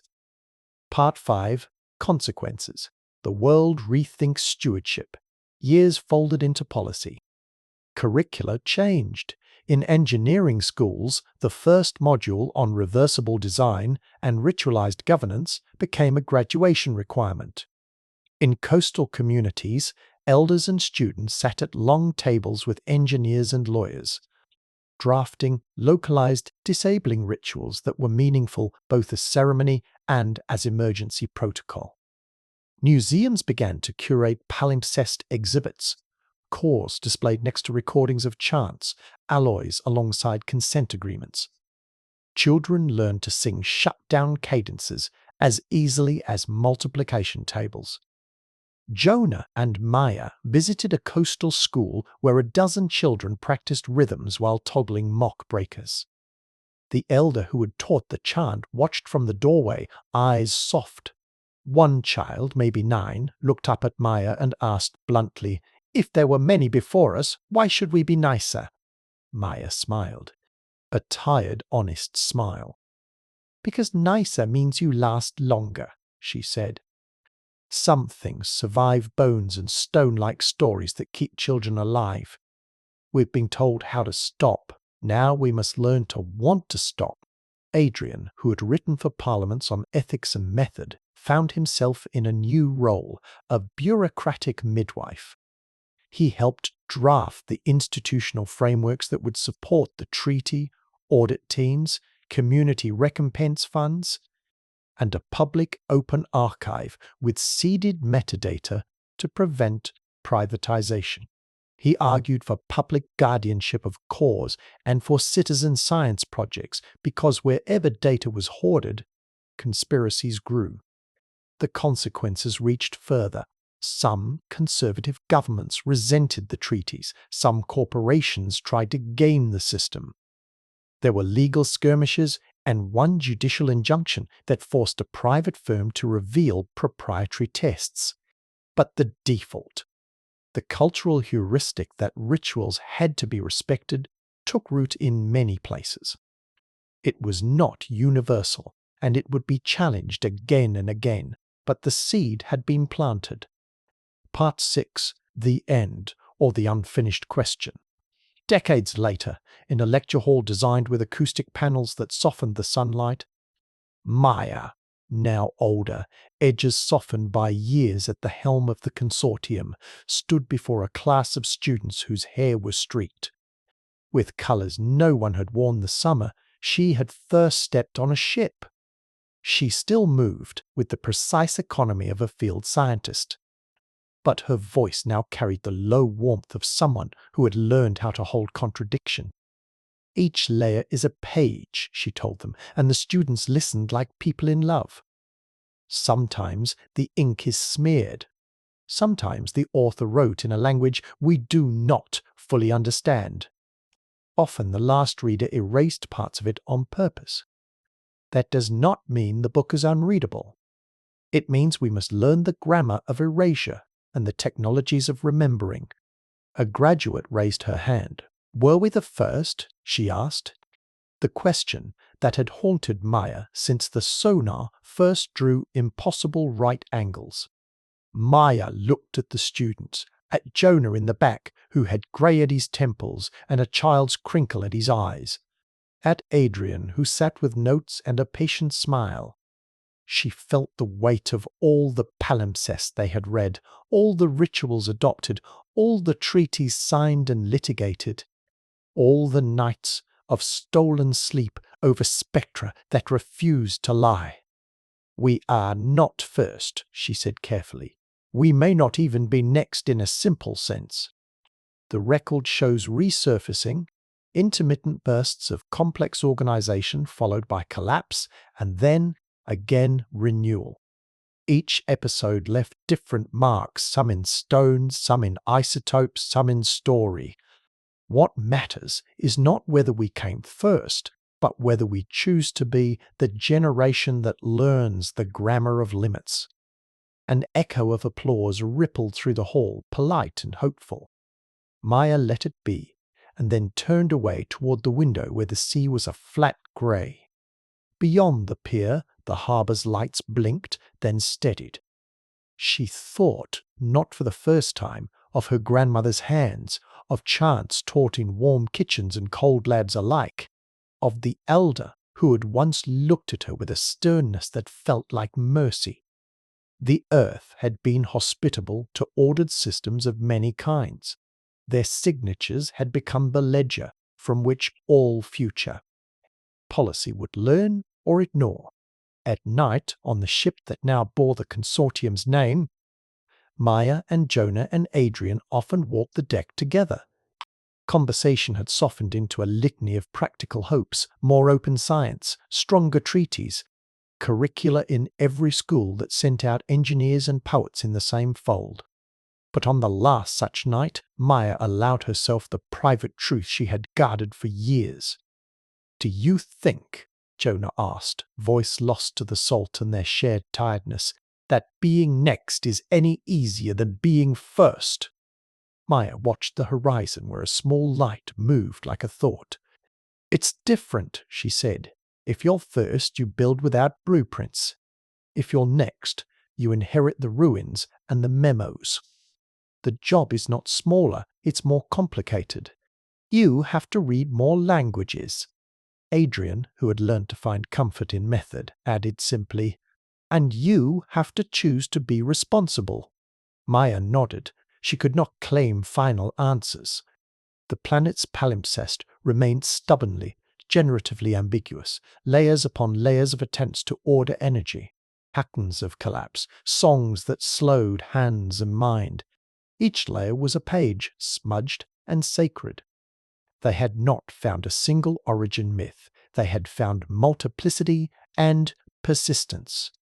In the end, the question, are humans the first civilization on Earth, or merely another node in a long braid, resolved into something less neat and more vital? The answer did not reduce into a date or a headline.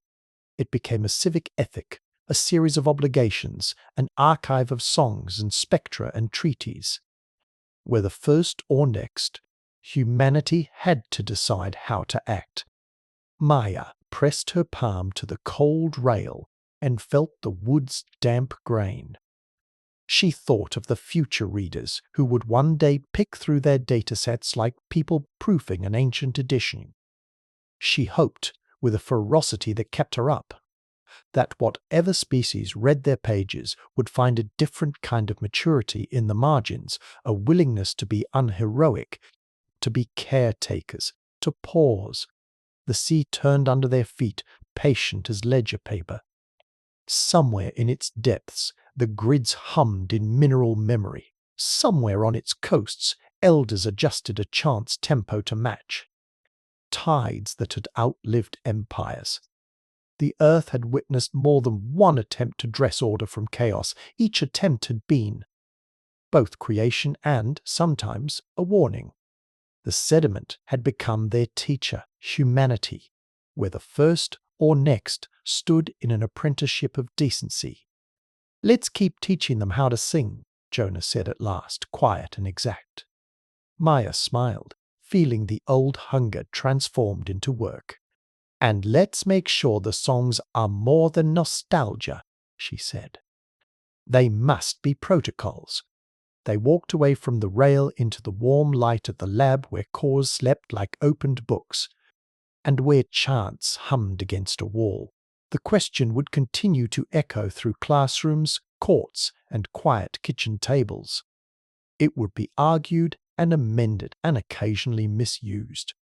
But now, for the first time since the sonar had blinked and the crescent had shone, the world had at least begun to treat the palimpsest properly, to read it slowly, to teach the grammar of erasure, and to leave, however imperfectly, a set of small, practical tools for those who would read after them. Whether humanity was the first, or just one more voice in the chorus, mattered less than the choice they made about the chorus's tone. The Earth's pages were many. The task of reading them and answering their quiet, insistent questions remained the work of a lifetime and of many lifetimes after.